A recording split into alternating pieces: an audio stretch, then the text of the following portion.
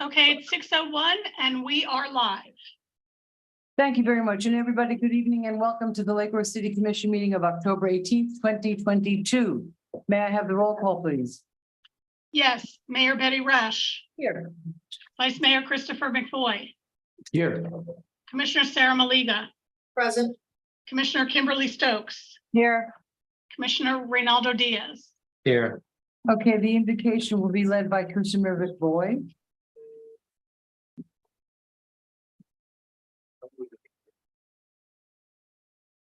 One of our challenges as elected officials here and anywhere in the United States, I think is that use a democratic book for guidance and leadership, is trying to figure out what is the best way forward in many different ways. Some of them small, have small effects on the community that they govern. Some of them are large and ranging. I think we have some choices in front of us that are fairly big. We have the opportunity to deal with it. And so I would encourage all of us, in whatever way we find comfortable, to look to higher powers to take a moment and try to think about what is the greatest good for the greatest number of our community, and make our places, make those the best we can. Guidance from somewhere beyond our own selves.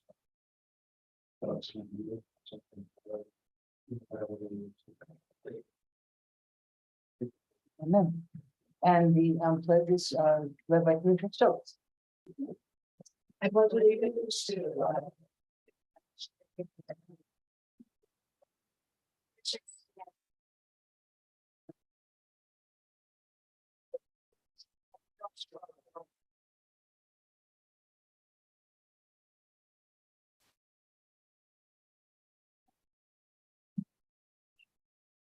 Additions, deletions, and reordering to the agenda. I am asking that the city attorney's report, which is at the end of the agenda tonight, be brought after the consent agenda, because there's a lot of public interest in that, and I'd like to respect that. And Madam, Yeah. I'm so sorry, Madam Mayor, I just want to say, I did get a call from the city attorney. He'll be about 20 minutes late. Right, and we hope the presentations will. Right. Right, pick that up. Thank you for letting, yeah. So is there a problem? Can we, any consensus to do that? I agree. I absolutely don't have Mr. Commissioner McBride. Not going to be. He's here not as good, well. right? That was my, yeah. So. can Yes, we- I was going to state that there was one deletion, Madam Mayor. Right, thank you. So can we move the city attorney's report up to after consent? I agree. Anybody else? Yeah, that's no objections. Okay, yeah, I think, yeah, Mr. Boyd, okay, great, so, as, To approve the agenda as amended, as amended. do I have a second? Thank you, all in favor? Aye. Great, thank you. I'm sorry, I could not hear who made the motion or the second. Commissioner Maliga made the motion and the second was a chorus. Was it Commissioner McVoy? Okay, great, Thank you. thank you. You did, yeah.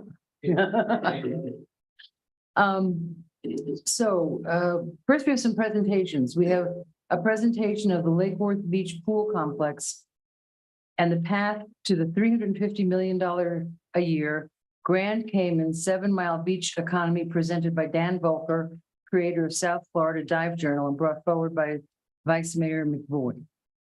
There you are. Hi, Good evening. Thank you for the opportunity. Mhm. When would you like me to start?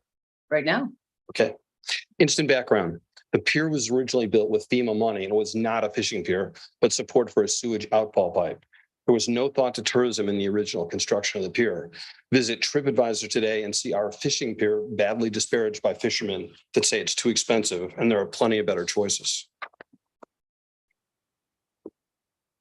So, what did I? Can you put that back on? Okay.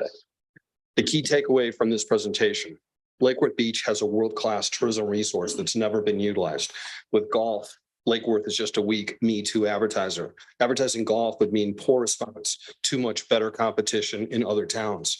Advertising our restaurants and cafes would turn some tourism response. Some money would come back to the town. But while we have great restaurants in Lake Worth, it's not an area where tourists from other states or countries will say, oh my God, we have to go eat and shop in Lake Worth. Tourism advertising just doesn't work that way.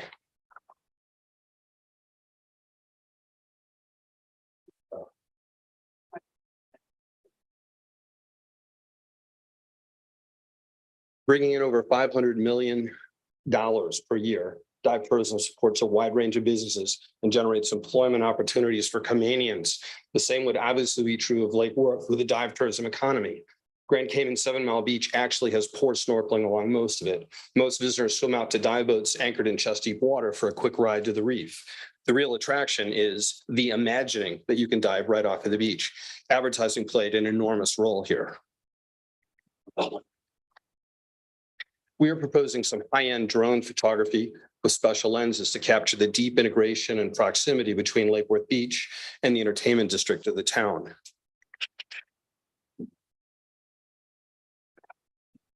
Cayman had an estimated 6,000 dive tourism jobs in 2007, and the tourism economy supported 18,000 jobs. Imagine Lake Worth residents enjoying this employment opportunity. Cayman chose dive tourism because they saw this as their only natural advantage, the only place they could claim to be the best and outcompete others by good marketing. Dive tourism is the natural competitive advantage of Lake Worth. In 2006, Cayman had 267,000 stayover visitors in hotels. Average stay was 4.7 days. Sandra took this underwater shot of me in water about 8 feet deep off the Singer Island beach. This is mullet. They migrate in huge clouds like this every year, and they do form these clouds off of Lake Worth Beach as well. Cayman dive tourists are affluent. The same would be true of dive tourists visiting Lake Worth Beach. The casino meeting space at the beach can finally be booked out most of the time. This market stays an average of 4 days. In 2004, Cayman had 658 visitor weddings with 40% stayover. Average party size was 26 people. Cayman has wall dives and numerous wrecks. It's easy to sell these experiences to divers with advertising. If you claim you're the best long enough and loudly enough, and no one disputes this, people will think you're one of the best. Lake Worth Beach has vastly more marine life than Grand Cayman and the other popular Caribbean dive destinations. The experience under the Lake Worth Beach pier is arguably superior to most Caribbean diving. Lake Worth reefs near our beach are full of fish and live coral. Cayman has few fish and mostly dead coral. We have the Gulf Stream, they don't. Lake Worth Beach should be known for its marine life. Why not go where the fish go? Dive visitors in Cayman grew from only 700 rooms in 1980 to 2,815 rooms in 2000. Lake Worth Beach could enjoy a similar growth if it chooses to pursue the dive tourism economy. In 1 month, each of these hotels can bring in $124,000 in dive tourist room revenue and $57,000 in meals in town and at the beach. Shopping would occur as well. This is an affluent clientele. Times 5 hotels, we get $980,000 in 1 month. May, June, July, August, September, and October are the big dive months. So times 6 equals $5,548,000 in just 6 months of dive tourism. Money starts pouring into Lake Worth Beach, just like it's been pouring in at Grand Cayman 7 Mile Beach. When the Gulfstream Hotel opens, Lake Worth can take even more tourists away from Grand Cayman. Let's deal with one of the greatest travesties in South Florida, the theft of a world-class resource, a 10th wonder of the world-level resource, the theft of the snorkeling experience beneath the pier at the Lake Worth Public Beach. Think ski slopes complete with lifts that are illegal for the public to use. Lake Worth Beach has better natural resources than 7 Mile Beach and Grand Cayman. It's less expensive and easier to visit Lake Worth than Cayman or other Caribbean destinations. There's much better entertainment and food in the town of Lake Worth for after diving, and we're asking the government of Lake Worth Beach to pull out all the stops and act on the pool and tourism issues as soon as possible. The pool needs to be 10 or 12 feet deep. 15 feet deep would be better still. You can't teach snorkeling in a shallow pool. And can you imagine not being able to teach swimmers how to rescue another swimmer because the pool was so shallow you couldn't teach rescue? Shouldn't police or firemen have rescue training here as well? For both tourism and for the lives of Lake Worth residents, we have two user groups for this area beneath the pier, and one group has monopolized it for decades at the expense of the majority of people that live in Lake Worth. The kids and families of Lake Worth Beach have a right to snorkel beneath the pier, and their lifestyles and happiness will be massively improved when the current government of Lake Worth Beach corrects the past wrongs.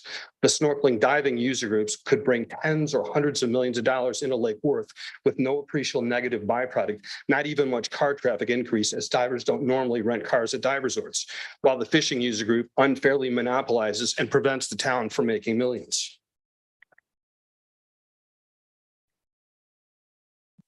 This is a out there. The pool complex in the downtown beach would be the access to the middle island. Everything would be on the street competitive like the inside of the beach. If that's what the dive operation is designed about. And it's not going here from like that versus the Dale Home, Dale Home, shooting out. Sorry, that was supposed to be off, but okay. Revenue from snorkelers and scuba divers would, oops.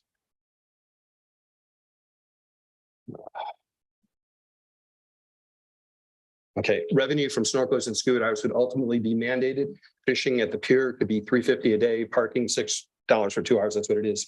Fishermen could still fish the north side of the pier. 5 to 10 times more divers would visit. Divers would pay 10 times as much as fishermen, and they'd be thrilled.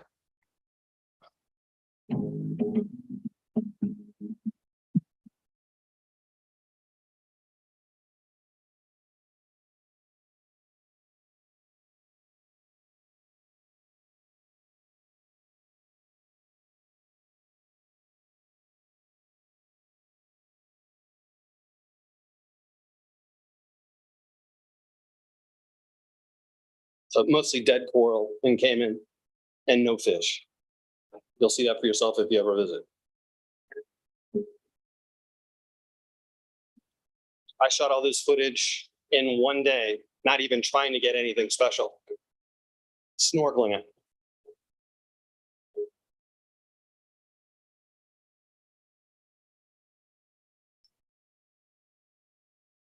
Cayman advertises very well. More the pier.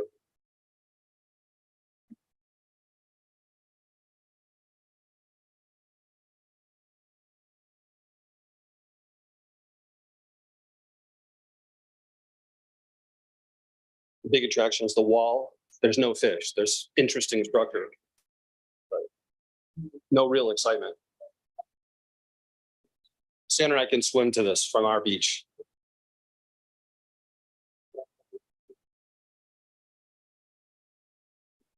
It's literally the best dive reef in Florida, right off of our beach. It's about 350, 400 yards out. I can swim there. We wouldn't let a tourist do it, but we can have boats running people out there all the time. Just like in 7 Mile Beach, there's boats running out all the time. They pick people up in chest deep water.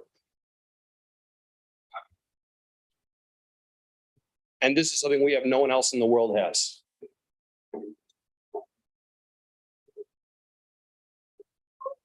That's Del Rey. It's Delray, but if you had a Lake Worth dive resort, Delray is easily in the, even if you went to Fiji, you're taking 40-minute drives on the boat to all the best reefs. And this would be one of the places we would always take people. No place in the world has a dive with fish that are 6 and 7 feet long that come all around you, like in this video. That happens every spawning year. Spawning period is between August and October every year. Don't those big fish come to Lake Worth too? Or do they stay in Del They Rey? have aggregation sites. That's where they do this kind of broadcast spawning. And there's only 5 places in the whole world they go to. The Delray Wreck, the Castor is the best Okay. of the 5 for visual, like sites like that. Right. It's just, there's no place else that's that pretty, but there's like 3 sites along Singer Island into Jupiter. They're not as pretty as the Castor, but they're spectacular. The fact is Palm Beach County is the only place in the world that can sell a Goliath group experience. Lake Worth could do it better than anybody else could.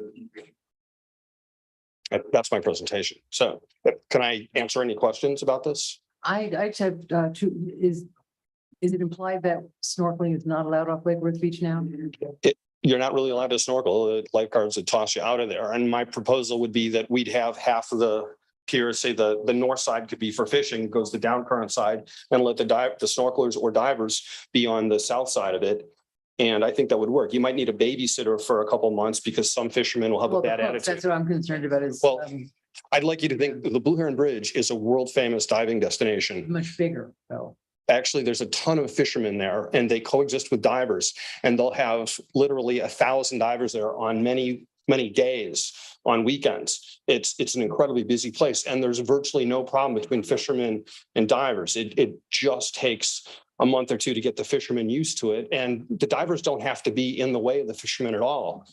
But right now, Lake Worth is destroying its income opportunity because you really can't make any money from Right. fishermen. Divers would pay $20, $30 a piece all day long for this. Well, it was interesting because the hotels that you listed were in Boynton, Delray, West Palm. I mean, we have, at this point, until the Gulf Stream opens, all that $5 point something million is not going to come to Lake Worth. It's going to come to other cities. The concept is we have a dive resort at the beach complex that would utilize the pool.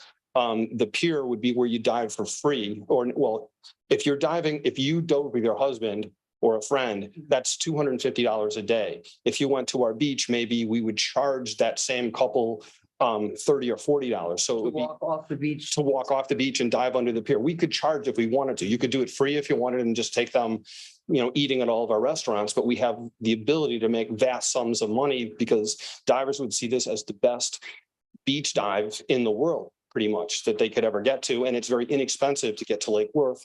All of the ways that you see the 7 Mile Beach on Cayman support diving with infrastructure. We can do what they do and much better. And it would allow us to have a huge income where the fishermen could still be happy. But now all of a sudden families could get this. 70% of the people in the state of Florida don't swim. If we have a great pool, we can be teaching kids how to swim and how to snorkel. So you support the pool at the beach. It's the only practical place to do I it. want to put that in there. And we should have rescue. If you, it's got to be deep enough to teach rescue dive. Okay, we don't have much time. Okay. We have a very full agenda, but Richard Diaz, I saw your light on. Yeah, thank you, Dan, for this presentation. I just kind of want to lay it out there also.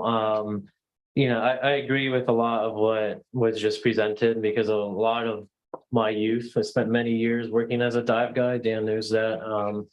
And it's pretty incredible what's off our beaches. I think a lot of people, when you stand at the beach and you look out and you don't realize what's out there. I've documented, schools of tarpon that are hundreds deep, which doesn't really happen in a lot of places in South Florida. So this is definitely something as we talk about like our tourism plan and vision for Lake Worth Beach is something I definitely want to revisit. And I've already kind of taken a step with my nonprofit work. Some of my staff is actually going through the pricing and the design of like a live streaming camera off our pier potentially. And we've identified some grants as well. Underwater. Yeah, and that's the key is Deerfield Beach has an awesome one. I showed Carmen not too long ago. And if we had one underneath, I think it'd be huge. I know a lot of people who bring up the Deerfield cam just to sit in their office and pretend like they're there. Yeah. And Deerfield Pier has some pretty good diving, but if fishermen will recognize some of the stuff that he just showed in the video, like that huge school of snook.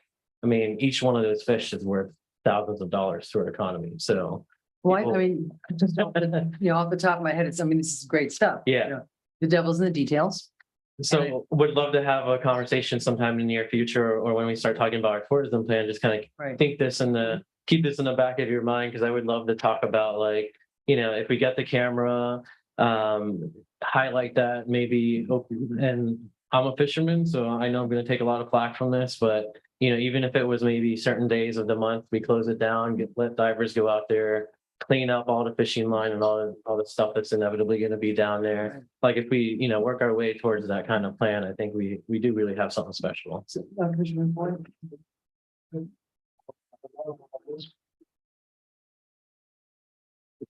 I love all this. I've only snorkeled off there underneath the pier once, and it was amazing. And I suspect there are a lot of people in Lake Worth who've never been in it. So thank you for bringing it to our attention. When Thank you. Commissioner Diaz works on the underwater cam, let's make sure we remember the surface and have an above water cam too.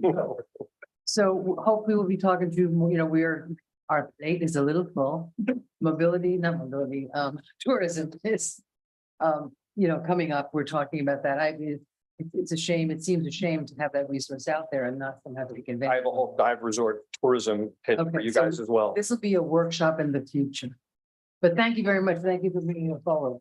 Yeah, that's great. Next up is Captain Bear.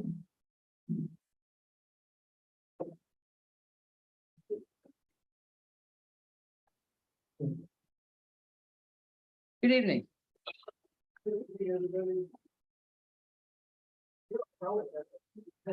Now you just jinxed me. It's hard to follow that one. I don't have the great video. Good evening, everybody. Thanks for having us back. Lieutenant Lavinia and I are back for our quarterly update. This one is on crime data, as I did community policing efforts last time. Tonight, I'm going to go over our crime data from January to June of this year. I'm going to cover our switch, that's an upcoming switch from what system we use to compile that data, which is from UCR to NIBRS. I'll explain that. Our plan for addressing the crime issues we do have, community policing efforts, and then the overdose update. Here's the crime data that we have from January to June. It hasn't changed much from June till now. I will give you that at the end of the year. We are down in every category for the year, as you see on that far right column, except for business burglaries. Those are up.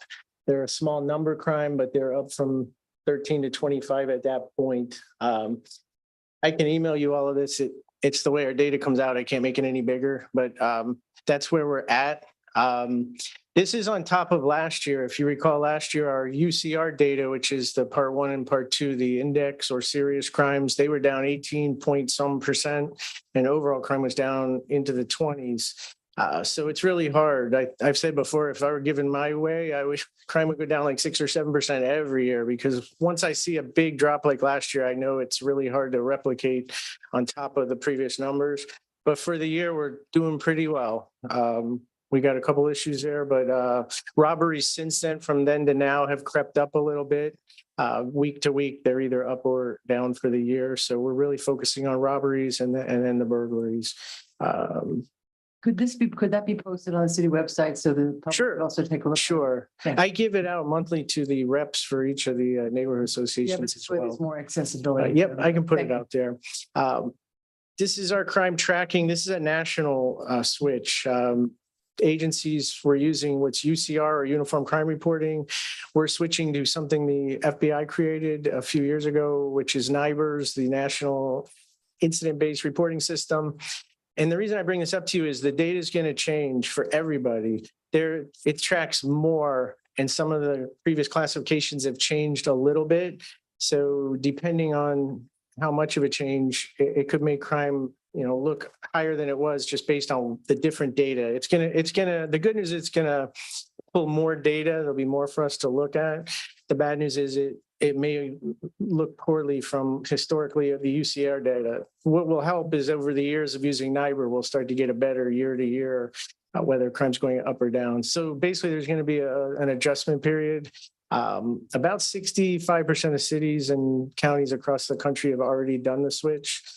And this is where I'm getting that information from about the adjustments we'll have to kind of get used to. But so we're a little past halfway in the game, but I anticipate it coming soon. They don't have a date. Our records people don't have an exact date, but they told me it's soon. And if it happens to be between now and December, I don't want to surprise you with different data. Here's our ups and downs from January to June. Sexual offenses were down 33%. Again, that's a small number of crime, thankfully.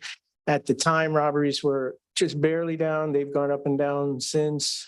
Burglaries are looking good for the year, both residential and vehicular. And then the business ones I mentioned were up with, again, a small number. So it's going to reflect, the percentages are going to reflect poorly. Our plan is not changing much because it's been working. We're going to stick to the plan we have. We call it our two-pronged approach of focusing on the serious crime and then the quality of life stuff with almost equal emphasis. Obviously, if something serious comes out, we drop what we're doing and go to it.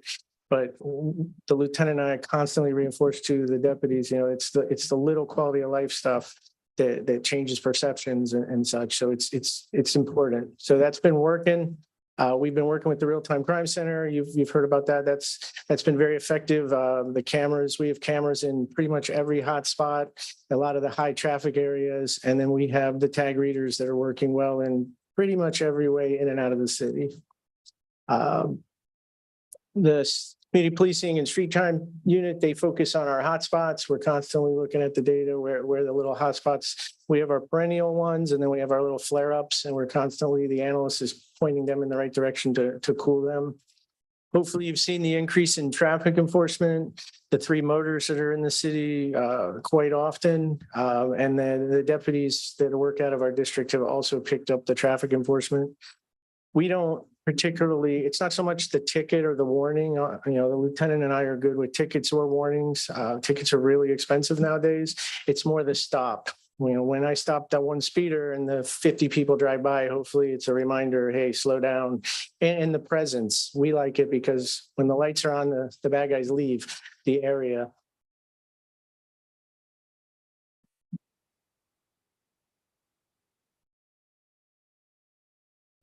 And that's on the side streets as well as the main, because I get a lot of comments from citizens, on the streets that people go screaming down the avenue. We try to mix it up. They also look at the data where the crashes are, where the worst violators are, and things like that. We also want to get into the neighborhoods as well. It's hard if it's a very low volume street. Every street's gonna have a speeder or a red stop sign runner once in a while, but if they're going to sit there for hours to catch that one speeder, it's they got to go where they can get the numbers. Just more visual patrols. around Yes. Neighborhoods. Yes. That's Again, we like that because they're in the neighborhoods looking for traffic. Burglaries don't happen. But yeah, it's hard. We try to get the most bang for the buck with that. We work closely with the state attorney and the U.S. attorney on cases, particularly with the names that we're very familiar with, that they're repeat offenders. That's been very effective. We were the first district to have a state attorney, assistant state attorney that works right out of our district. So she would get to know, not this guy again. Those are the ones we want to focus on. We're doing a lot of special operations. The prostitution is still there, but it's gotten better. We're doing regular prostitution operations. We've done a lot of narcotics operations, including a large one with the actual narcotics division, and we're trying to do some more traffic operations as well. Nuisance abatement, we work closely with Mr. Corsivia's people.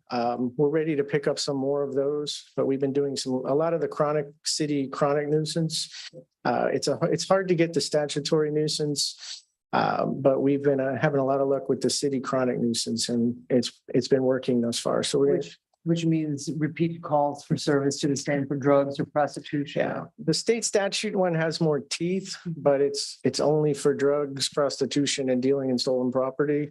And it's really hard to meet all the requirements to get that accomplished. When you do, there's a lot that can be done with that. The city ordinance is a little less powerful, but there's all kinds of violations that qualify, and there's a certain amount within a certain time frame, and we get the attorney involved, and we reach out to the owner, and thus far we've had a lot of luck with it as far as cooling off hotspots. Yeah, we used to make them, if we closed a place for nuisance abatement, we made them put up a sign, like 8x10 sign. This property has been closed by the city of Lake Worth for narcotics activity, and it was a very effective It was very effective, but case law has change. severely restricted what we can do with even the statutory nuisance Who's cases. protecting who is the question sometimes.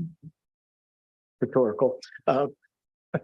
And then the homeless initiative, we're working on that from both angles, both, support and then enforcement. And again, the deputies, I was talking to a citizen today at dinner, the deputies know, we have to trust them. I don't know anymore because we spend most of the time at a desk, but when we're out there, we know the homeless persons by name. A lot of times we know their birthday. We know who's, all their different situations, and we rely on the deputies using their judgment in that case, as opposed to we offer them services. And then at some point, we do the enforcement.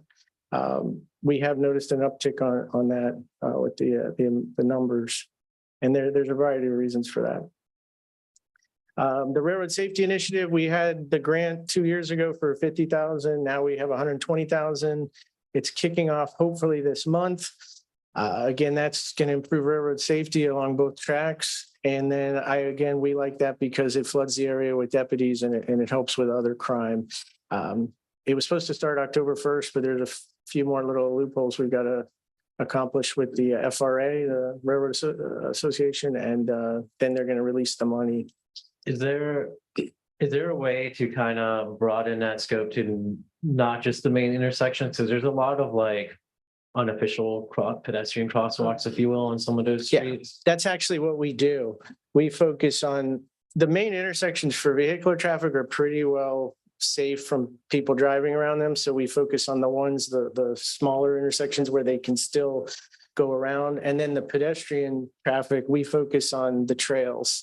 They're typically where there's a convenience store on the other side. Wherever we see the trails, that's where the deputies focus on the trespassers. Unfortunately, a lot of the pedestrian strikes are suicides, which is a whole different issue.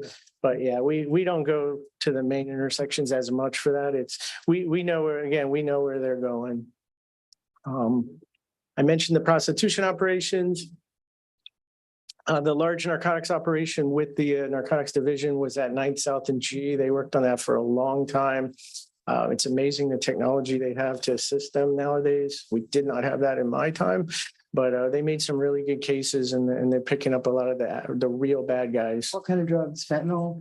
We've got we've still got crack cocaine, powder cocaine, and then the heroin with oftentimes laced with fentanyl. Those are the big three.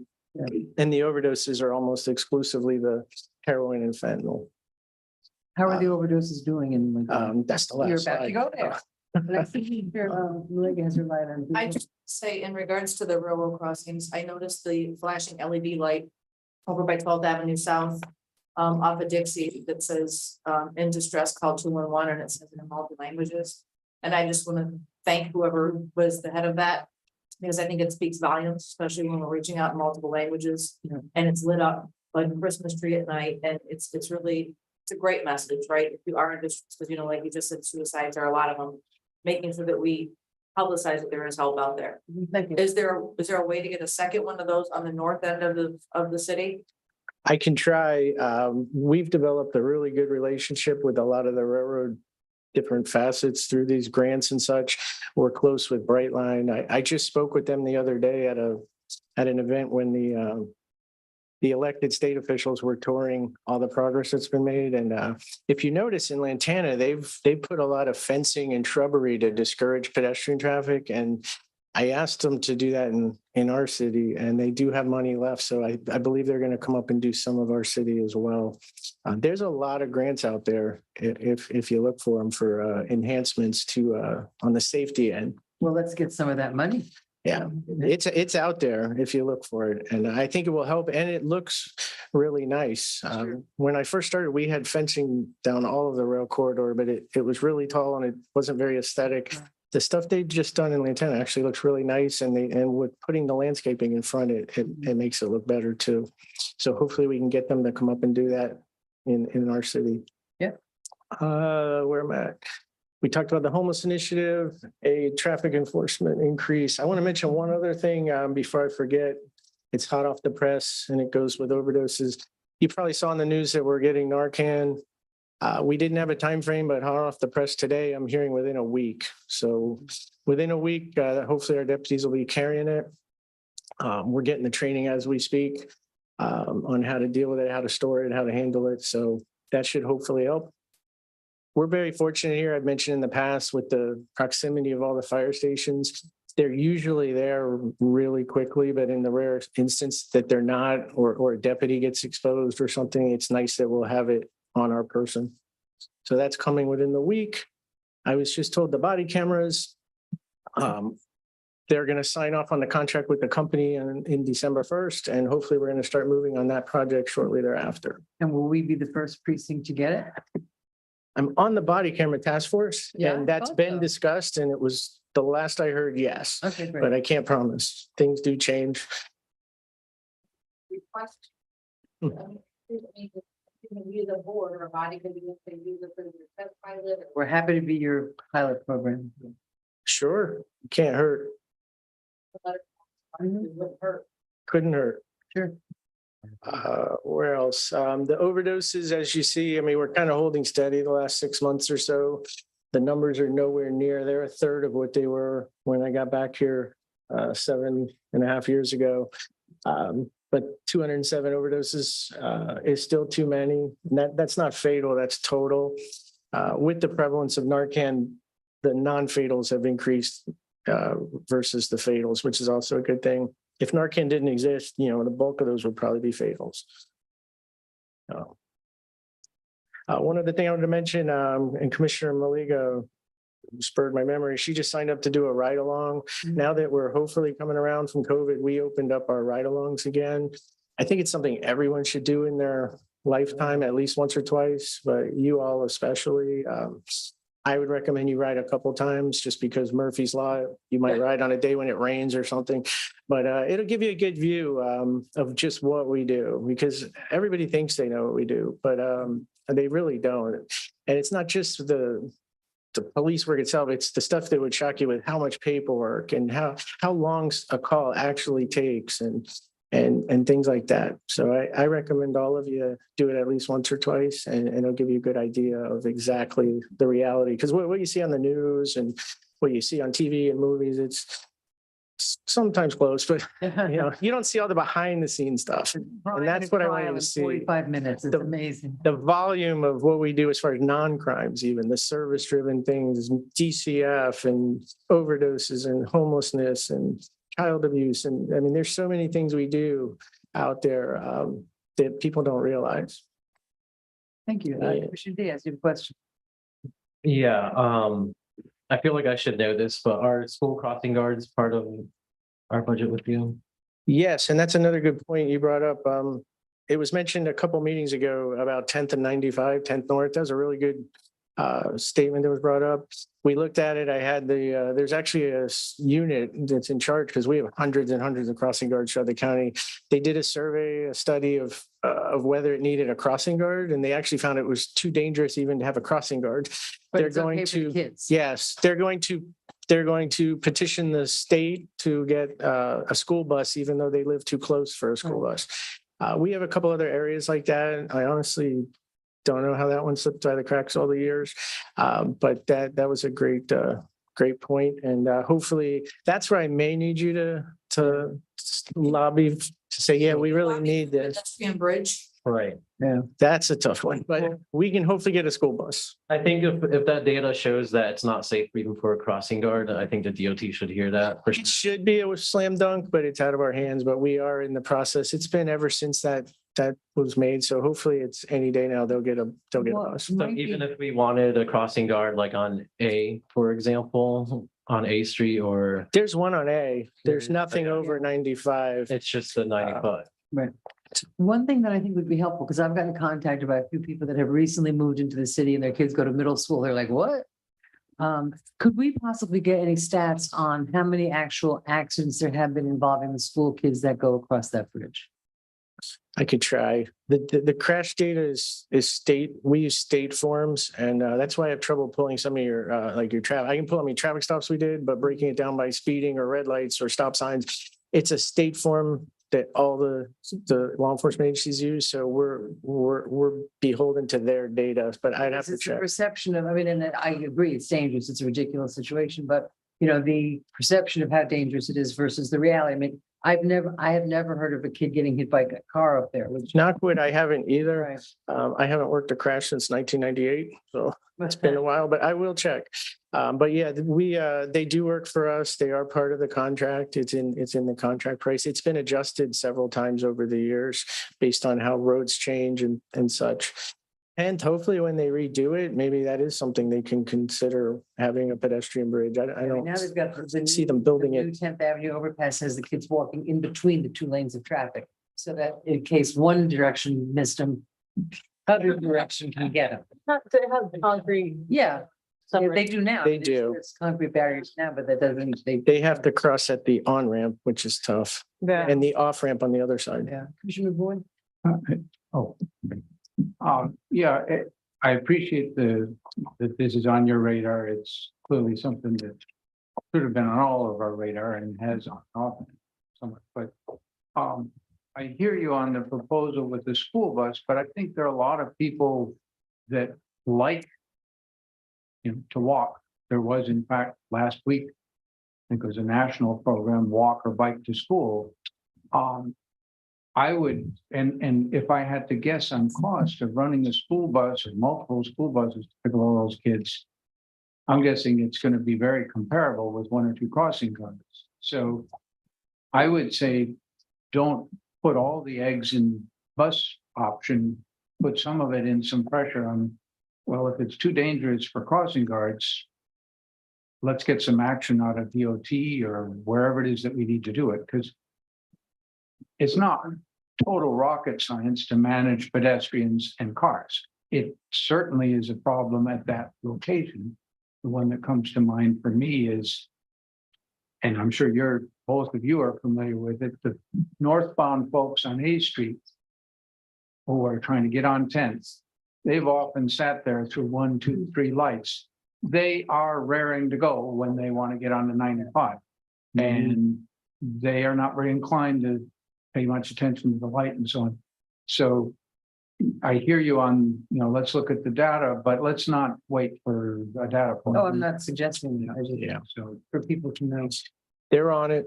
They don't work for me, but I will relay the suggestions. It's a We great want to make sure, no children get hit.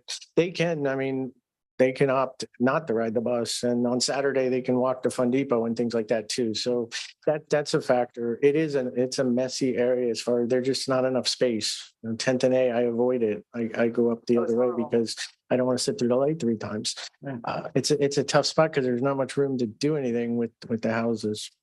And I'm on the legislative committee for the Florida League of Cities, one of land use and economic development. And we have decided as our priority this year, the legislature is a mobility plan, kind of in keeping with what we've been talking about. It was interesting because I'm at the meeting, I'm like, I'm learning more about how the bigger scope of the mobility plan, not just Lake Worth Beach, but how the county and the state. And we were all very frustrated by the county being completely unresponsive to us. Like 10th Avenue North is a disaster. And they were like, yeah, well, it's busy, you live in a city, so what? So I don't see the county cooperating with us on improving A Street and 10th Avenue North, but that's just another sad story that we have to tell. Thank you so much. Any other questions? Thank you. Thank you. Thank you. Always good to see you. Be safe out there. Keep us safe out there. All right. Next, we have a presentation to Commissioner Malega. As part of our education to be elected, we become elected officials and we don't really know exactly what's expected of us. And there's ways that we can find out and improve our education. There is the Institute, how do you say this? The Institute of, you tell me, Sarah, Elected Municipal Officials Institute. I've completed one, and now Commissioner Malega this September, completed number 2. And I would like to present, I'm going to read the letter from the director of the Florida League of Cities. The Honorable Commissioner Sarah Malega, on behalf of the Florida League of Cities, I am pleased to award the certificate to you for the completion of the Institute for Elected Municipal Officials 2 in Fort Myers on September 16th and 17th. It is our sincere hope that you found the program challenging and worthwhile. We encourage you to take advantage of other training opportunities through the FLC University. We strongly believe that your attendance at the Institute is indicative of your continued commitment to improving the quality of municipal government in Florida. If we may be of any assistance, please don't hesitate to call us. And they are very informative programs. Would you like to say a word about it? Thank you to Carmen and to the city for continuing to support the education that we can go out and get. It is time consuming. We have to give of our own time. We don't get paid to go out there and do it. But it's important and it's imperative, and I'm very thankful for the opportunity. Well, thank you very much. Do we want to give you an official presentation? We're casual. So we'll do that. And I just wanted to add, last week, the city hosted the ethics lesson, the ethics training for elected officials. And it was very interesting. It was 4 hours. It was a long morning, but we learned a lot. It's mandatory, so we have to do it. And Carmen was there. I was there. Commissioner Malega was there. And I'm sure that you guys will make it up at some point. I don't know how often they do it. So we keep learning because it's a very complicated thing we have going on here in the city. There's no job description. Like when you run, there's no job description. It's like, you want. Yeah, you're the mayor. You're the commissioner. Okay. Next is a proclamation declaring October 17th to the 23rd as Florida City Government Week. And here we are, being the city government. Whereas city government is the government closest to most citizens and the one with the most direct daily impact upon its residents. And whereas city government is administered for and by its citizens and is dependent upon public commitment and to understanding of its many responsibilities. And whereas municipal government provides services and programs that enhance the quality of life for residents, making their city their home. And whereas city government officials and employees share the responsibility to pass along their understanding of public services and their benefits. And whereas Florida City Government Week offers an important opportunity for elected officials and city staff to spread the word to all citizens of Florida that they can shape and influence this branch of government. And at the local level, it is the most true that you can influence the most at the local level. Whereas the Florida League of Cities and its member cities have joined together to teach citizens about municipal government through different projects and information. Now, therefore, I, Betty Resch, Mayor of the City of Lake Worth Beach, Florida, by virtue of the authority vested in me, and on behalf of the City Commission, do hereby proclaim October 17th to the 23rd as Florida City Government Week, and encourage all citizens, city government officials, and employees to participate in events that recognize and celebrate Florida Government Week. And I have affixed my seal unto this piece of paper on the 18th of October, 2022. And I will say we have from my own experience, and I'm sure from everyone else's, we have a very involved citizenry. We have a citizenry, our constituents they keep abreast of the things and they tell us what they think one way or the other. And we actually appreciate that. I've said many times, I'll get an email, this didn't happen, or this needs to happen. And our citizens are the eyes and ears. We can't be every place to see what, maybe the garbage didn't get picked up or the light is out or something. You are our eyes and our ears, and we welcome those kind of comments. I don't see those as criticisms. I see them as observations and opportunities to make things a little bit better. So I encourage that. So we're gonna put this somewhere in City Hall. Next up. We have a proclamation declaring October 2022 as Breast Cancer Awareness Month. Is anyone here for this proclamation? No? Okay. Well, I'm going to read it anyway.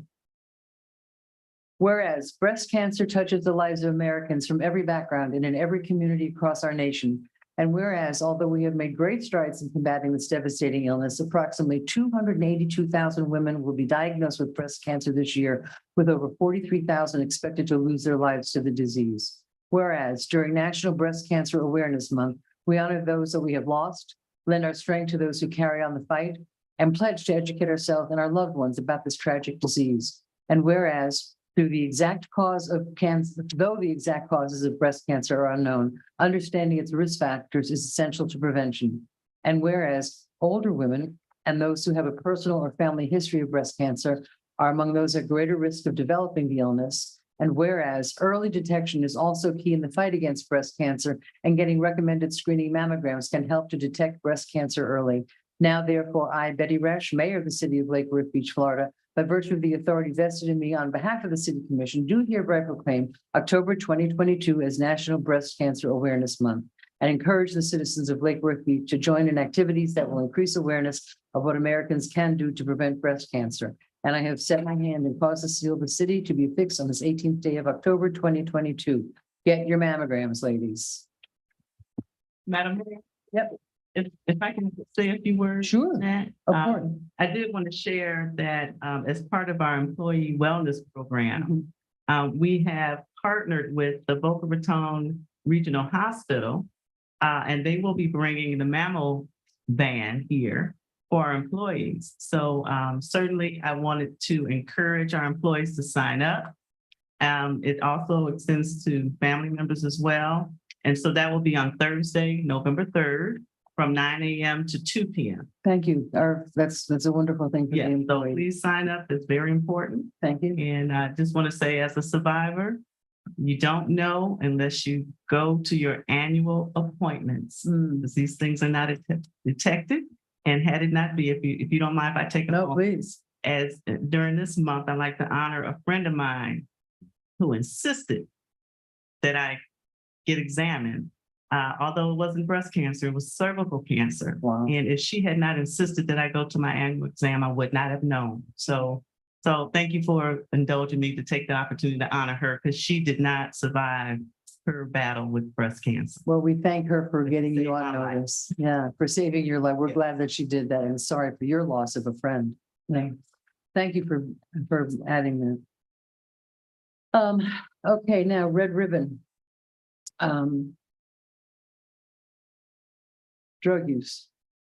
Whereas communities across America have been plagued by the numerous problems. Is anyone here for this proclamation? Okay. Communities across America have been plagued by the numerous problems associated with illicit drug use and those that traffic in them. And whereas there is hope in winning the war on drugs, and that hope lies in education and drug demand reduction, coupled with the hard work and determination of many organizations to foster a healthy, drug-free lifestyle. And whereas governments and community leaders know that citizen support is one of the most effective tools in the effort to reduce the use of illicit drugs in our communities. And whereas the red ribbon has been chosen as a symbol commemorating the work of Enrique Kiki Caminera, a Drug Enforcement Administration agent who was murdered in the line of duty and represents the belief that one person can make a difference. And whereas the Red Ribbon Campaign was established by Congress in 1988 to encourage a drug-free lifestyle and involvement in the drug prevention and reduction efforts. And whereas October 23rd to the 31st has been designated National Red Ribbon Week, encouraging Americans to wear a red ribbon to show their sign of support for a drug-free environment. I, therefore, Betty Resch, by virtue of the authority vested in me as mayor of the city of Lake Worth Beach and on the behalf of the city commission, do hereby proclaim October 23rd to the 31st, 2022 as Red Ribbon Week and urge all citizens of the city of Lake Worth, Florida to join me in this special observance. In witness, I have set my hand and caused the seal of the city of Lake Worth to be fixed on this 18th day of October, 2022. And we just heard the stats. I mean, it's getting better, but it's still a terrible problem in our streets. And the fact that the PBSO is going to have Narcan, I think is, going to be a big help. Last, but certainly not least, we have Domestic Violence Awareness Month. And I believe some ladies from ABDA are here tonight. Why don't you come on up? Oh, yeah. Oh, yeah. Come on up.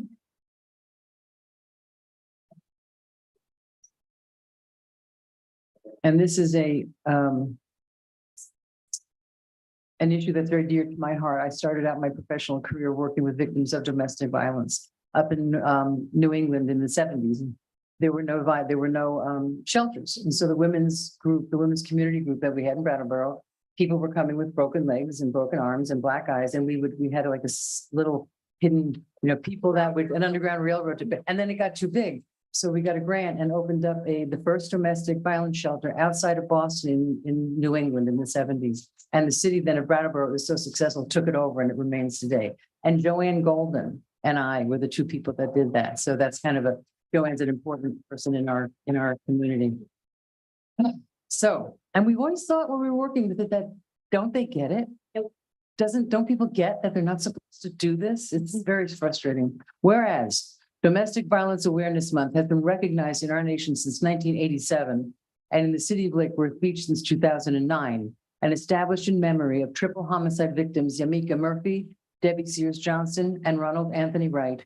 And whereas the National Council Against Domestic Violence reports that domestic violence is one of the most chronically underreported crimes. And whereas more than 1 out of 3 women and more than 1 out of 4 men in the United States have experienced rape, physical violence, and or stalking by an intimate partner in their lifetime. And that's a survey from the National Intimate Partner and Sexual Violence Survey. And whereas the city of Lake Worth Beach passed a zero tolerance domestic violence resolution in 2011, following the murder of Martha Aguilar, and works with the Palm Beach County Sheriff's Office and other agencies to provide awareness and prevention throughout our schools and community to eliminate intimate partner violence. And whereas in the month of October 2021, during the Domestic Violence Awareness Month, we honor victims. I think that should be 2022. We honor victims, celebrate survivors, and rededicate ourselves to the breaking of the cycle of violence. Now, therefore, I, Betty Resch, Mayor of the City of Lake Worth Beach, Florida, by virtue of the authority vested in me and on behalf of the City Commission, do hereby proclaim October 2022 as Domestic Violence Awareness Month. And I have set my hand and caused the seal of the City of Lake Worth Beach to be affixed on this 18th day of October 2022. And I would like you ladies to introduce yourselves and give us a few minutes of just what I go to the county, the big meetings that they have for the county.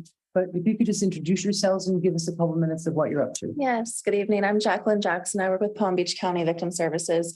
I work closely here with Rosie We recently launched the DVCCR's Domestic Violence Coordinated Community Response Team.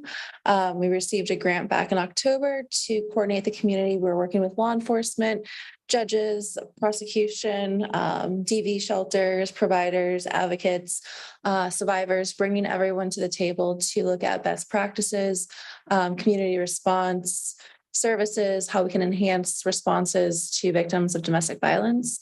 Like I said, we just recently launched in June, and we have a lot of activities that we're planning in the upcoming 2 years under this grant. So we're really excited about it. That's I'll great. let Rosie say a few words. Oh, Thank you. I think you did a great job of summing it up. Thank you. I'm not a fantastic public speaker. That's okay. Rosie Johnson, I work for AVDA, I'm the DVCCR coordinator. And why don't you Jacqueline- say what AVDA is for? people Oh, that don't know? AVDA is Aid to Victims of Domestic Abuse. We are one of 2 certified domestic violence shelters in Palm Beach County. We're open 24/7. You can call our hotline and you will receive access to an advocate, safety planning and shelter services. When we have space. You do have That's- space? Are you So filled up? we are constantly full. I will say that we are constantly full. However, when there is a high lethality case that comes, we will find space for you. And if that has to be a hotel or something, we'll make sure you're safe. That's great. I used to work with victim services in Palm Beach County. We were actually sexual assault assistance program at that time. Yes. And I started going to court and meeting lawyers and judges, and that's when I decided to go to law school. So that was what prompted me. Yeah. So I'd like to present this to you.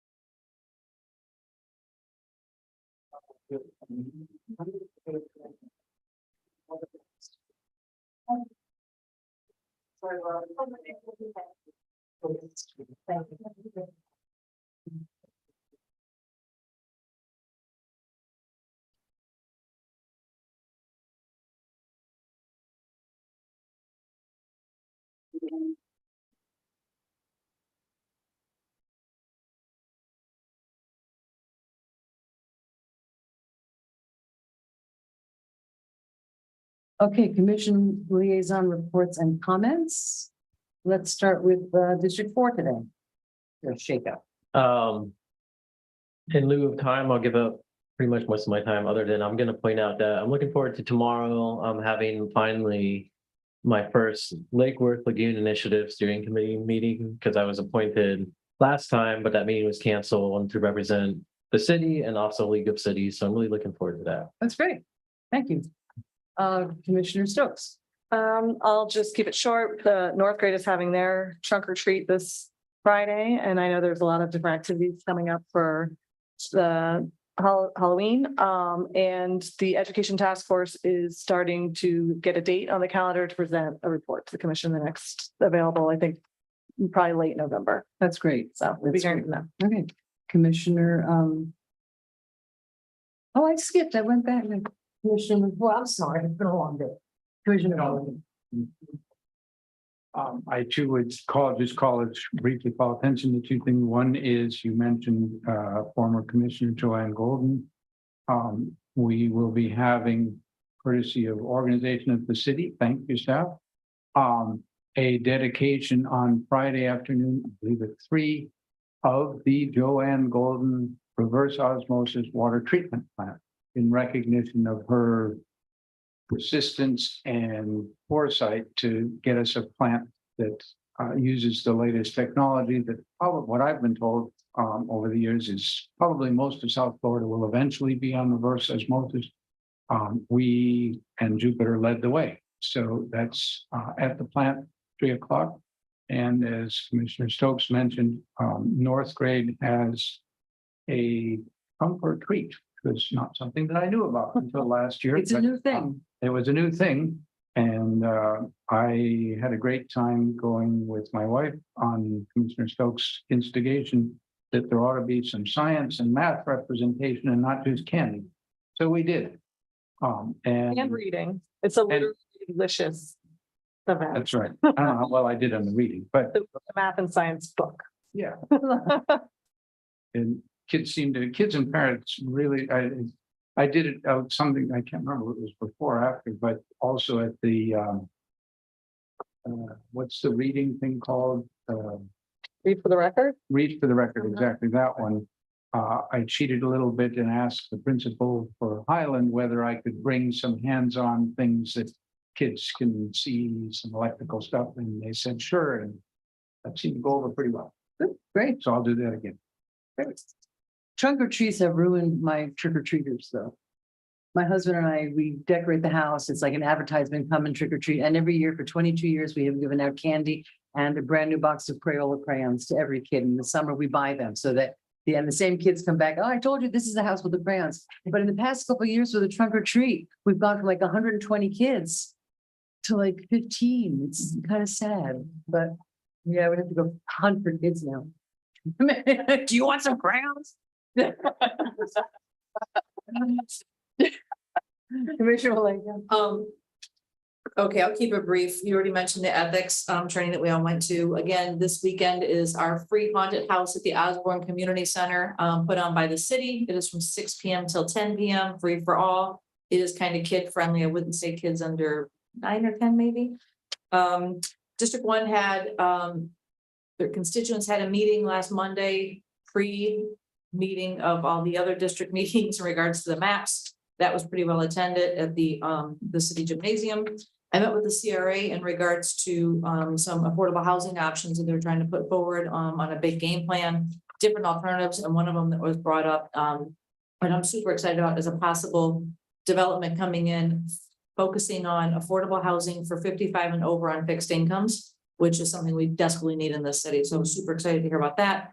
And I did my quarterly radio station on WPBR with the Haitian radio station community, and talked about the bonding initiative, which we can't talk about it here, Right. but you all know where I'm going with it. So that's what I did on Saturday afternoon.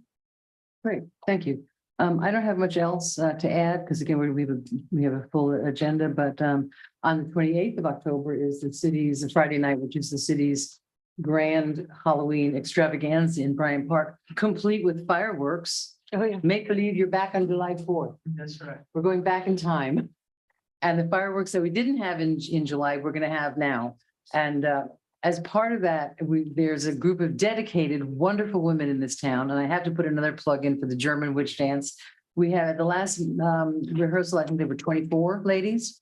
And we're all ordering, getting our costumes together, and we're going to perform at the 28th. And we're also getting invited to perform at different venues. So yes, we need a booking agent, and it's a wonderful group of we're here for fun. There's no politics. It's silly and it's lovely. And I'm so excited that the ladies, Janet, I'm looking at you, and Charlene and Sylvia just picked the ball and ran with it because I just couldn't do it. And you're doing a great job, and thank you. So the 28th will be there. And that's pretty much all I have. There's so much to talk about, but we need to get going on our agenda. So, city manager's report. Madam Mayor, you said it all, the items that I was going to bring up. So thank you so much. There you go. Okay, public participation of non-agenda items. Madam Clerk, do we have any cards down there? I have 2 plus 1 person who wants to read their own on Zoom. Okay, why don't you start? Okay, the first comment is from Sam Smith, 722 North Ocean Breeze. The commission keeps talking about the housing crisis, yet they seem to be ignoring the utility crisis. The doubling of our utility rates is contributing to the inability of many to live in Lake Worth Beach, even if they have paid off their house. The commission seems disinclined to care about or do anything for the long-term residents who live in this city and pay taxes. Our taxes and utility bills keep going up and up with money siphoned off for the homeless, while the result of us will soon be homelessness with this utter fiscal mismanagement. The next comment is from Wes Blackman, 241 Columbia Drive. Good evening, Honorable Mayor and Commissioners. We all need to remember that had the electorate not approved extending the terms of elected officials in Lake Worth Beach from 2 to 3 years, We would be on the verge of qualifying season for people to put their names on the ballot for a March 2023 election. That isn't going to happen. In my mind, that raises the need for accountability by those of you who currently occupy the dais. There is also one commissioner that is in their seat due to the fact that no one ran against them. Again, the need for accountability and transparency increases. Let me review the items that would be discussed in debates were the city having an election next March and shared at the doors of voters that relate back to this commission's performance. In case you've missed it, there is a gaping hole in the form of a decrepit pool on the most valuable piece of public property in the city with no forward motion apparent. There is a lack of any urgency in addressing vacant space with a view of the Atlantic Ocean on the same valuable city-owned beachfront property. Opportunity cost is incalculable. 10 years times 12 months times money per square foot oceanfront leasable space, amount of public money lost over time, lost positive impression on the city in both cases. When will this be resolved? There's the pressing matter of what to do with the golf course due to sea level rise. There are regularly fish on the fairways after high tides, storm events, and the seasonal king tides. Many times play is interrupted due to such conditions. It's also one of the highest value public properties in the city. This commission increased electric rates significantly, which directly affects the discretionary income of customers' residents. Lack of demonstrable progress on the city's road program. One of the roads that were not part of the road bond going to be fixed. Thank you for your time and continued service. And lastly, I have Helen Betances, who should be speaking now.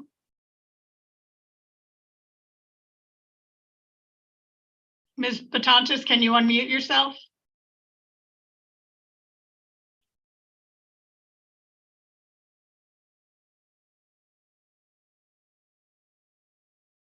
Well, maybe she stepped away. I'll let you know if she comes on. That's Thank you. all I have, Madam Mayor.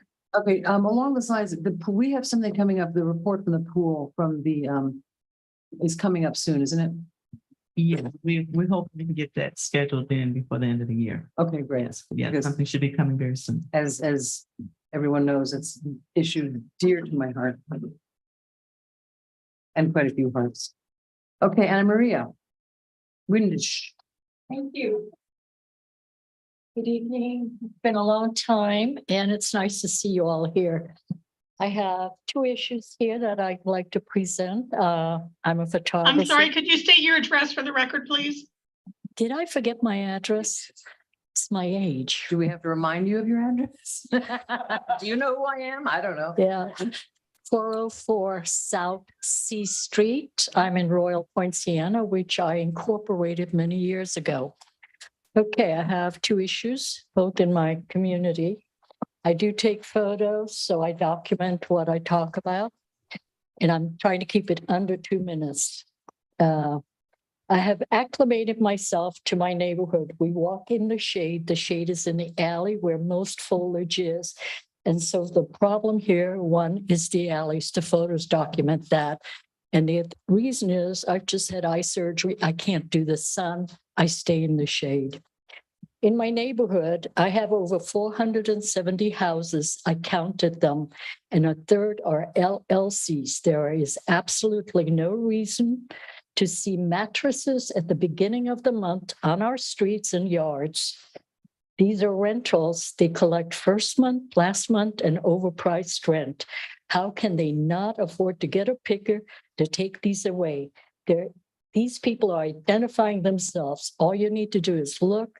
Happens every first week of the month. I wish you would tag them. It's easy. Bulk in my neighborhood isn't till the third week. Do you see the problem? I have photos and I've taken over a 5-month period. I have taken photos to Jamie. He took care of things. So I do believe a picture's worth 1,000 words. There's a halfway house down the road from me that I document. The other day, a car appeared and right across from that is a mattress. And just beyond that is the compliance officer who has to move the mattress so he can get through the alley. First, the clothes appeared, then I saw the young man and I spoke to him. I said, it's not a place for you to sleep here. He said, my girlfriend just kicked me out.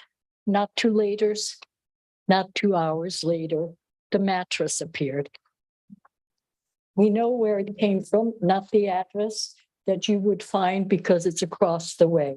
The picture that you do not see here, I spare you that. It's a rat 3 feet away from a pink tricycle. You can visualize that. You now have ARP money. This is a community health issue. FDOT has a seed program. Why don't you work with them and the CRA and see if you can't clean up the alleys, put flowers in there, start pride in the neighborhood. Just don't turn a blind eye to my community and blame the poor. They go to work daily. What we need is mandatory educational program, and that is repeated regularly. Royal Poinciana also happens to be the gateway into the Lakewood Beach community. P.S. I'm aware of 3 landlords that accept cash only. How is a family supposed to build up credit and build a life here in our community after 7 years and still not accepting anything but cash? I think that's usury, and I find that true in some of the storefronts too. Okay, thank you for having me. I appreciate your time. There you are, photos, documentation. Andy, I see that you have a card here, but it's about the city attorney's report, which is an agenda item. So I'm going to put you on the agenda item list. Thank you. Greg Richter. It's going to be a fun night. It's always fun to be with you guys. Richter, 1202 South Palmway, Lakewood Beach. Hey, I just got a couple of things I want to talk about. First of all, Wes Blackman mentioned, we all been sticker shocked by our electric rates. You all have talked about, the rental rates going up. Well, you just did it to the citizens of this city. My electric bill has doubled since June. My electric bill went up $100 from the month before, and I used less electricity. But this is not about me. I've been before this commission before. Some of you were here, or maybe not, but I've advocated for a long time. We need a box on our bill that if you want to volunteer to help pay someone's bill that they can't pay, we need to do that. We did that in Fairfax County. We raised millions of dollars to help the working poor pay their electric bill. So I'm urging that you guys do this. I know this is Red Ribbon Week. Again, one thing I was involved with, one of the first usage of drugs that kids get into is the parents' medicine cabinet. That's where so many drugs things stop. And we did a program with our local high school. We expanded throughout Fairfax County. It was called the Take Back Drug Month. And we did Take Back Drugs Saturday during Red Ribbon Week. And we got awarded the National Red Ribbon from the DEA. And actually, I went down and spoke to all of the DEA employees, for their support and what have you. So it really, because they tell us that's where this starts. I think you just volunteered to start that program here in Lake Worth Beach. I talked to Captain Bear about that. So yeah, I definitely look into that. No, seriously, I'm dead serious about it. Then the other thing is, my concern is I watch your meetings on YouTube. And they're just so long. I know you're going to address it a little bit later, but there's so many non-starters and so much dialogue that goes on it. And I know you've all talked about rent control. And I think that man. Anyway, about rent control, it's a non-starter. No matter what you do, first of all, it's failed miserably where it's been done, number one. Number two, the bottom line is you're playing people because Tallahassee will stop this. And that's what I just like, step back. What can we do? Okay, well, you'll be glad to hear then. Yeah. That the rent control issue has pretty much died on the vine because number one of just practical things about the the supervisor of elections are not having elections next year.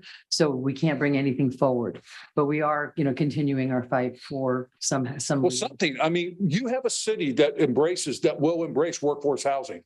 You And have we're that. working on it. And I got a cousin that's sitting there on a board in Texas that he says he can't get workforce housing done in the city. Nobody wants it in the backyard. We want it. We embrace it. We got places to put it. Let's do it. And But- we're working on it. So, but the non-starters, let's just stop and do stuff we can do. Thank you.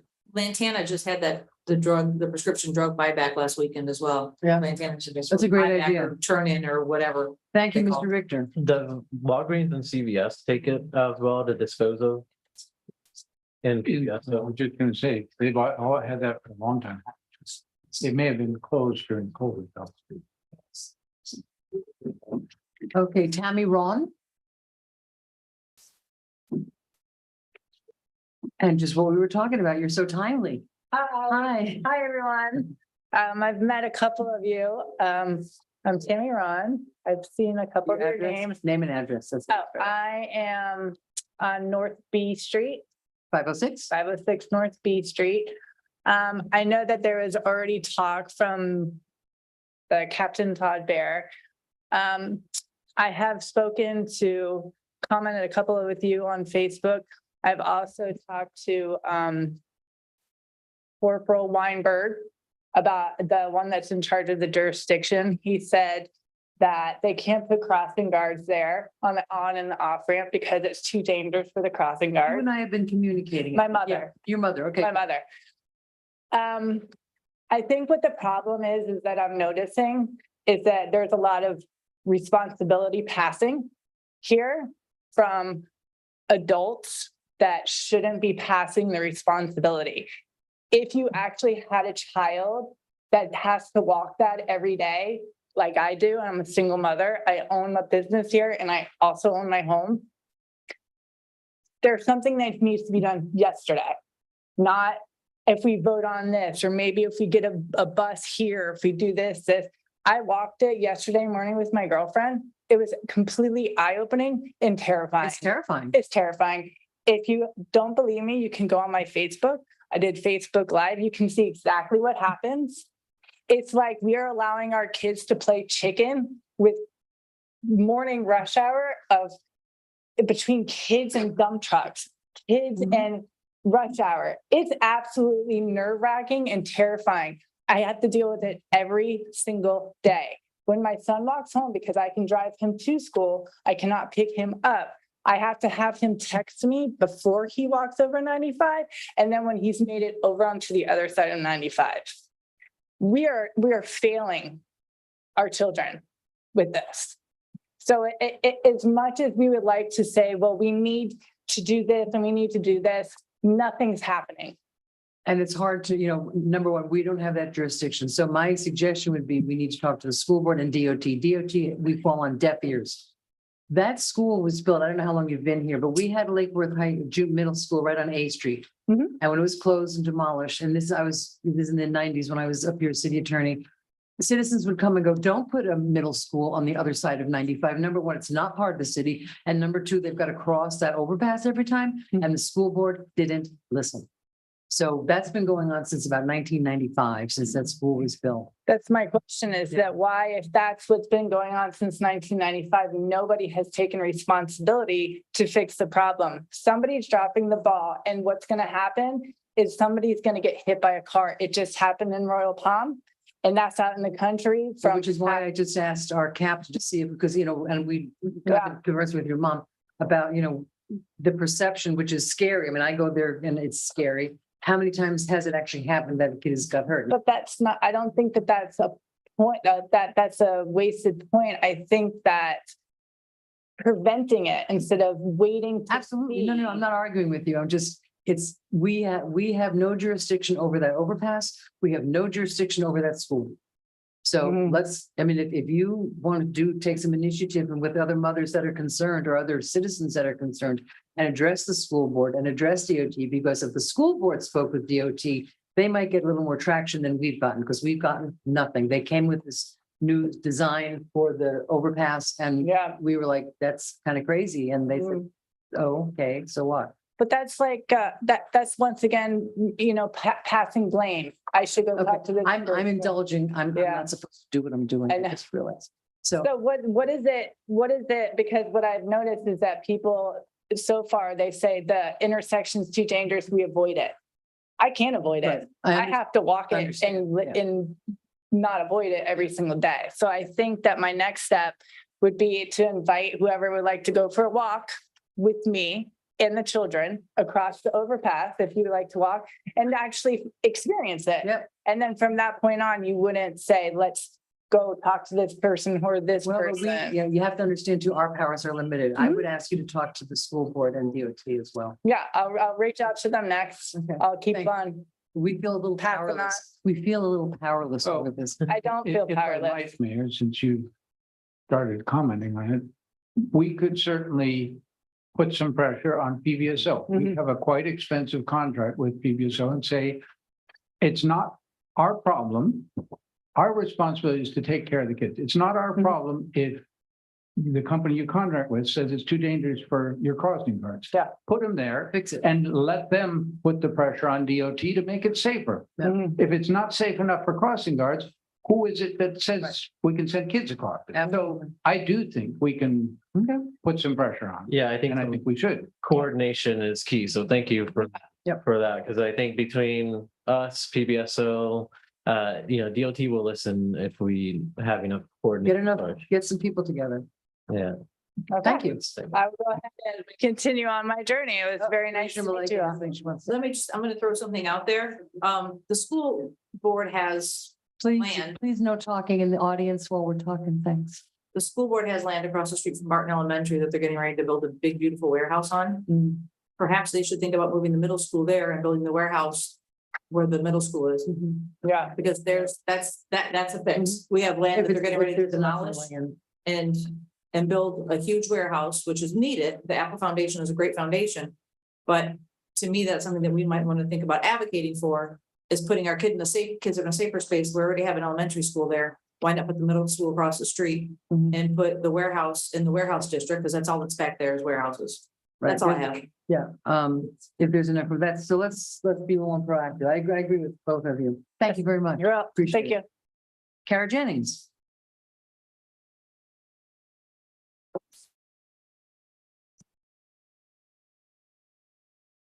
Kara Jennings, 822 North C Street.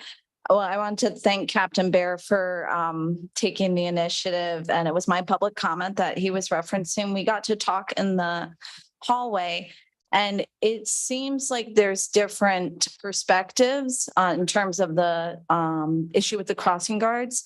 He told us in the hallway that it is under PBSO to put the crossing guards up there. So, we hear go to the school district, go to the DOT, going to the DOT to get a walkway, that's a 5-10 year outlook on a project like that. So we're talking about an immediate public safety need. And that's why we contract with PBSO so they can meet our public safety needs. We asked him, can you allocate one of your current people to be out there in the You're in morning? trouble now, Kara. Oh, here he is. Good. That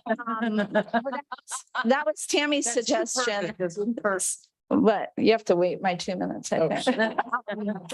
So it's just, we hear a lot, and it's been like this for a while. It's not you guys. This has been an ongoing issue. And previously people said the same thing. It's the DOT, it's the school board.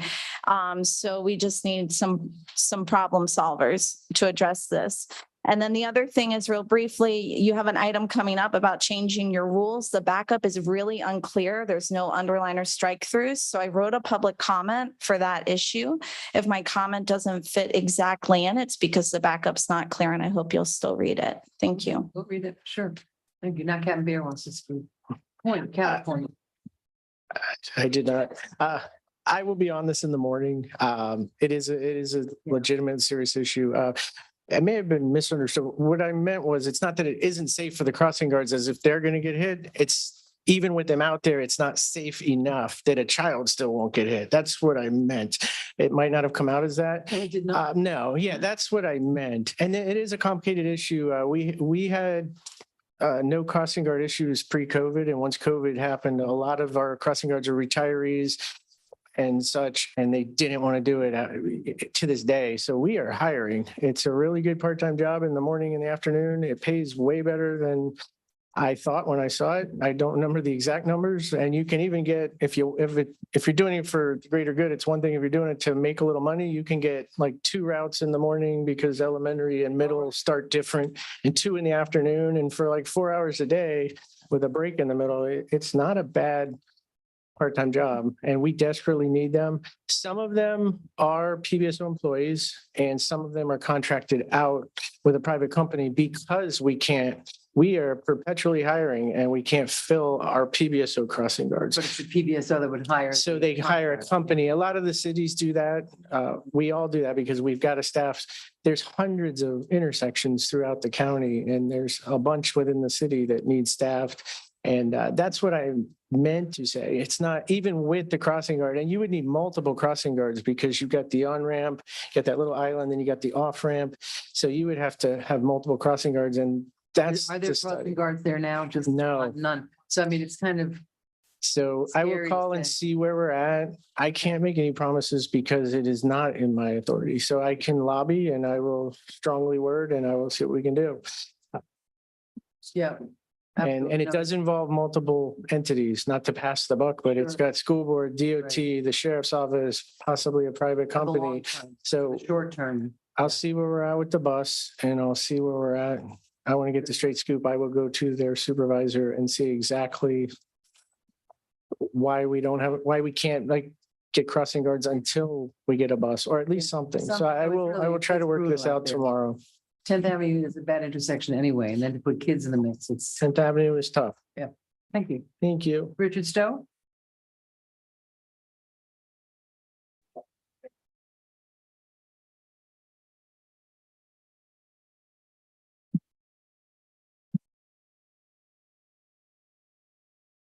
Richard Stowe, 414 North Federal Highway. I want to thank Tammy and Captain Bear for their attention to the 10th Avenue North overpass for junior middle school students. I just rode to Walmart on my bike on 10th Avenue, so I have a little bit of experience of Great. what that street is like from that perspective, and it is a problem. I did want to point out that the FDOT is having a public meeting virtual this Thursday on Federal Highway, about Federal Highway road work, and next Tuesday, both at 5:30. I want to read from a Mississippi DOT study that collected and compared detailed pre and post roundabout traffic movements where they had initially had like signalized traffic intersection and stop signs at 2 different roundabouts and converted to at 2 different intersections converted to roundabouts. The traffic volumes, traffic movements, volume, vehicle emissions, and crash data in Oxford, Mississippi. The results found that the replacement of traffic signals and stop signs with roundabouts improved traffic flow by reducing average delay by 24%, idling time by 77%, fuel wastage by 56%. Overall vehicle emissions from idling were reduced significantly, including carbon dioxide by 56%, volatile organic compounds by 80%, 77% reduction in carbon monoxide, nitrogen oxide, and particulate matter 10. The roundabout conversion increased the mean speed on the South Lamar interchange by 67% and improved level of service. The roundabout junctions improved safety performance through a 37% reduction in crashes and 60% reduction in the number of crashes resulting in injury.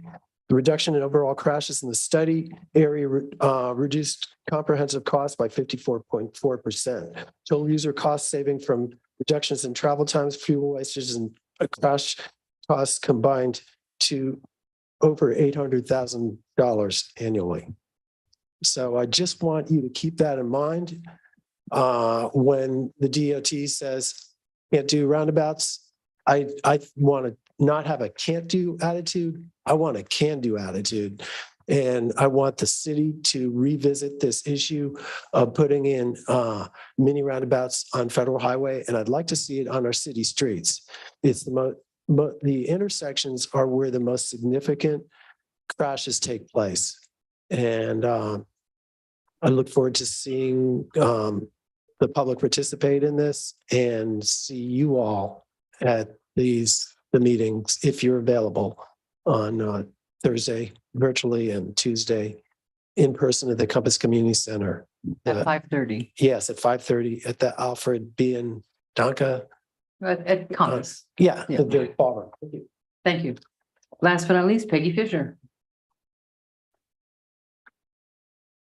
Madam Mayor, after Ms. Fisher, I do have that person on Zoom ready to make her Great, comment. thank you. Thank you. Peggy Fisher, 508 North A Street. Interesting enough, I came across a newspaper article in the Lake Worth Herald from 1970 that addresses 10th Avenue and A traffic count tallies and was what initiated the change in the lights to the current setup. So that setup has been there for almost 53 years. But there wasn't a school on the other side of it. That's correct. But at that time, there were 800 cars per hour going through that intersection. So that's 53 years ago. So you can imagine the 3,000 plus going through now. There have never been, as long as I've been here and seen kids walking back and forth, school crossing guards at the interstate ramps. Right. There are crossing guards at North A and South A and 10th Avenue. And the people turning left who come off North A are not speeding through any children because they cross on the east side of the roadway on the 10th Avenue and then cross south on west on the north side of 10th Avenue. So let's not blame people coming off of North A for being reckless or driving too fast. There is an issue that the ramps belong to the state, not the county. So there may be some jurisdictional issues with PBSO policing the ramps versus a state agency policing the ramps. I would also suggest that you all ask Erica Whitfield to get involved with this issue. If anyone has any input, any pull, any involvement to bring to the school board, it would be our school board representative. I would like to say thank you to the city for holding the redistricting meetings. It was sort of discouraging to see the few people who came out to these meetings. I don't know how many people actually watched online. I saw one had 20 some odd. So I think when this goes forward, you are going to have a lot of people who are going to be up in arms because they're going to say they don't know anything about this. So I think if more options come forward to you, that it would be appropriate to have more public meetings. I know it's much, but this is going to affect a lot of people. And it's what needs to be done for the citizens of the city. Thank you. Okey doke. Approval of minutes is next. Madam Mayor, Sorry, terribly I sorry. have the last public commenter. Okay, Ms. Ms. Betances. Betances, you have 3 minutes. Okay, hi, I'm Helen Betances, and I live at 76 18th Avenue South. Good evening, Commissioners. Good evening. So I particularly wanted to address Vice Mayor McVoy, and I wanted to just call attention to that August 16th meeting. And he was quoted as speaking to the news reporters and said some of the comments that were made at that August 16th meeting was heart-wrenching, and explained how we were in this state of emergency when it came to the housing crisis. And my question to you, to all the commissioners, is that it's been 2 months since the city issued that declaration and the state of emergency in Lake Worth Beach. And what has the city done to implement any type of change to help those who are in their homes currently and just trying to survive? There isn't enough brochures or public comment or notices that the city of Lake Worth Beach has sent out to even justify doubling our rates and hitting struggling homeowners with these exorbitant bills. And I want to just ask the city how they're justifying their contribution in displacing residents from their homes, because paying your utility bill is part of being able to stay in your home and manage your monthly expenses. And what I have seen is all talk and no action. And Commissioner McBoy, you say that these stories are heart-wrenching, but again, where is the action? I don't see the city taking any action in 2 months. All I hear is residents on Facebook and Instagram, and everyone is angry about these bills continuing to rise month after month, and there's just no relief for homeowners. I'm particularly in a situation where I'm disabled. It's not like I could keep hiring my temperature in my home, especially when the air is, moderate to severe outside and I can't even breathe. I have to and my temperature is kept at 78, 77, the highest during the day. And I'm still hit with bills that I cannot afford. So I don't see how we can just wait for federal funding or any type of relief from the federal government. I feel like this is something the city can come up with a game plan, whether it's grants for those, at a certain income level, or, like one of the South Palm Park residents suggested, maybe pooling resources from other neighbors that are willing to help those that are really struggling in the communities. Thank you for your time. Thank you. Real quick, I would this is Vice Mayor McBoy. One of the things that we talked about at the July meeting, at the July utility meeting, when we were presented with the data on the increase in natural gas, fossil fuel gas prices that delivered to Orlando, which burns natural gas and produces about 60% of our electricity. It was clear from the presentation that if we wanted to continue receiving electricity from Orlando, which is where a big chunk of it comes from, we had to pay the bill. They had to pay their natural gas bill. We had to pay their electric bill. We had no choice but to agree to raise rates. There was no other way to manufacture the money for it. One of the things that we as a commission asked for, because we knew that this would cause some hardship, is please staff, as quickly as possible, provide residents with ways that they can both inform themselves about their usage and how it compares to average usage, and concrete tools that they can use right away to adjust their usage, to try and address the cost, because there's nothing we can do about the price of natural gas. And I am disappointed that has not been carried out as effectively as I would like to have seen. And I see a lot of commentary that reflects that in the public. So I have been pushing that we really get solid information out as quickly as possible to help consumers understand their usage and understand tools to try to reduce it. Because that's the only options that we have. I mean, there are smaller things, and certainly the suggestion made by Mr. Richter that if people in the community want to voluntarily contribute for those in more need, I think that's a great idea. I think that's got full support up here in the commission. And maybe that would help some of it, and we need much better information out as to where our prices are relative to other providers of electricity, where our usage is relative to industry standards. We have a long way to go on that. It's something that dear to my heart and that I've been pushing on utility for quite a while. Thank you. I just wanted to add that we also asked that we institute a payment plan option as well, so that if you can't afford to help spread out some of that increased cost. And I keep trying to look at natural gas prices all the time. Are they coming down? This is not a permanent, hopefully, increase as soon as so we have the pass-through charge, which is going to fluctuate with natural gas prices. It's just, we are passing our costs through to the customer for what we're paying for energy. So we didn't raise the base energy, we raised the pass-through costs and it does look like they've come down a bit from the peaks that they were at.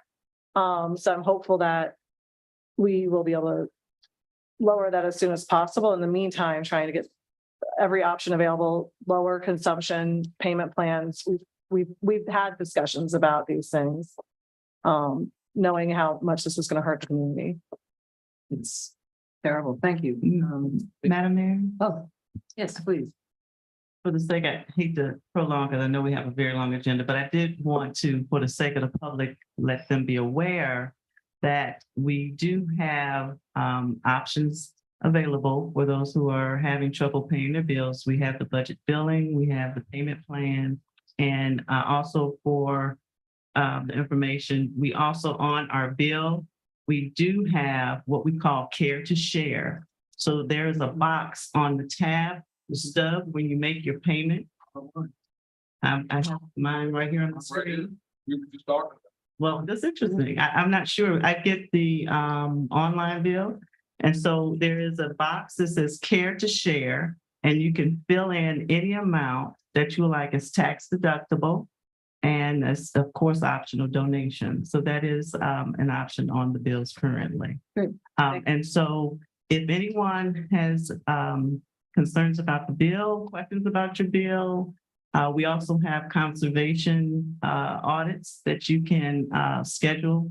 Right now, we have a number of customers.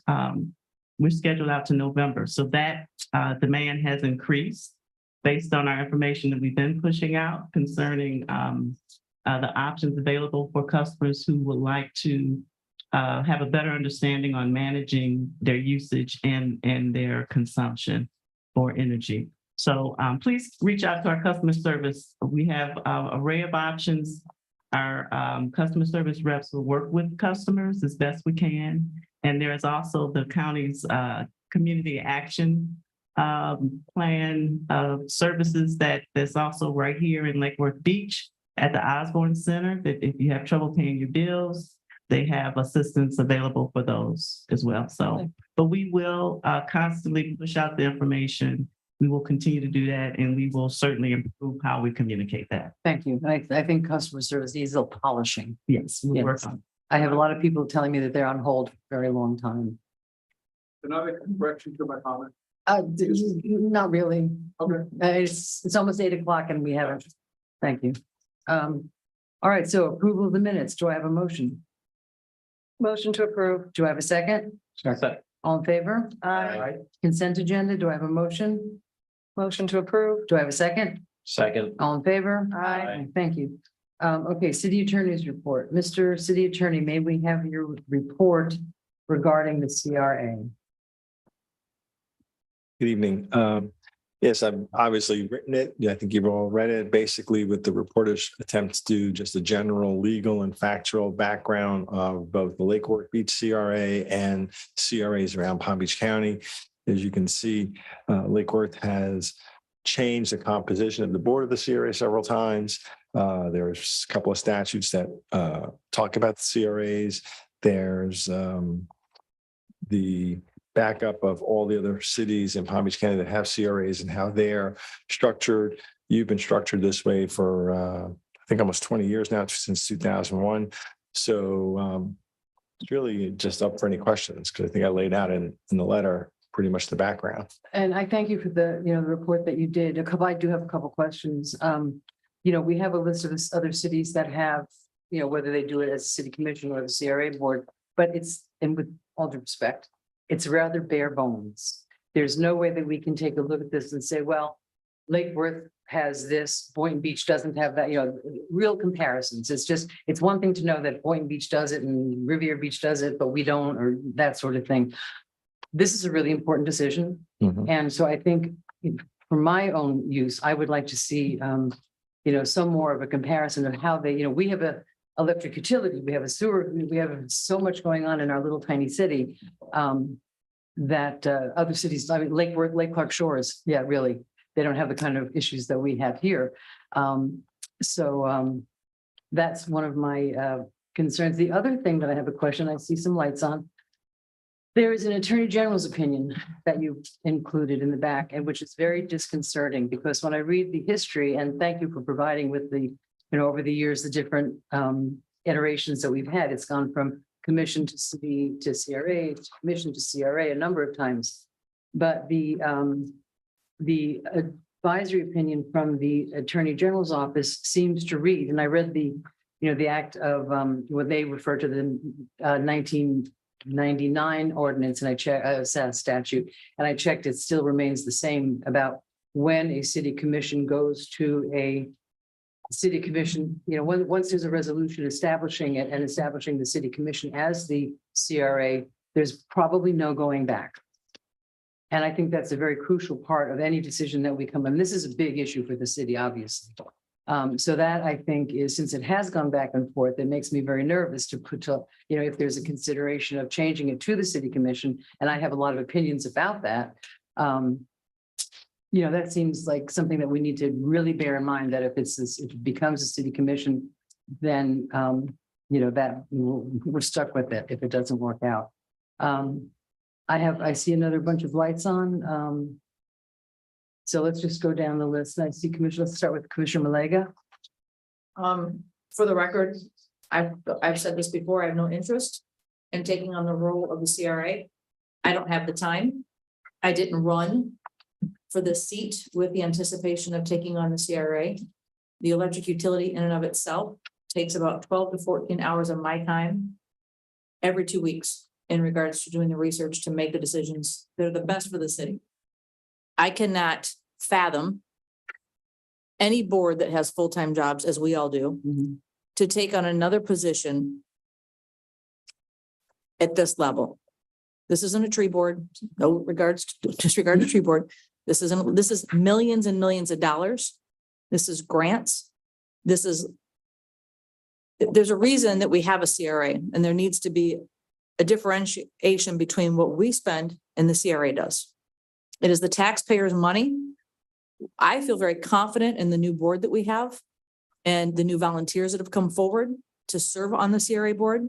I feel very confident in the staff. And as somebody who's been very involved with the CRA for 12 years, not as an outsider looking in, but a volunteer with the Neighborhood Enhancement Team Board, a homeowner who benefited from the CRA, a business owner who's been involved with all of their programs and every great thing that they've brought to the city, I have zero interest in ever taking on this board. And I'm being very honest and saying, I don't have the time to dedicate to it. We barely can get through the things that we need to get through as a board. We haven't done our strategic plan. Right. We're still looking at a pool, and we're halfway through our term. Right. Commissioner Stokes, the mayor, and myself. I can't even imagine if we throw in, hey, why don't you run the CRA at the same time? We can't do everything great. Let's let the CRA, in my opinion, do what they do, give this new board a chance. And let us do what we need to do, what we ran on, and the merits that we ran on, and the board that I ran for. I did not run to be a CRA board member. I have no interest in moving forward with this. Thank you. Commissioner, and then I have some other comments as well. Commissioner McVoy?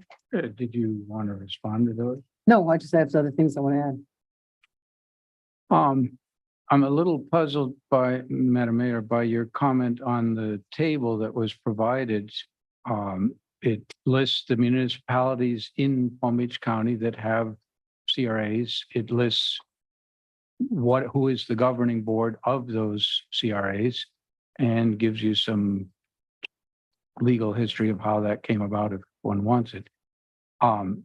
I'm not quite sure what you would be looking for more. What I'm reading out of that is that there are 9 municipalities in Palm Beach County that have CRAs, a range. Some of them are smaller cities, smaller than us. Some of them are quite substantial.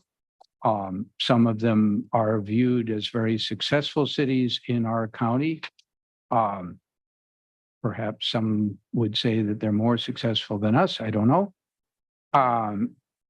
And if I'm reading it correctly, every single one of those 9, aside from us, the city council or city commission, is the governing board. There's some variation. Some have some additional appointees, some don't. Some maintain an additional advisory board.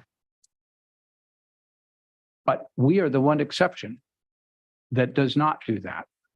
And I don't know whether they have different clocks in those cities such that they have more time to be both commissioners and CRA supervisors, but somehow they managed to do it. And have done so for a while. We even managed to do it for a period of time in our city. I certainly don't make a claim to be a lawyer, but I read what our city attorney provided. I'm looking at Florida statute 163.357 parentheses 1 parentheses A, and it seems to provide very clearly that an alternative method is that the city council, the city commission can be the governing board. That seems to be pretty consistent with the fact that every other municipality that has a CRA does that. It seems to also be consistent with the fact that we had a period of time in our own city where the commission was the governing board. We then went back the other way. I think the concern about a previous opinion of the Attorney General doesn't seem, given that there are a bunch of other communities that do it, given that, and that some of them have gone back and forth, including us, strikes me that concern doesn't seem very major. Obviously, I would defer to our attorney, and if our city attorney were to come back and tell us, look, you absolutely will be sued if you do this, well, okay, we will deal with that. I'm not hearing that. I'm not seeing that in the written report. So I don't see that as a concern. You're saying that if we do this, we can't, the ability to go back and forth is over. Right. If we do this, perhaps. Seems like that's That's the Attorney General's opinion. You know, we've had internal debates as to whether we agree with that. The Attorney General, with all due respect, is just another lawyer who's given an opinion. It's not a judge. So cities have gone back and forth, and counties have gone back and forth.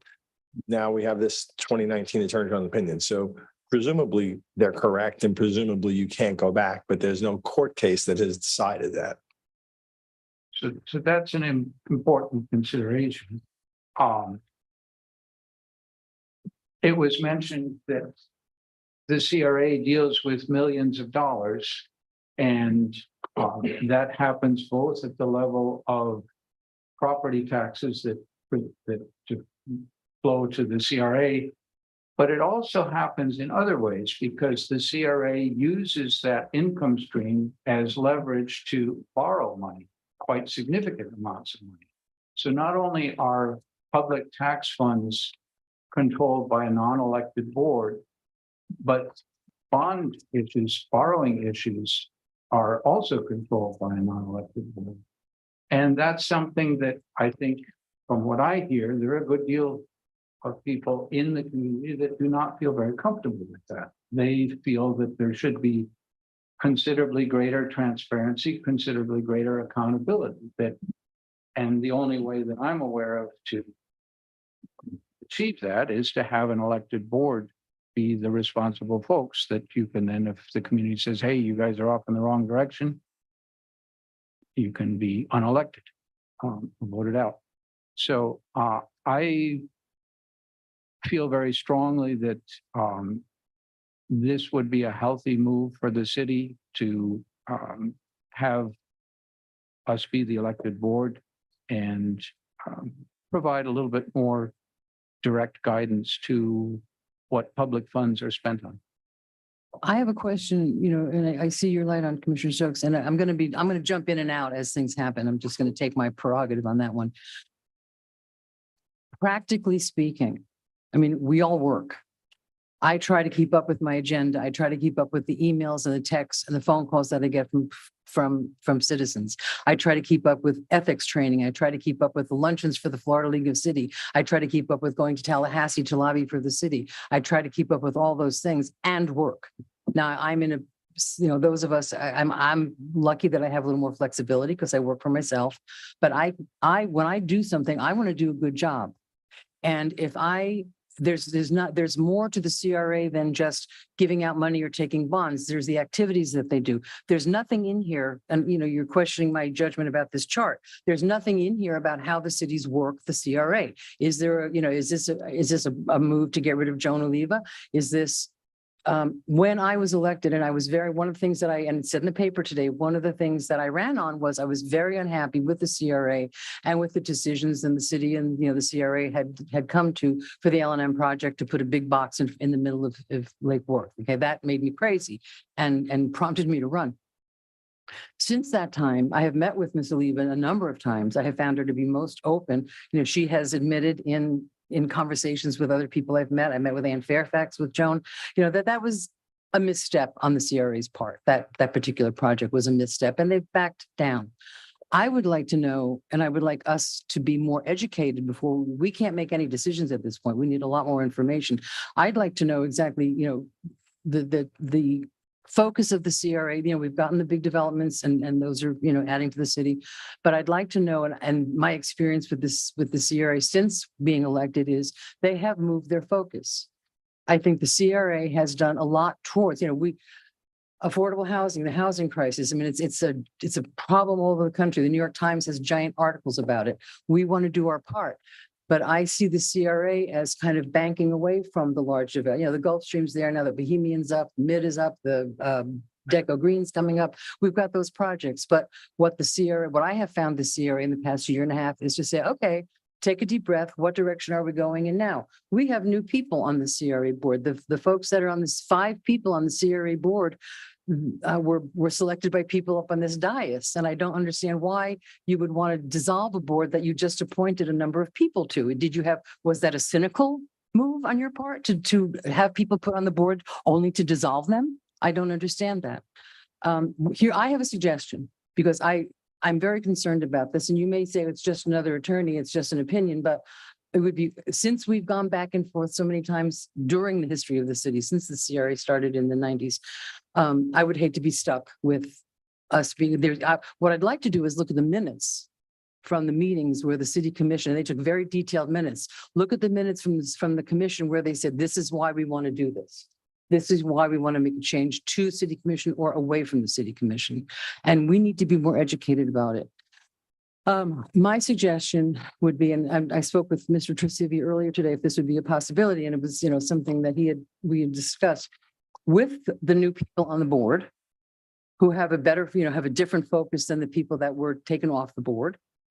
I would like to see us, before we make any decisions on this, let's let this board have a chance to do their work. We have new people with different focuses. I would rather see them continue to do the work. So 2 things. I would like to do, and I think a year is a fair amount. 6 months is kind of short. I would like to come back in a year for this. And at the same time, one of the problems that I see and one of the problems that I had with the CRA was the lack of communication. And I've expressed this to Joan. She's very effective in what she does. She gets grants, she's very well respected in that community in Florida. And she was just as a matter of fact, she was just at an affordable housing conference, which was a weekend conference. And she brought a guy down there that she met the other day who has a banking background, who has expertise in, how much is enough to give to supplement a project and how much is too much, how he has formulas to look at that in an objective way. I showed up. I don't know who else showed up, but I know a couple of the commissioners didn't meet with him. And I thought that was a shame because that's, facts are important. Information is important. So I don't think, so 2 things. I would like to set this aside and let the new people have a chance to do the work that they were appointed by you to do and improve the communication. I would suggest that at least once a month, we have the pre-agenda meetings where we all kind of sit together and chit chat about what's coming up. I'd like to propose that we do that at least once a month with the CRA staff and board and us. It would be a advertised meeting so we could all talk, and it could be a Zoom meeting, doesn't have to be in person, so that communicate. We met with them. We had a joint meeting with the CRA, but that's not been kept up. And I know, Ms. Stokes, one of your issues is the communication between the CRA and the commission. So if we've identified that problem, let's try to fix that problem before we throw out the CRA.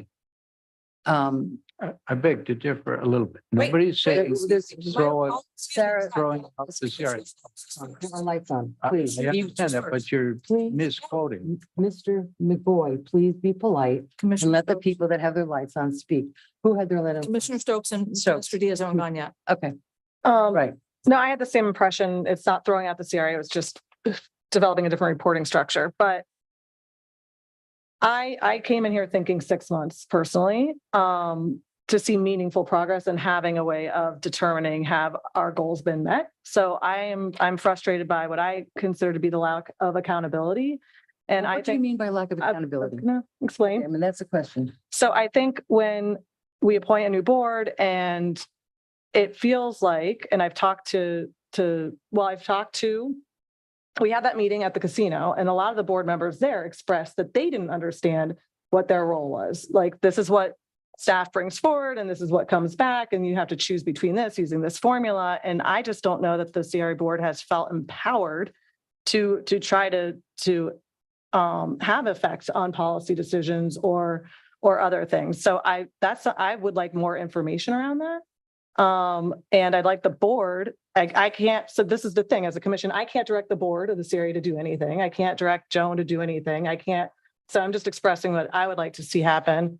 And in order to talk to the board members, I have to try to run around and talk to 7 of them because of sunshine, right? So, talking about how much time we have, it's a lot more time for 5 of us to run around trying to talk to 7 of them, unless we put some serious structures in place, serious ones that I want to see immediate results with. And I would say if I'm not seeing results in 6 months, then we haven't taken it seriously enough and come up with a solution that works for us. And then I think at that time, the only solution would be to get the city and the CRA in alignment.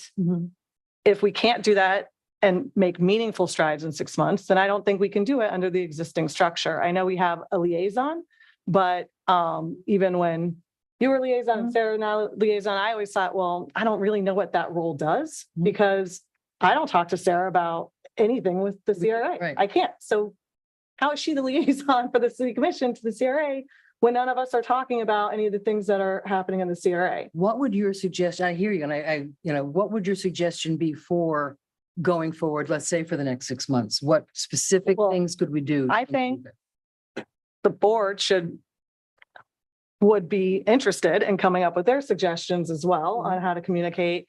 When we first got elected, we said, oh my gosh, we get the agenda and the backup like 5 days before the meeting. How are we ever going to prepare? And we changed that rules. So has the board felt empowered as a board that came on to say, hey, let's look at how the CRA is functioning and operating. When do they put out their agenda? When do they put out their backup? Do they have, I feel weird, like I'm getting in their business, but I'm comparing us. We all need to be on the same page. To the city and staff, to the CRA board, to the CRA staff. Right. And so I didn't know when I got elected, okay, every week you're going to meet with the city manager. You're going to talk about things you want to see. You're going to talk about agendas and things coming up.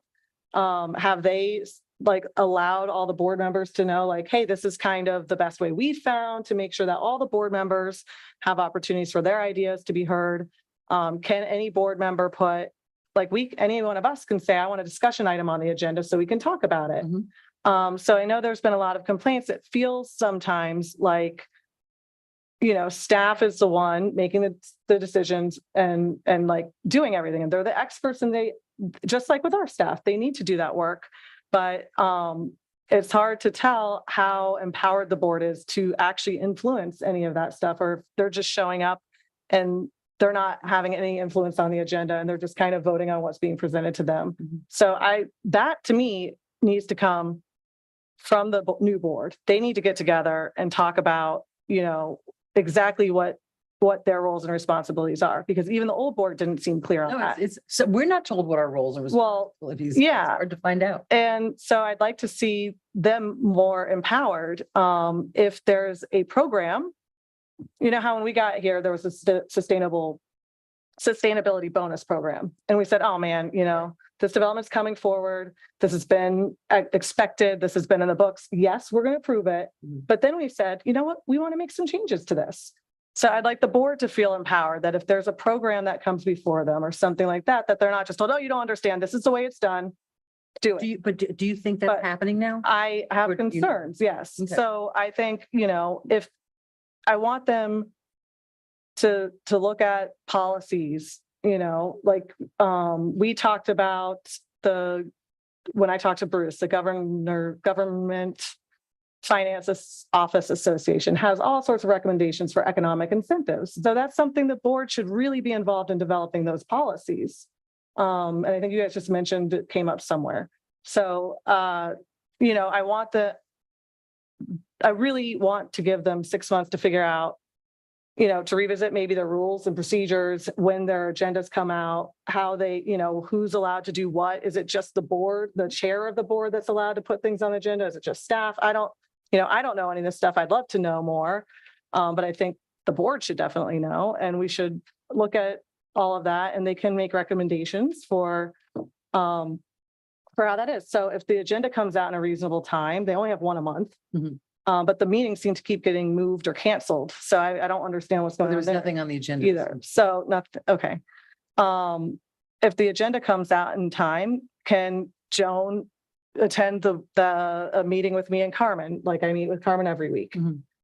Can we invite Joan to talk about the upcoming agenda? Or, I think there's ways that we have to find to improve the communication between the city and the CRA, but I also want to empower our board members to bring forward issues to discuss, look at policies, dig in, don't just say this is how it is. Sure. Just make sure that we're following the existing rules. Maybe there's some rules that they want to change. And I think we have a really diverse board that has a great different backgrounds that might have the time to really dig into all of this stuff. Mhm. But if that's not happening, and they're, it feels like they're just kind of going with the flow, which sometimes I know is the path of least resistance is kind of easier to do. And I'm not trying to get them But we've got new energy. too. Right, we've got new energy. Let's revisit, and it's not even that we're trying to get rid of anything, like, let's create some actual predictable policies so that when something comes before you, it's not, I think it's really challenging, right? How much do I give? How much don't I? That's a really hard thing to come up with if you don't have the policies, you haven't done the research. So I would say, Commissioner Stokes, can I interrupt just 1 second? I just wanted to see if Melissa knows where we are on this discussion, so we're not running 30 minutes over. Okay, so we don't need to go to workshop, which may Yeah. be a workshop. Madam Mayor, you have 6 minutes and 42 seconds left. okay, so for me, it's the making sure that the staff is truly accountable to the board. Okay. So empowering the board provides accountability, and communication between the city and the board is a must. And if we can't figure out how to do that and implement it in the next 6 months, then I don't see another option. Okay. Given our time, we can vote to go a little longer if we wanted to, but let's see what Mr. Diaz has. I'll try to keep it a little bit shorter, but maybe I'm the outlier in terms of like roles and responsibilities, and that might be because I've had the privilege of having some really nice mentors, especially in law school. We used to joke, Richard Grosso, who's a mentor of mine and law professor, he has a lot of his students across a lot of Florida government, right? And it makes sense because he quite literally wrote the law school textbook on Florida constitutional law. And I was very well prepared of what this job is. I'm very, have a pretty solid understanding of what CRAs can do across the state. We used to joke that it wasn't Nova Law School, it was the Grosso School of Land Use and Municipal Law, because that's kind of why we were all there. And I guess what I'm getting at is, I don't have any issues with Mr. Torsivia's report. Thank you so much. I think it has a lot of information on it that's really useful. And I think one thing that really is the glaring standout that I don't think has really been mentioned is that there's a really good list of every CRA in Palm Beach County on here, running the range of, small towns like Lake Park to, Boynton Beach, which we all wish we had their budget, right? And the thing that really stands out overwhelmingly is that 100% of them, except us, has the commission involved on their board. And knowing how local governments are organized and how they operate across the state, which often is described as a free-for-all, right? Because we're all about our small governments taking on most of the decisions and the work. So generally speaking, neighboring towns can be completely different. But here we have an example where every single one of them has a common denominator, and we can't really ignore that. I'm sure there's some, reason to that. If you want to explore through workshop or however those reasons, I would be all for that as well. I suspect, I have a hunch of what that could be involved. I think what Commissioner Stokes touched on is probably a big part of it, and that's kind of the efficiency and our capability of meeting with our CRA, and having us all together and being able to share that information is just faster, more effective. I unfortunately had to miss a meeting on Friday with Joan because I had a health issue and I just couldn't move. I had to thrown out back. And things like that happen. When she has to meet individually with every single one of us, it's clunky and it's What do not. you think of the idea of a monthly meeting between us? And it could be a Zoom meeting. Well, I think that's why some of these are organized in that way. And I think that's the other thing that's really worth mentioning is I don't think, I've heard a lot of, let's call it misinformation or thoughts about undoing the CRA. I think that's completely off the table. None of us would ever consider that. Things like taking over where it's just, there's obviously options, and Glenn's report really points that out, where often it's not just the commission. Sometimes it's the city manager who's the director. There's different flexibility. I'm not proposing that. I was gonna say, she's walking out, she's leaving. Right. But there's, what I'm getting at is there's flexibility and there's a reason for commission involvement. And I think that's something that really needs to be, looked at and thought about. I'd also like to see and I've been asking this for a long time and kind of bugging Ms. Davis and Ms. Oliva about bringing the CRA meetings to the city commission chambers. The visual, the sound there is not good. I don't know why they're not here. They were, and we do have space. Somebody can squeeze in, although we have these barriers still. We have 6 people up here now. That's 7 people. The staff can sit in the front. I just think that's just in terms of continuity. I think that's something that I've been grousing about for months. So we're now at a half an hour. I have one thing to say in regards to what you're saying, give them a year. This is a decision, if we do give them a year, this is not something that we as a board should make. This is something, in my opinion, that should go to the voters. Well, I don't know about that. At the end of the day, if I think that a year, we appointed these people, we need to give them the opportunity. And I'm going to ask every elected up here to show up.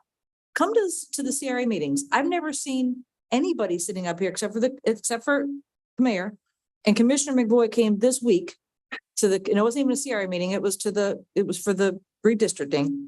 I've been going for years. I've never seen anyone show up at the CRA meetings. Show up, be part of the CRA if you want to know really what they do, and give them a year. I'm on board with that.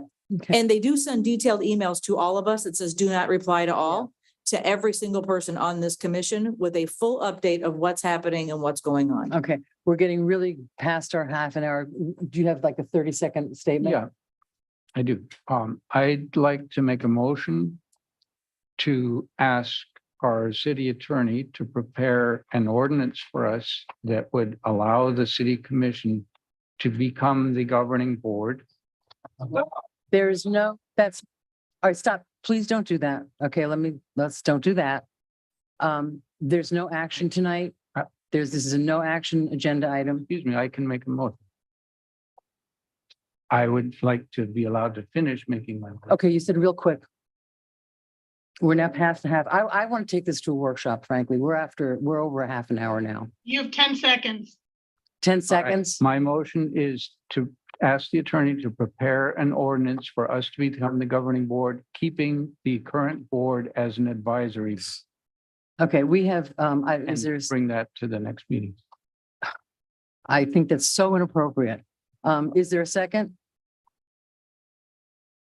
Another call for a second? Hearing none, the motion fails. We have a lot of public comment. And I would just want to get started on the public comment. Some are to be read. Some of the folks are here in the meeting. Kara Jennings left a note. Oh, but we have more coming. Thank you. Kara Jennings left a note, 822 North C Street. Thank you to the city attorney for providing the research that shows the commonplace it is to have elected commissions serve as the CRA board. The commission should move forward in changing the current structure so the elected city commission serves as the CRA board. The CRA budget is in the millions and they have the authority to buy, sell property, and make decisions on large borrowing secured by the revenue stream. Having a volunteer appointed board with this level of authority over millions of public funds is bad policy. You can correct the bad CRA policy decisions of the past. The staff and even advisory board can stay in place, and we are talking the staff and even advisory board can stay in place. We're talking about a change in the final decision-making power, not the staff. Thank you. Carla Bloxon. And after Carla, Richard Stowe. I was calling you to get on deck, so you know who's coming up. We have quite a few. Good evening, Ms. Bloxon. Speaking to the microphone, yeah. I don't think your microphone's on. Yeah, I don't hear anything. Okay.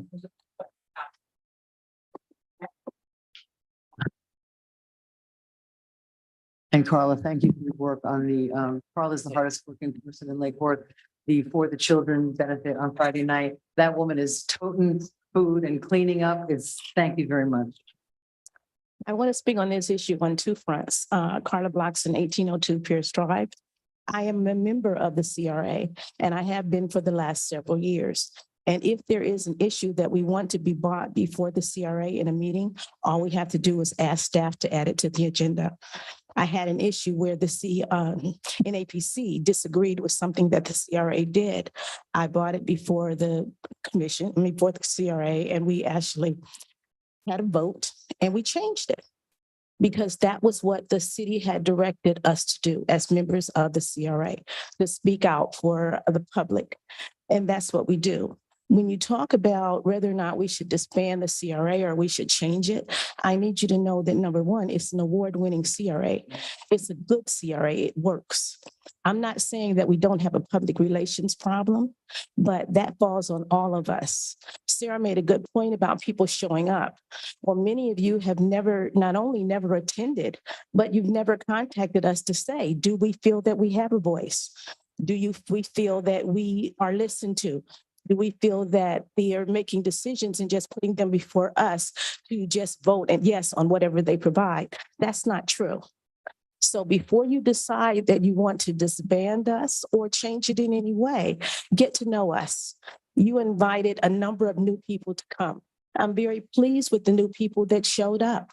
I think that we can work together and over the next year, you will see progress. And you'll see progress from on all fronts of the city. It's not my board, it's the city board. And all the new people come with their own ideas and their own opinions, and they're willing to do the work. Other cities who have a commission ran CRA, they have housing staff in place. They have executive staff in place to work with that CRA. Our city commission, our city board is stretched so thin that I don't think we have the resources to commit to dismantling what we have in place and putting in something better.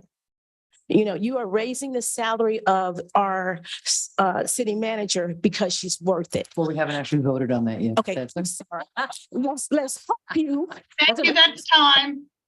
You raise the city manager's salary. However, this city is stretched too thin. You're all stretched too thin. I ask you to give us a year to say, and while we're doing this, work with us. I don't need you to come and tell me everything you think I'm doing wrong. I need you to come with solutions. When I come to the table, I want to say, this may work for us if we do this. I don't have time to be dismissed or talked down to. I want to work with you. Yes, it probably is my time, and I'm sorry. She called it. I know, I don't It's think okay. I think it got lost. No, She it's lost okay. it. Call it. Yes, okay. I'm sorry, Ms. Bloxon, that is time. Okay, thank you. Thank you, Richard Stowe. And up next, Andrew Carone. Is he here? Okay. Richard Stowe, 414 North Federal Highway. I want to just bring up a legal concern regarding the county school board penny sales tax.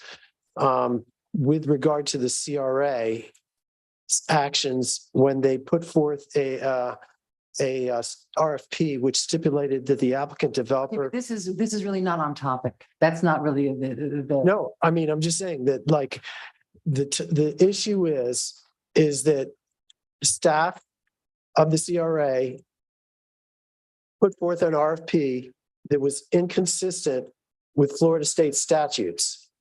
And I just think that while we're reviewing like who should be running it, that everybody should be aware that this took place. And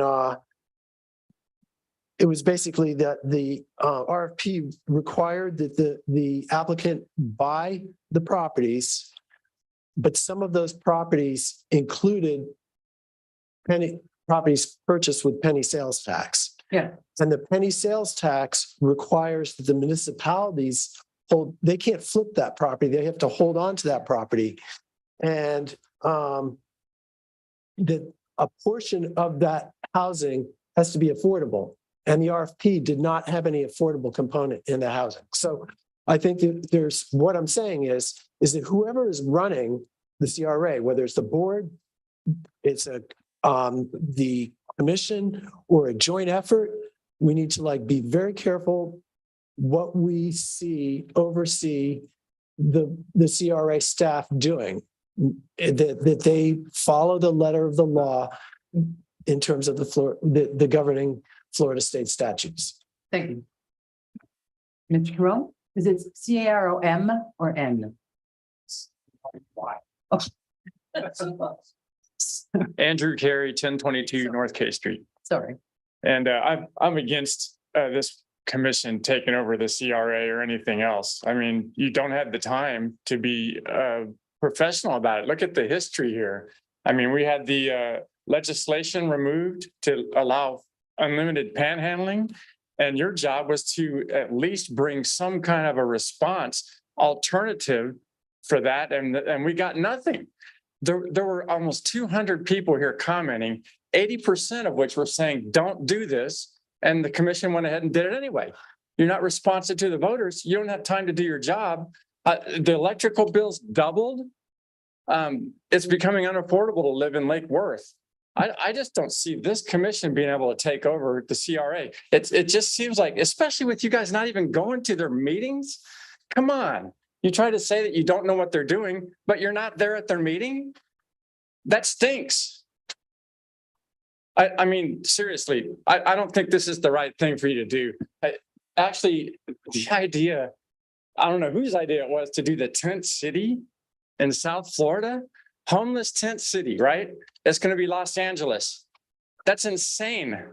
I put my house up for sale. It was my dream 20 years to come to South Florida. A year and a half ago, I made it.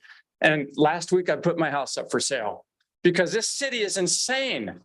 This is not right. You guys don't need to be running anything. It feels like you just want to get your hands on more money.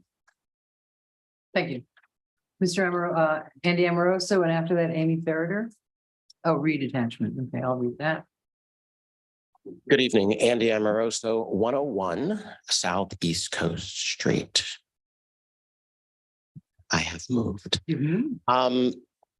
First of all, Mama always said, if it ain't broke, don't fix it. You have an award-winning CRA, embrace it. Work with Joan, work with the CRA. You've appointed a new board. Again, I agree with you. Let them do their job. If you feel there's no communication, reach out, have meetings with staff. And, I watch your meetings and constantly you talk about, we don't have enough time. We can't schedule meetings. Taking over an award-winning CRA, it's just, I don't even know why we're here. It just does not make sense. If you don't have enough time to do the job that the people elected you to do, what makes you think you have more time to take over a CRA? And do your comparison. The other cities that have CRAs, they looked at Lake Worth Beach's CRA and the awards they got, they came to us for information. I am a past CRA board member. I was co-chair when we applied for a stimulus package from the Obama administration. We got $24 million and put over 400 homes, affordable homes, back on the tax rolls. Ms. Parr, Malega, you were one of them. We have a phenomenal barber downtown that opened a shop in our downtown because he was a CRA affordable home awardee. You know, do your research, know what's going on with the CRA. And yes, there can be more communication. For years, the city has a bad problem communicating with its residents. Again, step up, attend their meetings, get involved, reach out, and we'll see you there. Thank you. Thank you. The next one is from Amy Ferreter, and she asked to be read. Good evening, and she is at 30 South J Street, Lake Worth.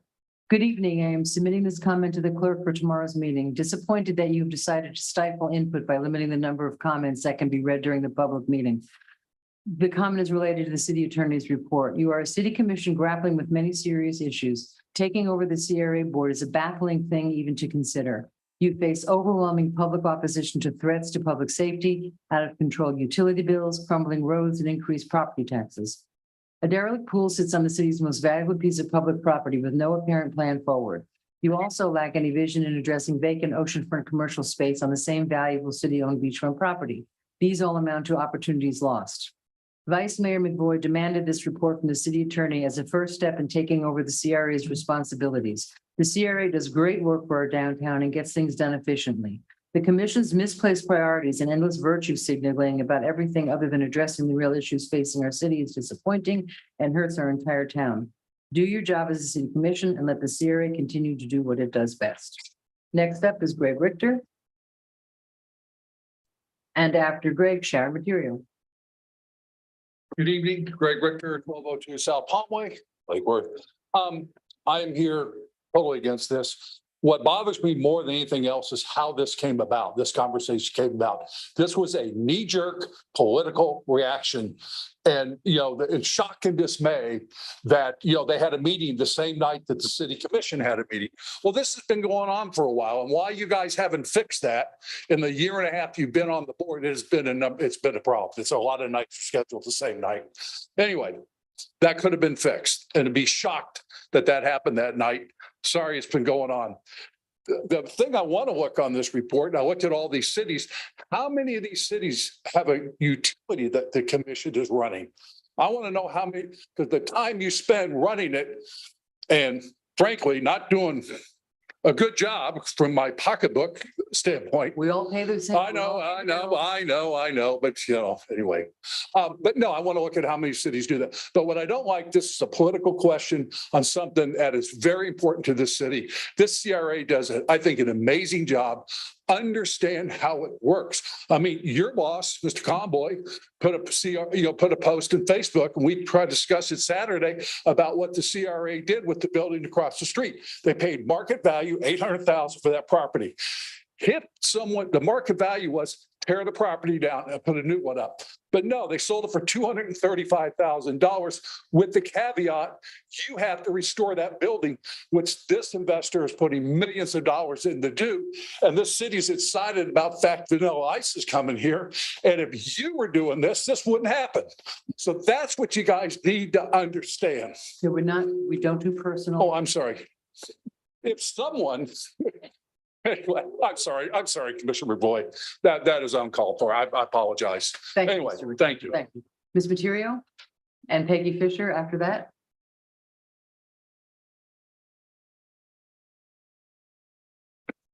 I forget how much fun this can be. Shannon Materio, 811 North Dixie Highway, Lake Worth Beach. So there are a couple points I want to make, and good evening, Mayor, Commissioners. I have a very unique perspective. I have been a business owner in Lake Worth Beach who sat on the CRA for Lake Worth Beach as a business owner. I am a former elected official, a West Palm Beach City Commissioner for almost 6 years, and was the CRA. So I probably am one of the few people, and maybe the only one in this room, that can tell you I've been on both sides. And if I could have convinced the city of West Palm Beach or any other city not to have their commission be the CRA, I would. And there are very simple reasons, but in Lake Worth, even more so. You really can't compare Lake Worth Beach. And I didn't see what Mr. Torsivia did. I didn't see it. So I don't know all the cities that are on there, but we're unique. I mean, I don't live in Lake Worth, but I spend most of my life here. I should have a bed in my shop. And I have to say, there is nothing compared to Lake Worth Beach. You cannot compare that, what you said earlier. You like that people come in from the city and they give you their opinions. Well, that's one of the things that makes the CRA so great, because people that they're open to that. It's the people that you've opened the door to that are sitting on the board that you all approve, that are running the CRA and doing a great job. It's the consistency of the CRA that you don't have in any other city, because they have elected officials and it's constantly turning. So the consistency is really very valuable to being able to be prosperous. Fiona Leva is the 4th executive director that I worked under, and phenomenal. She does an amazing job. And, you know, the gears move slow. You might not think they do, but government is supposed to move slow for a reason. And the gears move slow and they get it right. They take a long time. They listen to the opinions of the people. And when I was on the CRA, you got the agenda, the city commission got the agenda when we got the agenda. It's a lot of work. You're right, Commissioner Malega. It is if you're going to do it right, if you're going to be good at it, you've got to do the research, you've got to read everything that comes in, and you have to go out and look at the properties that you're talking about. It is. Thank you, that's time. Thank you. Thank you very much. Finish your last sentence. I really wanted to address something that Commissioner McVoy said about the bonds. And I hope that everyone understands that the oversight to comply with the CRA, it is a state agency. The oversight rules, regulations, and paperwork that go along with those bonds and how they're approved, because they have to work alongside the projections of the income. There is so much oversight to a CRA. Think about that work that has to come along with this as well. Thank you very much. And thank you for your service. Thank you, Peggy, and then up Janice Serrano. Peggy Fisher, 508 North 8th Street. I totally think if you're going to do anything, you need to give the current CRA a year before you revisit this. I went back to 2001 and found what the mayor at that time, Rodney Romano, said about moving from the commission being the board to having citizens be the board. And he was quoted as saying, "We are people who are thoughtful, intelligent, and have the experience and skills we as commission do not have." That's exactly true today. And you don't have the time. And it's interesting that, as Mr. Richter said, this came up on August 16th after the CRA supported the Gulfstream project, and it was heard in this chamber at that time, and a very expressive demand was made of the city attorney to bring this forth. It was a knee-jerk reaction. And it's also interesting that the first comment you read tonight mirrored almost exactly the motion made tonight about trying to move this on to another level. Thank you. Thank you. Janet Serrano, and then Adrian Copeland after that. And last but, Madam Clerk, do you have any comment cards on this issue? I do indeed, Madam Mayor. I figured you might. Okay. So Rebecca after Adrian. Good evening. Good evening. Janet Serrano, 413 North L Street. I'm going to read a letter that I wrote as a letter to the editor, which I hope the Lake Worth Herald is going to publish on Thursday, but just in case they don't, to kind of let you know my position on this. Most of us are familiar with the CRA projects, the Mid, the Bohemian, Deco Green, Urban Lofts, La Jolla Village. They do a lot of big projects. They do a lot of small projects too. The murals, the trash receptacles, signage around town, improvement grants to commercial businesses, that sort of thing. And I think a great part of their success is because they work as a team. Andy referred to the 23 million that they got in 2010, I think. They only had 3 years to spend that amount of money. They spent it on stemming foreclosures, on rehabbing properties, on building affordable properties, and banking land for future development. That was a phenomenal, they just had 3 years to do it. That was a phenomenal accomplishment because they didn't go it alone. They worked with Adoptive Family, the Housing Council of Palm Beach County. You know all these things. They worked really well as a team. I think that's really one of their strengths. Do they always get it right? No, of course they don't. The L&M project, I think they backed up on it as the mayor suggested, but you don't always get it right either. That doesn't negate their successes, of which there are many, many in the town. But you do sit in a position of authority to curb their projects if they're not in line with the city's vision or the city's strategic planning. You do have some control over them, and that should be your relationship vis-a-vis the CRA. I was very disturbed at that meeting where it was brought up all of a sudden out of the blue, not 10 minutes after the CRA granted the $3 million to the Gulfstream. Not 10 minutes later, 3 of you on this commission talked about taking over the CRA board. I think your motive is a very unhealthy one.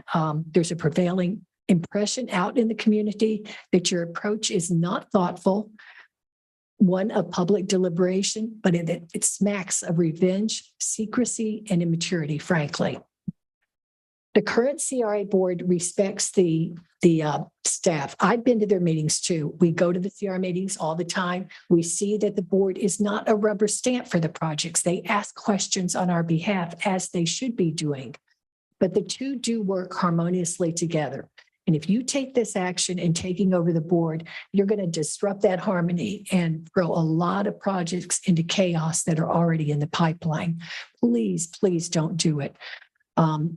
If you would go to their meetings, you would see this harmony between the board and the staff, which is extremely important. You as a commission have had some problems in coming together cohesively as a board. I think you would do well to look at what's going on with the CRA in that regard and maybe take some lessons from them. But please don't take the action. And just because the city attorney says that all 9 CRAs in the city, except for us, are governed by the city commission, that doesn't speak to their effectiveness at all. They could be, I know the one in Riviera Beach is not very effective at all, run by the commission. Just because we're the only one, maybe we're the shining example, Commissioner McVoy. Thank you. Thank you. That's time. That's perfect timing. Adrian Copeland and Rebecca Hanson after that. Hi, good evening. I'm Adrian Copeland, 127 North Palmway, Unit 1. Please keep in mind as I speak, I mean no ill will towards anyone. However, Don't speak any ill will then, because we have rules about that. okay. I don't believe I ever have. Well, you warned us. That's. I'm sorry. Okay. I said you would say, with all due respect. Well, I just want you to know, okay. Not personal. Nothing. No, it's not personal. Exactly. Okay. However, this hostile, vindictive takeover of our CRA is unacceptable. And as Commissioner McVoy stated very clearly, and I'll quote as he did, it's a scary thing. Hell yeah, it's scary. It's scary for us. Why? Because this commissioner demanded a lot of things. One of them being homeless people sleeping in public be taken off the books. That's scary. What's also scary is how his employer's money is being so well spent because the commissioner, by his own admission, is spending so much more time working on the commission. Of course he is, because doesn't that ensure that his employer's financial interests are being protected by his votes and influence? Ma'am, Take a ma'am, gander. ma'am, I'm going to interrupt you for a second. Okay, You're getting a little personal. well, it's factual, but okay. Also, I just want to say, if you look at his employer's Facebook likes pages, one of them being Occupy Palm Beach and other anti-progress groups, then you will understand that perhaps their two agendas, the commissioner and his employers, are in lockstep. And it's not a rocket scientist it takes to see that their agendas are one and the same. And that's scary to us. As far as Commissioner Diaz suggesting that Lake Worth Beach become a safe haven for heroin addicts to shoot up, that's not scary at all, is it? Okay. That's really actually off the- terrifying. Ma'am, you're kind of off Okay, topic now. well, no, I'm just saying it's scary. This is what's scary. Well, we We don't want a one-stop shop for drug traffickers. We don't want to Portland our parks. We don't want to Seattle our streets. We don't want to LA our Lake Worth Beach, which is beloved, and our very lives. And we don't want the hostile takeover of our award-winning CRA. Thank you. Thank you. Rebecca Hanson?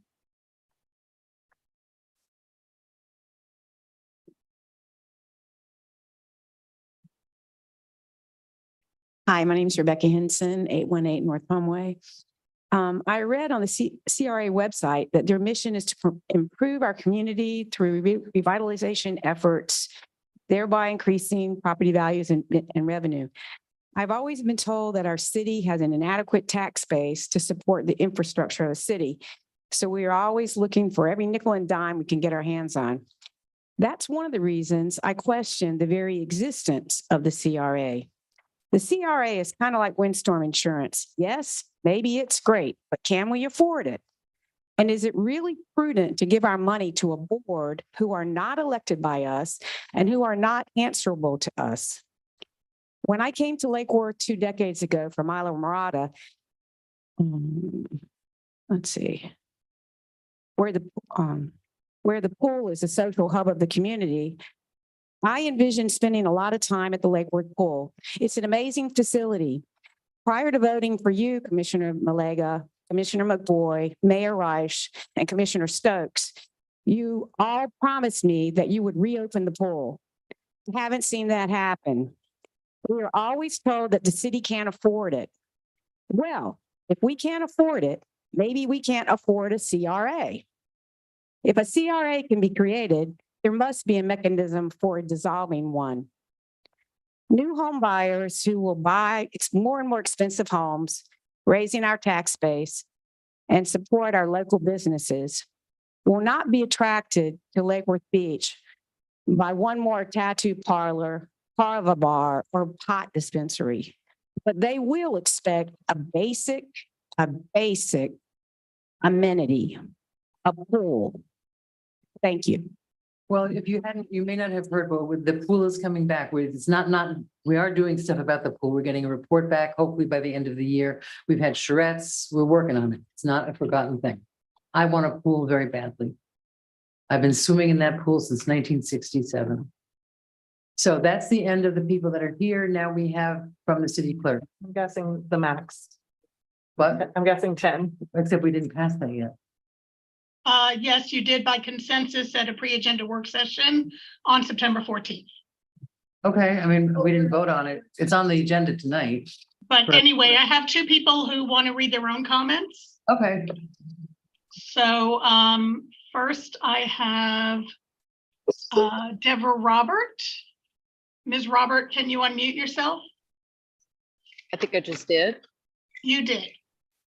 Hi, Could we have you on video as well? that'd be fine with me. Yeah, if you please. can. Yeah. Of course. Big camera. I don't know that I can. I'll try to see if I get the permissions to. I'm not Yeah, I don't seeing it. see a camera. No. We need to I don't fix see a camera icon. That's too bad. We need to fix that. But okay, so go ahead as a verbal. Go ahead, Ms. Robert. Ms. Robert? It's a lovely relationship. Ms. Robert, you have 2 minutes. Are you there? Well, what happened to Ms. Robert? I see her and Yeah. Is there somebody else that wants to speak as well? We can start with that. yes, I have 2 other people. Okay, let's do that. Maybe Ms. Robert will come back. Okay, Erin Allen. Unmute yourself, Ms. Allen. Try. Okay, you're not mute. You have 2 minutes. Okay. Erin Allen, 208 South Lakeside Drive. Good evening, everybody. I just wanted to make a few comments here. And one is, it's clear to me that the proposed takeover of the CRA is a result of the CRA's support for the Gulfstream Hotel project, despite you taking a public position to the contrary. It's immature and a knee-jerk reaction to a decision you did not agree with. Instead of having a hostile takeover of the CRA, I challenge you to work hand in hand with the CRA to implement your vision for the city. You know what you don't want, but what do you want? What is your redevelopment vision for the city for the next 5 or 10 years? Your clear position up to this point has been no development at all. Commissioners McVoy, Diaz, and Stokes, have you ever attended a CRA meeting? Have you ever asked for joint meetings with the CRA to discuss issues that you see as a concern? Communication is a two-way street. I challenge you to work together with the CRA to come up with a vision for the city, one that could be executed in partnership and be a benefit to the whole. The CRA has created 400 affordable housing units in the city, and I assume that pleases you. Let the CRA continue doing its job. There is blight everywhere in Lake Worth Beach, in the residential communities and along the entire Dixie corridor. Empty storefronts everywhere, dilapidated homes everywhere. You have enough on your plate to deal with on a vast array of citywide issues. To take this on would be a dereliction of your duties because you do not have the skill set or the time required to run this effectively. Please be thoughtful in your decision process this evening. Thank you. Ms. Robert, we see you. Yay, I'm so glad. Hey, I wanted to first thank you because I'm both a breast cancer survivor and also right now waiting on biopsy results because it may be recurring. So October is a very important date for me. I'm also a violent domestic abuse survivor. So October, it's a tough month. But I wanted to go on. Can you give your address, please, Ms. Robert? Yes, of course. Thank It's 127 South K. That's where we are. I did want to say I worry about Commissioner Stokes' comments tonight about the CRA because I think some of her talk about the board may be a little bit of a digression with sunshine law, and that's something we really need to think about. But my main points were, I was on the CRA meeting where it was stated that Commissioner McVoy threatened the CRA board members. And then on the dais, he demanded looking into the CRA takeover and got instant agreement with Commissioner Stokes and Diaz. It's troublesome because at the very least, you're setting up our already strung out commission with a tremendous new learning curve and a significant additional burden. There's already an endless array of untouched concerns in the city that need to be addressed. The CRA's interest is in sparking economic development to improve stability and our quality of life. And from what I've heard in the last several months, this is something the majority on our commission seems to categorically detest, with statements like, $400,000 homes are not who we are. There are too many businesses coming in. We need to legalize the homeless living in our public places and that we should have a safe place for addicts to shoot up in our city. This precise wording you can find on public record, but none of this is in the spirit of what the CRA is established to do. This is why we need to keep our CRA in arm's reach from government control. But if you do manage to do this, we as a city have got to evaluate all future commission candidates and consider their qualifications, not just for the representation of districts, but also for the CRA and vote accordingly. None of you who are running for commissioner mentioned taking over the CRA as part of your campaign. None of you itemize your experience in education that qualify you to take this on. Saying the CRA is incompetent at best, it doesn't make you competent. No one voted for you in consideration of running the CRA. So as a city, we may well approach this past election in a very different light. You've already appointed board members to the CRA who supported your campaigns, are in step with you. You have CRA representation already. How ironic. It kind of feels like our city is undergoing a corporate takeover. It really does. I say no to moving forward on the pursuit of our CRA being controlled by our commission. I shall not cease in my efforts to help the CRA remain independent of this and also future commissions. It's not just your commission. This is a concern for the entire city, and I think I speak for the majority. Thank you. Thank you, Ms. Roberts. Madam Clerk. That is, there was a third person who was here and now she's gone. I will let you know if she comes back, but I can start with the comments if you'd like. Then are we That I gonna? have. Now, how many do you have? It's my understanding that I should be reading 10 comments. My question was, how many do you have? 10, 11, 12, 13. Okay, well, I'm sorry? When you limited it, you said you have it publicly All right, on the website. we, so we're gonna do 10. And the rest will be on the website.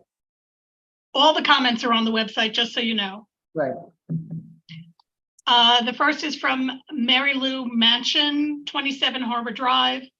The CRA has been serving and continues to serve this city by implementing redevelopment plan objectives and has been promoting redevelopment activities that have helped and can continue to help our downtown and community. This is an independent-led board appointed by the commission, but acts with input from citizens, local leaders, and the business community.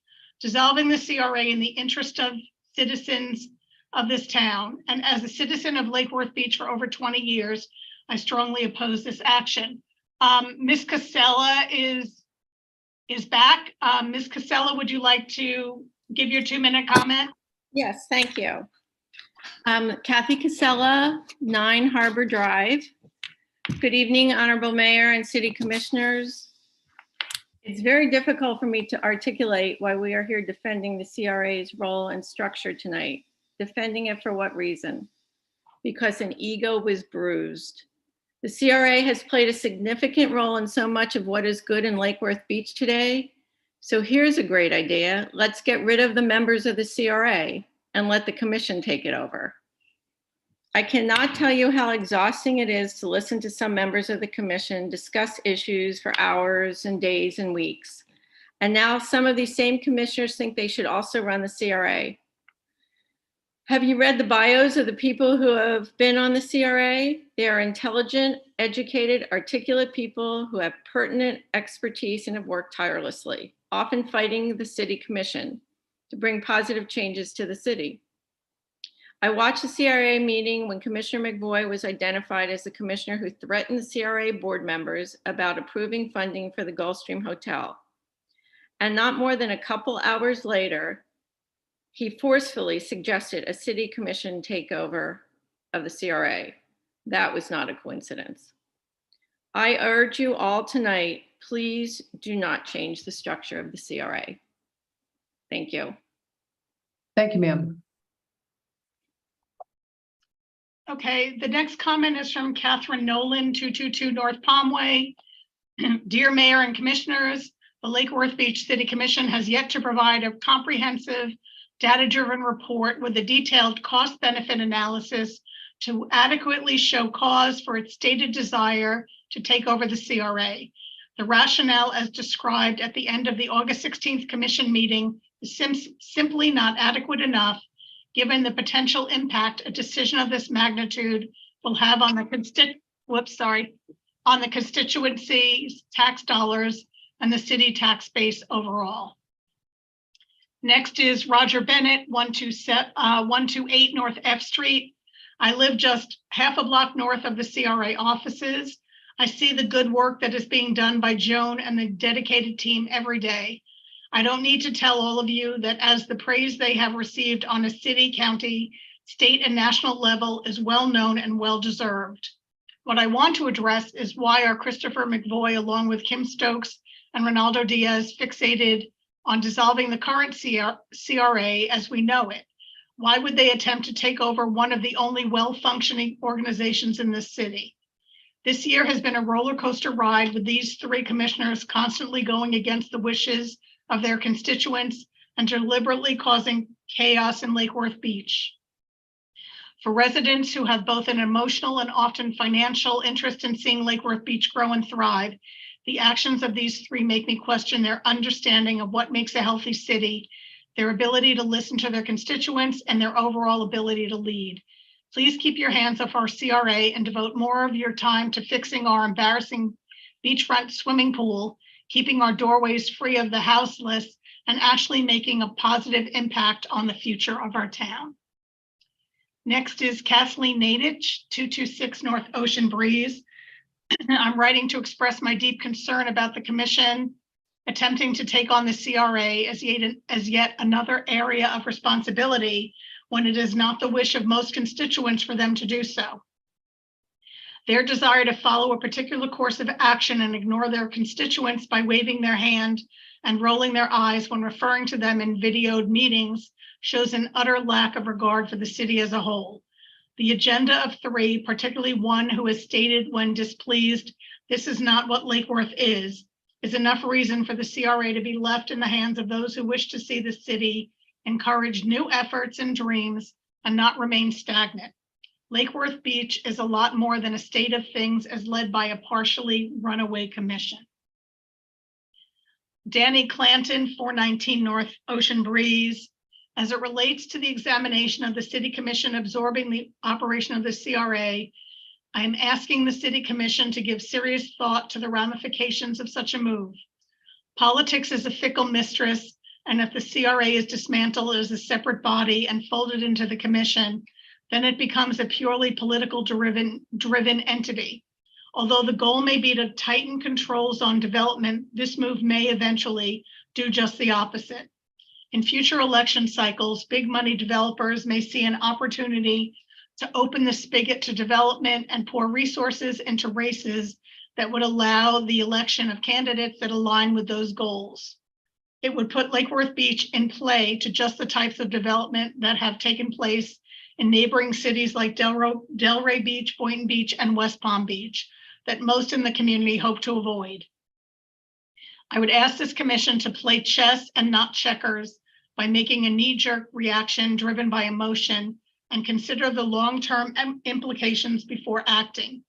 The appointment process as it stands should allow the commission to put in place allies that will act in line with each commissioner's goals, but by dismantling the CRA in its current form, the next pendulum swing of politics could drastically change the landscape of our charming little hamlet. Amy Cabchanel, 20 Harbor Drive. The concept of the City of Lake Worth Beach Commission taking over the CRA responsibilities is beyond troubling. The commission's plate is full. This is obvious from attending or watching the meetings. Turn times to address issues is slow. Commission meetings are so long that they are not effective, unfair to both the commissioners and the public. And finally, CRA responsibilities are well outside of most commissioners' areas of expertise. I don't recall anyone mentioning to take over the CRA when campaigning. Soaring utility bills, reports of increased panhandling, citizens not feeling comfortable using Bryant Park due to the presence of home houseless and redistricting, to name a few, are more than enough to keep the commission busy. Leave community redevelopment to the CRA. It is difficult for me to understand why you think you can fix something that is not broken. The CRA works very well. The past, current, and upcoming CRA projects are impressive. The CRA has been responsible for a huge amount of the economic redevelopments and improvements in Lake Worth Beach. I urge you not to change the structure of the CRA. John Faust, 414 South M Street. Please keep our award-winning CRA. They have done so much good for the city, converting deficient properties into prosperous businesses and tax revenue streams to the city. Jana Pira, 410 South M Street. The CRA is important for the vitality and the future of our city. To think the commission can add this workload to the existing one successfully is not realistic and will only take away from the citizens of the city. Next is Wes Blackman, 241 Columbia Drive. Good evening, Honorable Mayor and City Commissioners. History is repeating itself. Here we are after the CRA successfully put together a redevelopment incentive package, saving our long vacant Gulfstream Hotel. No sooner had the gavel come down on that decision, the same night this very commission was busy making a mockery of the work of the CRA. Immediately there were calls for City Attorney Glenn Torsivia to put together a pathway to take over the operations of the CRA by the City Commission. And lo and behold, here we are tonight. See if this sounds familiar. Back in 2009, after making an application for Neighborhood Stabilization Program 2 monies, the City Commission made an effort to take over the operation and governance of the CRA. I know because I was a commissioner on the CRA board at the time and made the motion to submit the application under the federal government program. The action was only done when it was clear that the City Commission and the city administration felt no compunction, desire, or obligation to pursue those grant monies. It turns out that would have been a $23 million mistake. This is from the CRA's website describing the results of the NSP2 program in Lake Worth Beach. Funding was also available to provide home buying, counseling, green maintenance, financing, and subsidy programs for working class individuals. The consortium consisted of 20 community-based organizations and local companies. And since the program's inception, over 160 new or rehabilitated properties were built and offered to low to moderate income households. Please let the CRA do what they do best, succeed. The City Commission needs to stay out of the way. And the last comment is from Caroline Clore, 525 Lake Avenue. I am against the commission taking over the CRA. To do so would be detrimental to the growth and prosperity of Lake Worth Beach. The part-time commission is not qualified, nor do they have the necessary time and attention to effectively manage the CRA. This is not something that should be voted on by the commission. It should be the people of Lake Worth Beach deciding via referendum whether to make a change to the CRA. The majority of the people of Lake Worth Beach stand behind the current CRA and do not want to change it. That is the end of public comment, Madam Mayor. Thank you very much. And with that, this item concludes. It's 9:02. We're going to take about a 10-minute break and come back and pick up the rest of the agenda. Thank you. Turn off your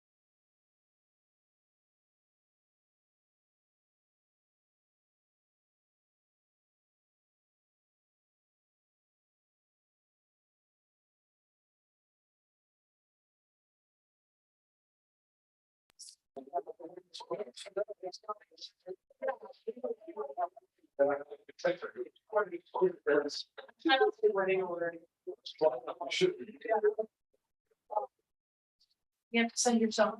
And no cash. I try to do that, but then I don't know what. I did that, but we do have a. Write stuff down.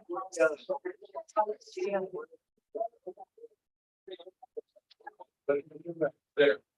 I emailed myself, but I didn't. I was 16. That is for some of the kids.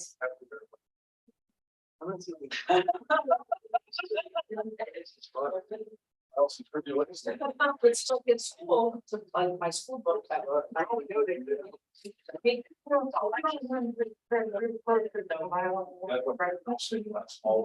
do it another. Because I see in a week. Let's try to each one that. So the other thing that's. I mean. I got to like, what are we gonna do? That's.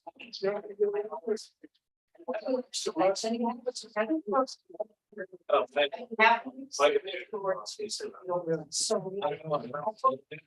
you. These all.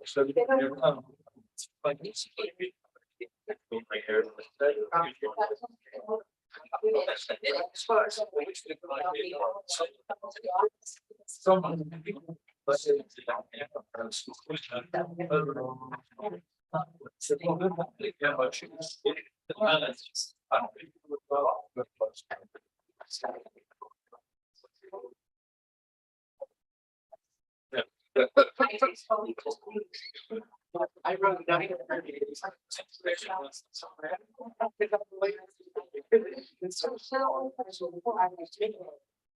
I didn't know.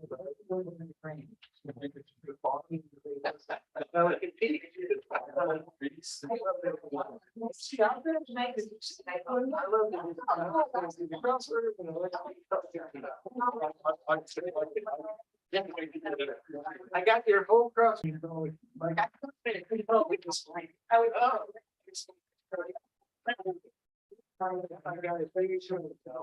yeah. You know, she doesn't. But then I.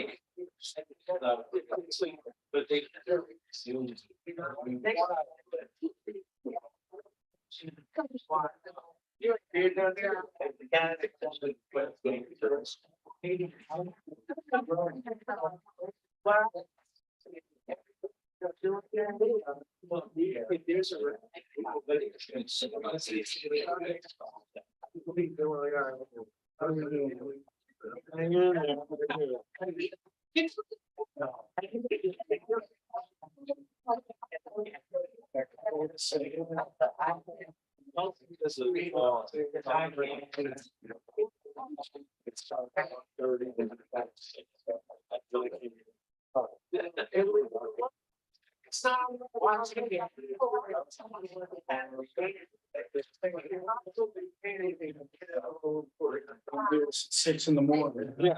Madam Clerk, are we back? Madam Mayor, we certainly can be. It is 9:16. We are still live. Okay. Okay. I know, I'm so tired. Okay, so next up, we have unfinished business. Item A, which is resolution 81-2022, amending the city commission's rules of procedure. Mr. Attorney, can you go take us through the revisions? Actually don't have the red line copy with me, but basically they were just the updates that the commissioners talked about over the last couple of months. Okay, I have a couple notes that I just saw when I was going through under Rule 1.1.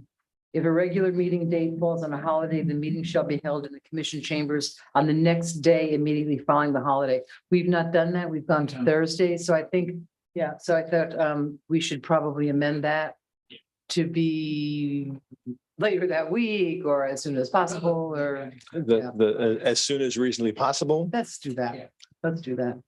And my next thing was on the top of the page, the commission may cancel not more than one regular meeting. It was sort of, I thought it was a little clumsy in the language, but I would think it would be a shall rather than a may. May is a little wishy-washy. Right after rule one, still number one, the last sentence. Yeah, So shall not. yeah, shall, the city commission shall not cancel more than one regular meeting in any month. Okay. Okay. The workshop thing. That's what I found. There might be more in here that other people found, but, okay, Commissioner Malega? One thing that I was gonna recommend is under Rule 5, Order of Business, for the Commissioner Liaison Reports and Comments. We often either, like we did tonight, shorten them, or, so I thought if we put it on either the first or the last meeting and just do it one meeting a month. What? The Commission Liaison Reports and Comments under Rule 5, Order of Business. Instead of having it on every agenda, if we just say, okay, on the second meeting in the month, we'll give our liaison reports, because oftentimes we've had to skip it because the agendas have been so heavy. But sometimes it also is comments, and we do want the opportunity to have comments at Okay, every meeting. again, just throwing ideas out Okay, there. sure. Rule number 14, under decorum for citizens' participation. Yeah. It doesn't say anything that the citizen must state their name and address for record. Yeah. I noticed that wasn't on there. We should put that in there. And the only other thing was under minutes, and I can't remember where it is, I didn't mark it in my paper that Melissa hates. Is that I would like to keep the fact that the minutes are action minutes and not detailed minutes, and put that in writing. In case the next commission comes around and wants to make our city clerk's office spend 4 hours dictating every hour of a meeting again. I just think it would give them a little protection down in That's very kind. down in the And Madam Clerk, let me ask a question. In the minutes, you put what time? The, Yes, I timestamp every item right? so that you can go right to that item on the minutes. Here, I actually have the resolution in front of me, so I can, if you could make those couple changes. yeah, so I did the one for Rule 1, those two. Okay. Let me see if I could find where the minutes are. Rule 9.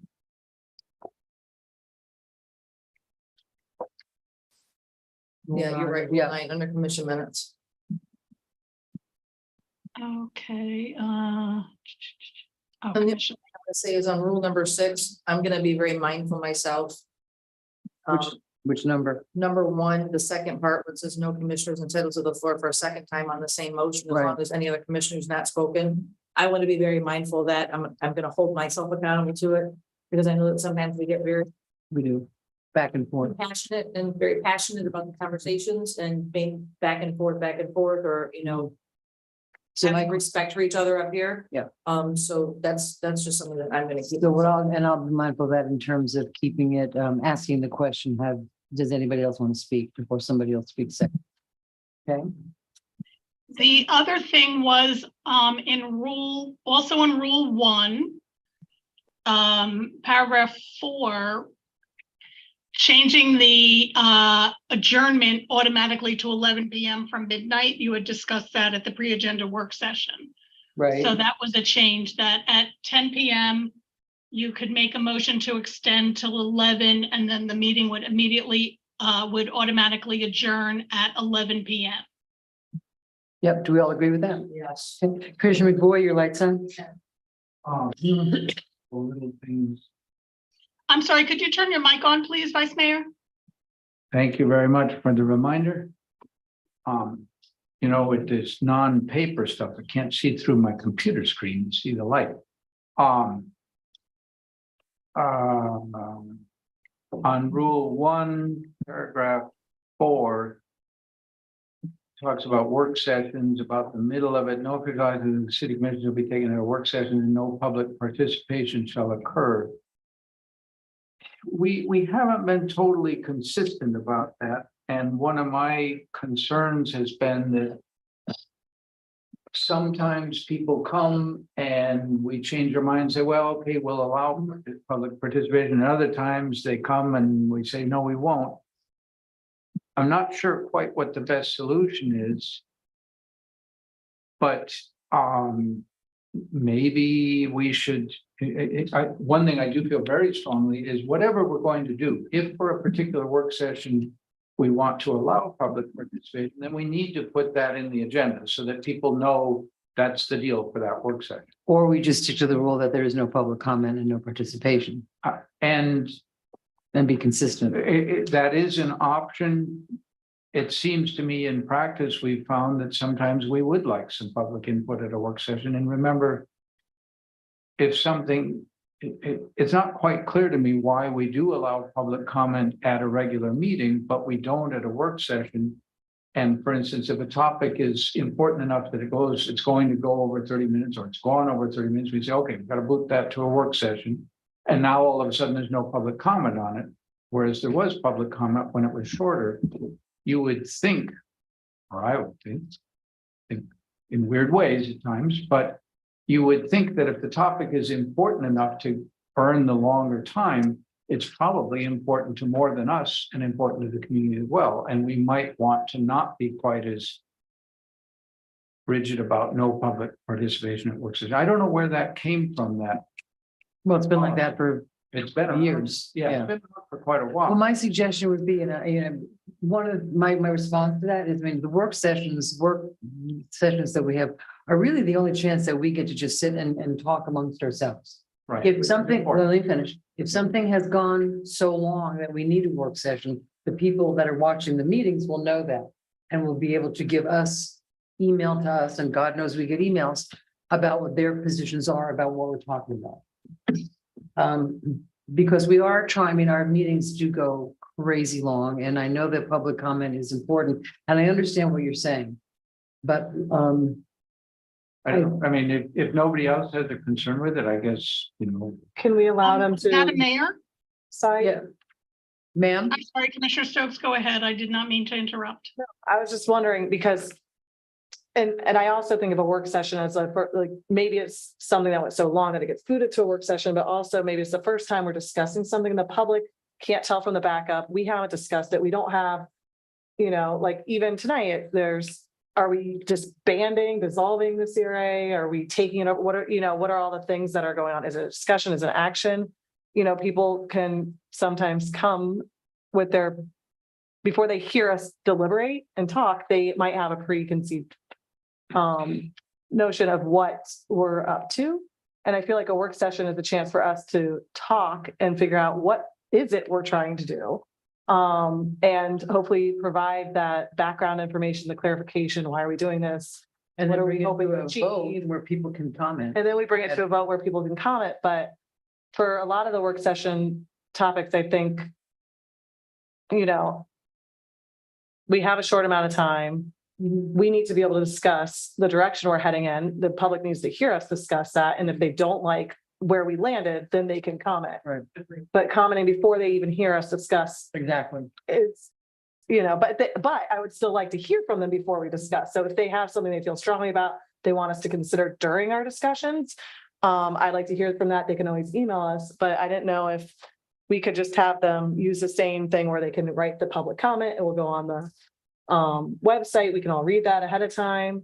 Or if it's like all or nothing, you either allow it completely. I think or- allowing, because the time is the commitment, is the issue that we're talking about. So if it was, yeah, and so if we invite people to comment online about it, then we have the opportunity prior to the workshop to kind of know where people are coming from. Because really, they are 2 hours, and it's, we spent almost an hour and a half a couple of weeks ago listening to public comment, which was interesting, but we didn't get any work done. So let's try.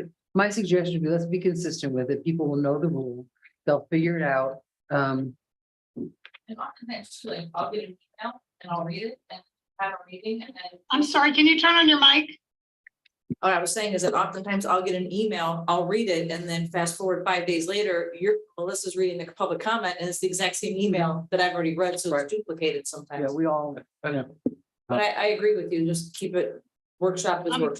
Okay. Madam Mayor, Yes, according to Florida statute, the public must be heard on any item on the agenda, which is why there must be public comment. And often, if there is an item that goes to 30 minutes, which we did have tonight, we still read the public comment and the public was still allowed to comment.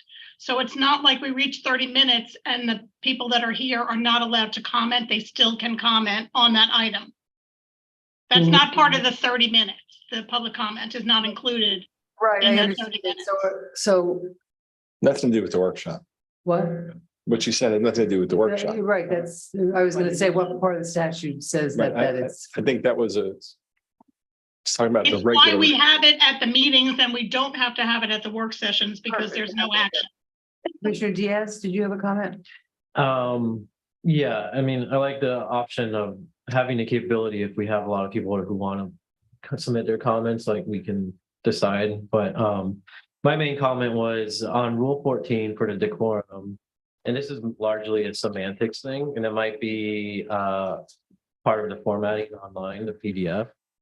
But we have the, the rules of decorum, which are great, and then you have section 8 regarding work session and public hearing, talking about the audience. Right. But then the subsections described in a couple of those, like number 3 describes them as the speaker, same for number 4. So they're not technically a speaker, they're just attending, sitting as an audience member for the workshops. But that's I don't think that's for a workshop. It's general. workshop and public hearing, so, well, yeah, I suppose, public can comment on hearing, but, okay. So that's why it was a little bit muddy. So I'm a little confused. It's just the subsections describes them solely as speakers, and for work sessions, they're not speakers, they're audience members. So, But if it's a hearing, they could be either or. Although if The we're audience- speakers, we should also refrain from obscene language. and shouldn't Right. maybe the speakers simply be everyone? Yeah. Yeah. Whether they're speaking or whether. Or their they're audience. sitting, or whether they're us or whether they're whatever. Yeah. All shall. 1 through 7, we're dealing with speakers, and 8 was really dealing with the audience. Yeah. Because, we've had some sessions where we've had a lot of audience, so maybe it's simple just to say the audience and not quantify it with work session or public hearing, doesn't matter. The audience at any meeting that you're having. So you want to change So speakers to I guess I'm audience? using the word speakers, and maybe this isn't speakers, this is audience, Maybe change speakers to audience? just at number 8, Just for 8. just because- on number 8, just start with Yeah, okay. Right, because members of the audience we're will not refrain. speakers. right, because it does say, the chair or the mayor can ask the speaker to have a seat, and it's, if they're an audience member, they're already Sit down, Mr. Diaz. they're already seated, but yeah, it's just a Yep, okay. semantics thing that I think I'm being. And I think you're right, I like that. Great, that's fine. I had, and in Commissioner Stokes, did you want to say something or? I had a question because my copy doesn't have like the strike through and everything. No, there's a strike through. Yeah, so I know we done the 10 o'clock change. I just want to make sure I'm not missing anything. So what else was changed? So already, like we did the 10 o'clock. Was anything else? Yes, Madam Mayor, Yeah, in Rule 6, debate of motions, voting number 3, there was some just changes to the numbering to correspond with the new order of the agenda, because that was not correct. okay. And then we added online comments will be posted on the website upon submission. The first 10 comments submitted online for each item will be read by the city clerk. Okay, great. So those were the only 2? Other than the ones that we're adding right now? There's more? Rule 12, Ms. Listen. Rule 12. Well, I changed workshop to work session because we call them work sessions. Okay. But there was nothing substantive. Commissioner Maliga, was there something you wanted me to add into Rule 9 for the minutes? Yes. Whereas they'd be action minutes? No, that they're not action, that they're action. minutes. No, you wanted me to add in that the minutes shall be action minutes and each item Correct. timestamped. Yeah, and each item time stamped and referenced. In the Okay. minute. That coordinating action, I think is important. So those were the only changes. But regarding the speaker thing in Rule 14, I believe the intent is that those that are giving public comment. Right, and there's no public comment at work sessions. But the whole thing. But I mean, all these rules where they refer to speaker, it's Right. the person giving the comment. I can change it to public commenter. I think speaker's No, I fine, think all we fine, did was Melissa. change in number 8 to audience rather than speaker. And I would suggest changing. Number that. 8, in that. Yeah. Number 8, it'll just say members of the audience will refrain. Right. Yeah. And I, And then. Or shall refrain. instead of will, but because they. Yeah, Shall. Yeah. So And I think the audience number- members shall not misbehave. And I think Okay. the most I important. shall refrain from, okay. I can't hear two Sorry. people. I'm sorry, Sarah. And also they're gonna, we need to put that they're gonna state their name and address for the record. Under Right. 14. of the Yes, I 14. added that. Anybody else? I had a little one. Mhm. If I can find it, I highlighted it. That's good. In Rule 5, paragraph 6. It's not a big deal, but not a big change either. The last sentence is about the invocation. Any individual who delivers the invocation is encouraged to be respectful, and I would add in tone. I would just add respectful and inclusive in tone. You don't have to be inclusive. I mean, what? For the invocation, I think that is important to, we talk about it. You shall not denigrate non-believers or religious minorities. That's simply. But are you saying that if somebody says Christ, they also should say Muhammad or Buddha or I don't know.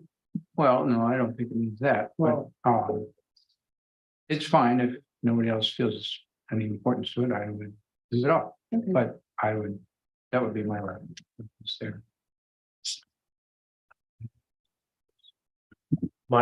My last thing was for back to that subsections of 8, maybe, because those are good consequences for whether they're audience or speaker or a party in a hearing. So maybe those subsections should get their own section, like number 9. Everyone, party, audience, speakers, whatever it may be, these are the consequences, or You're on Rule 14. 14, I'm right? not seeing a 9. There's no. No, there is no 9. That's what I'm saying, because those 4 consequences are under the they're under section 8, which is talking about work sessions and public hearings. So another option would be to separate that out, put a 9 saying whether it's hearing, whether it's work session, whether they're a party, audience, or just a public commenter. These are, if they disregard any of these rules, these are the following consequences. And then 1, 2, 3, 4. Yeah, that's a good idea. So There right is, after 8, where it said it is the intent, make that 9. And maybe for all its meetings at the end of that first sentence. And Commissioner Diaz, you were just so patient that we all just interrupted you in the middle of your thought process. So thank you for that. Talking about rules of decorum and we all just. not doing so good.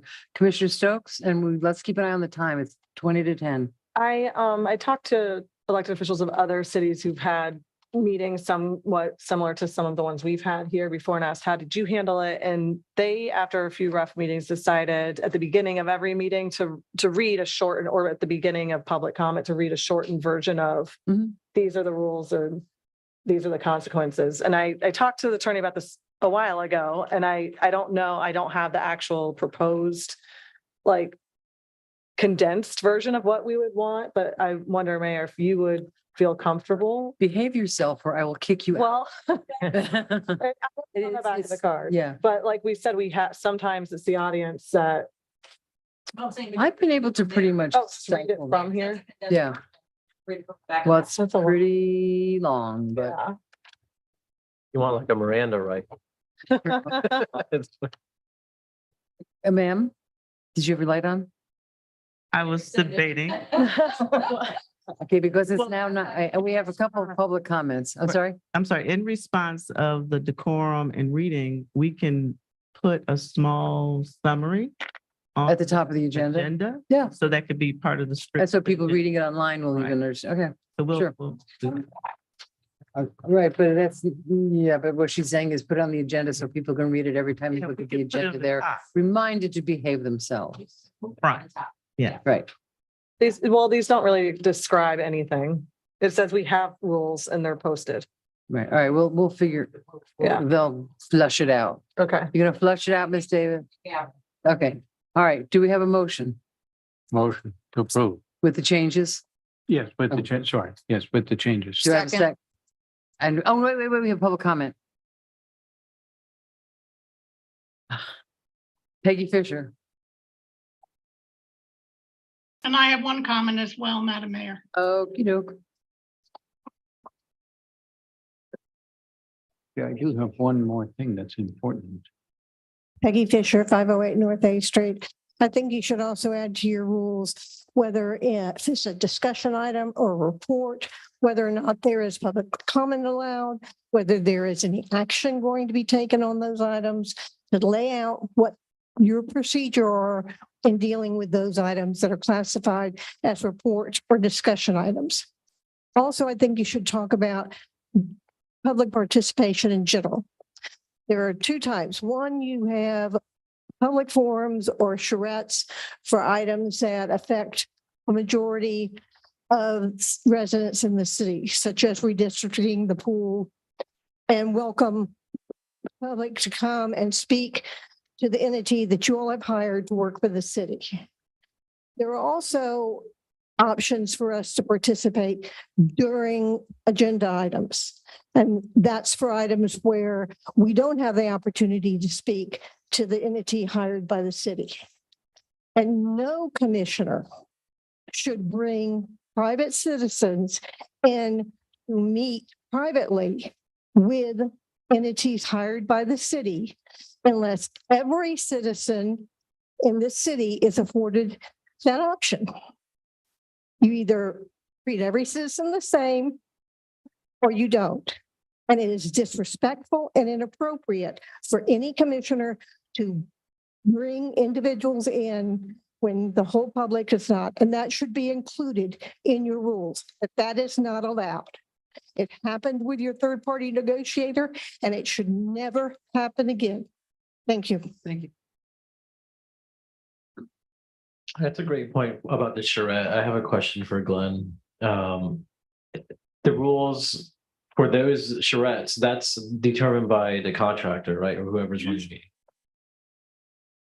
And charrettes are usually open discussions with everybody. Right, charrettes really aren't addressed by these rules. That's usually whoever your consultant is that's conducting the charrette usually has their own kind of decorum.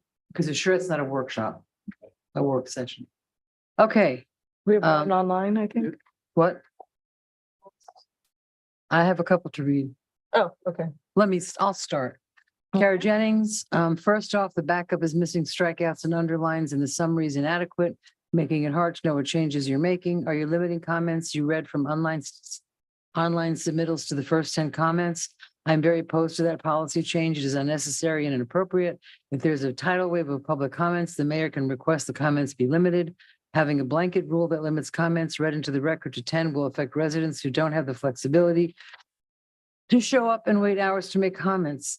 That's only online. Okay, as a working mom, I struggle to get to these meetings. A 10 comment limit is extreme. You only need to limit in unique situations such as Gulfstream meeting. You do not need to blanket limitation.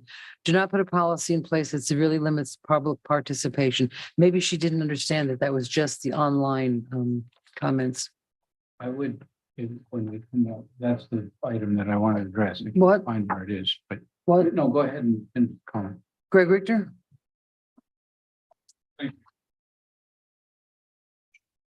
1202 South Palm Way. Just a couple, and that is on public comment. I really don't like the idea of limiting it to 10. I'm sorry, is the mic on, Mr. Richter? I don't know. So, I don't know. hello? Can you hear me? Okay, Okay, now anyway. it's on. Thank My part is about the comments. I don't like the idea of limiting comments because people who cannot make it here or don't have the patience to sit here, put their comment in there and not be heard. I have a concern about that but if you decide to do that, the only thing I do ask you to do is ask for a tally of for and against, at least let people know what the sentiment is in the community. And we struggled with that Yeah. because, we had a couple meetings ago, an hour and a half of listening to. No, public I comment. understand. I know where this is coming Yeah, from. nobody likes it. And I understand. And by the way, I also agree with you on the workshops. Leave public comment out because what I find watching them, because they're all on YouTube, you watch them whenever you want. I really get an understanding of where, it keeps you from assuming that people have certain positions. And I've learned a lot about all of you from the workshops. It's a good forum that you guys do and appreciate it and leave it as you have it. Thank you. Thank you. Okay. Clarify a few things with the, I think it's good for the public to know because we're at our pre-agenda meetings, we discuss things and they don't hear all the background. So I'd like the clerk to tell us what her research showed other neighboring communities do as far as online public comments. Because my understanding was that even us allowing 10 for every agenda item to be read was unique from what other communities are doing. And we are not limiting the ability to, like, we had 3 people go on Zoom. Right. And when it was their turn to talk, they were allowed to talk. Right. We're But only they- limiting, so I just wanted to clarify, what you can either be here in person or virtual and talk. Yeah. At the time, but as far as being able to write a ton of public comments and just have those automatically read. And that is what we're limiting. And I believe if Melissa can tell us, what do the other communities, because you looked into this. This was thoughtfully done. We've looked into this. We've taken this very seriously. So the majority of cities in the county do not allow online public comment at all. Right, okay, so we're allowing it. We're going to read the first 10. And we did talk about the tallying and how we thought we could get with IT and it should be, we're going to change it for, against, and undecided or neutral, because sometimes people have something that they want to say, but they don't know if they're for or against, because sometimes it really I think gets we can add that. unclear. I think we can add that. Madam Clerk, can we add that to at work? I don't know where it is, where we talk about 10 public comments being read, a tally of, and a synopsis of the others will be reported by the clerk. Yeah. Okay. Okay, thank you. Okay. Commissioner McBoy? And this same one, was my thing that I forgot about. I think it's very important that the website tell people, I think we discussed this at the pre-agenda one. Hey, after 10, your comment will not be read. Right. I've had definite feedback from the community. Hey, I put in a comment and it went in the ocean. And that's not a good thing. I would be more comfortable with not having a fixed number. Hey, we're only going to read 10. I would say leave it to the mayor's discretion. If we have 100, then we say, all right, whatever. I like the idea of do the tally, build that into the website so that you can check yay, nay, or undecided or whatever, neutral. So that we have that available. But I would say most cases, like we had 13 to be. Well, what do we have against the 3? It's not against, You have to settle, what we're trying to do is make it Consistent. And remove consistent potential bias, and not that you're you biased. know ahead of time, right? You know ahead of time what. And we're ahead of other cities. We're letting Yeah. people. We'll choose. let- 12 on this item, but didn't let 13 on that item. Yeah. And, Let's be I think consistent. you remove that Consistency. bias or the appearance of bias. Yeah. Because otherwise, leaving it up to me, we'd be home at 7:30 a.m. So do I have Do we have agreement to have it indicate on the website that clearly that if you put in 110, is that clear? Because we have. We can do that. Yes. And do they get Yes, I an, changed that, Mr. Vice Mayor. will they get an automatic response if they're your first 10? Hey, submitted, we got you. But if you're like number 11, 12, we got your comment, however, because how do you know? Or is there a tracker, like one comment's been submitted, 2, 3? How do you know if you're 2 or 12? well, the person won't know, but all the comments that are submitted on the website are posted as soon as they're submitted. And the city clerk mailbox gets the comments. Now, tonight, it was interesting that two of the people who submitted online comments were there in public and spoke their comments. So I took them off, the ones I was going to read, and I added two more that I wasn't going to read. So I know when they come in and what time they come in. There's also a time constraint. The comments have to be received by 15 minutes before the meeting starts, which is also on the website, and that's been the policy for quite a while. But I did change it to say that first 10 would be read. I don't know if the webmaster could do something where they number they get a number as to what comment it is. I have no idea whether he could do that. Chronological, it should be like the first 10. But when you submit your comment, you may not know unless we as soon as your comment is posted, if it's automatically posted online, then I could look at an agenda item and say, oh, there's only 2 posted, I'm safe. Oh, there's already 15 posted. And they are posted. Immediately, instantaneously. Are they put right on the? Yes, as soon as they submit them, they're on the website. Okay, good. So you know, because you might decide to get childcare or something to come in person or Zoom in. But it sounds like we're set, like they can look at that now. Cool. Melissa, I just want to ask you just said that public comment can be received up to 10 minutes before the meeting starts? 15. Should we have that listed here in the rules with that? Sure. Because there's nothing in here that states that. Sure. Yeah, why not? But wait a minute, Aaron's looking at it. Well, I just want to caution you to not get tight in your rules. Sometimes you want to also leave room for practices as opposed to rules. Rules are more so that they're concrete, they will be consistent, and that is more of an ongoing procedure. However, you want to leave room for practices. So just like we're saying, we'll read the decorum before the meeting. We'll let people know that 15 minutes, get your card in. So you leave yourself some flexibility in case those things change.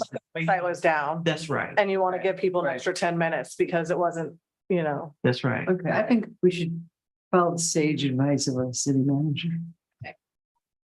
So, do I have a vote? Madam Mayor, I have one comment. And What? she has a comment. I have a comment I to also read. have two. Go ahead. Okay, so the comment is from Wes Blackman, 241 Columbia Drive. Good evening, Honorable Mayor and City Commissioners. It seems redundant, but I must remind you that it is important to be as transparent as possible in your dealings and actions. That is especially true concerning how public comment is handled. Here we have a resolution that shall become effective upon its adoption. I'd like to point out that this comment is being written before the meeting actually begins, so I do not know whether or not the city attorney's report on the governance of the CRA has been moved to the front of the agenda or not. If it hasn't, then suddenly online comments are limited in number to 10. What happens to those comments that don't make the cut? Also, it is not clear what is being changed since what is presented isn't in the typical strike-through underline method for a resolution that amends an existing policy. The public is left clueless.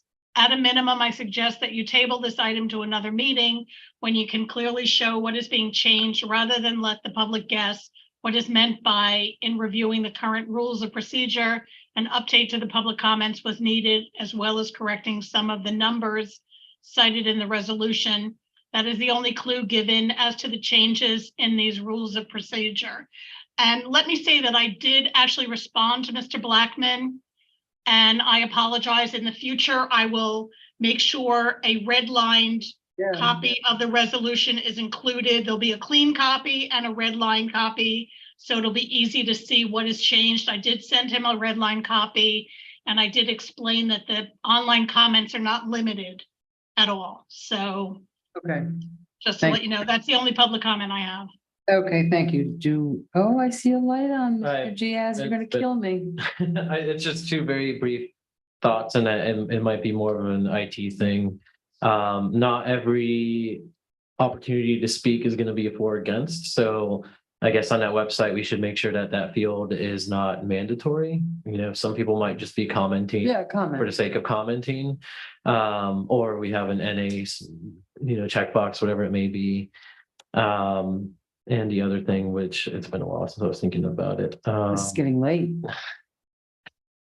Yeah, and I think that, the other thing was, and I think Melissa already kind of answered this, whenever we have something open online for people to submit comments, I have nightmares of potential for abuse. It's like, so is our system set up now that if somebody posts something that has nothing to do with, city agenda stuff, there's. Well, that would be non-agenda items. Well, no, I'm saying like, there have been instances of like, well, maybe not necessarily for city government stuff, but things get posted by bots or nefarious people who might take the opportunity to post something that's really offensive. Inbox. Right. So the system is that the city clerk is gonna take them out. Okay. There's The webmaster actually approves the comments before they are posted. Okay. Which is a little So scary, they are vetted before they are put online. That's not. but not censored. They're Okay. not censored, but if it's offensive or whatever, I'm sure he would contact me. But to Okay. make sure it's a real comment on a real item, they don't just, I made it sound like they go live. They pretty much do, but he makes sure that there is not anything nefarious going on before they're posted. Okay. That's exactly the answer I was looking for. Thank you. Okay, this is almost a half-hour workshop. My goodness. Madam Mayor, we need the vote, and then if we could have a motion to extend the meeting till 11. We're with you. We're on it. So can I have a vote on this motion We may. with the changes that we put in? Yes. Okay, all in favor? Aye. Thank you. Any against? No, okay. Thank you. Okay, next Motion is to extend the meeting. motion to extend the meetings. All in favor? Aye. That's good, yes. Okay, can we get through these I'm quick? sorry, who made the second, Madam Mayor? Commissioner McVoy, I believe, Not half of the room, I think. that half of the room. I Okay, know. thank you. Begrudgingly. Okay, where are we now? We've got 1 hour. What We're on new Brian business. waited for. Brian. Okay, now we're on new business. Item items, drink some coffee, okay. Item resolution 82-2022. And this is establishing the rates, the fees and the charges for the local sewer system. And I'm sorry that this is coming late and sort of late in the day. Good evening, Mayor and Commissioners. I'm losing my voice, but I'll do my best. This is the culmination of the budget process where, and if you recall, during many of the numerous budget hearings, Stantec, our financial consultant, recommended a rate increase for the local sewer system, 7.5%, primarily driven by the regional system, the city of West Palm Beach ECR wastewater treatment plant, which is experiencing high inflationary pressure due to labor, materials, chemicals, diesel fuel, solids disposal, which includes natural gas. Natural gas is used to dry the solids into fertilizer. So the costs have gone up 23% at the West Palm Beach plant. They pass it along to us as a partner, including all the other partners, and we share in that cost with our sub-regional partners. So despite that large increase, we've managed to hold the line on our own costs to keep the rate increase at 7.5%. We have not had a rate increase in 2 years. We have no rate increase on the water side. So the net result of that is for the vast majority of customers, we'll be looking at probably in the order of less than $3 per month. Is that the number that we're talking about? Yes. Mhm. Because that was my question, how much is that? Yeah, it's less than $3 a month for the vast majority of people that have 5/8 by 3/4 inch meter. Okay, which is the standard? Standard, yeah. My dream would be to have the sewer not connected to the water because I get a lot of complaints or comments about folks that water their lawns, which doesn't use the sewer system. And if there was a way that we could separate, I'm not suggesting. Well, in a way we do, we cap it at 12,000 gallons. So if someone was, extraordinarily using water to irrigate, you don't pay beyond 12,000 gallons for sewer costs. Okay, okay, thank you. Commissioner Malega? I wish that we would have had this conversation more during budget. We all know that we're facing hardships in our city, and I understand that this is a need that we have because we're being charged more. If this gets approved tonight, I would just like it to take effective after the first of the year. I think that we've really hit our residents hard. And not because we just wanted to, it's because it was a necessity, and I understand this is a necessity. But at that $3 for the most residents, I feel that we should take one on the chin and give our residents a little reprieve and not do this till the first of the year. Anybody else? Okay, I'm just curious, because we had the Stantec modeling and we had discussions about this. Yes. So I don't know what that translates to dollar signs, like this will be effective when?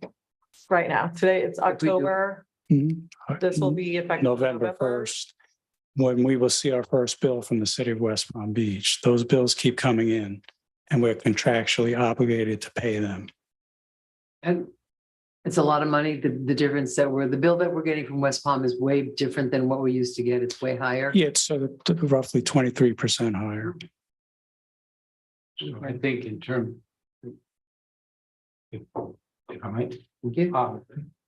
I think in terms of the comment about taking it on the chin, sort of, that we absorb some of the costs. I think what I'm hearing from you, Mr. Shields, is the incoming bill is 23% higher. We're contemplating a 7.5% increase. So we're already kind of internalizing some of those. Yeah, really cutting our costs and minimizing our capital program and using bond proceeds to fund our capital program. We're already squeezing, so not. Very much so. Yeah, I'm not sure that it's a very wise idea to delay it further. Okay, well, do I have a motion? Do I have a motion? A motion to approve as stated. Do I have a second? I'll second. All in favor? Aye. Any opposed? Okay. Okay, Commissioner Malega is dissents. Thank you. Okay, thank you all. Have a good evening. Yeah. It was good to know that number because as I read it, and charts and numbers are not my strong point, it looked like a lot more than $3 a month in the raise. So I was glad to hear that that's what we're talking about. Thank you. Yep, thank you all. Okay, item B, which is an increase for the city manager. And I have something I want to say before we get into that particular, but it's on the same thing.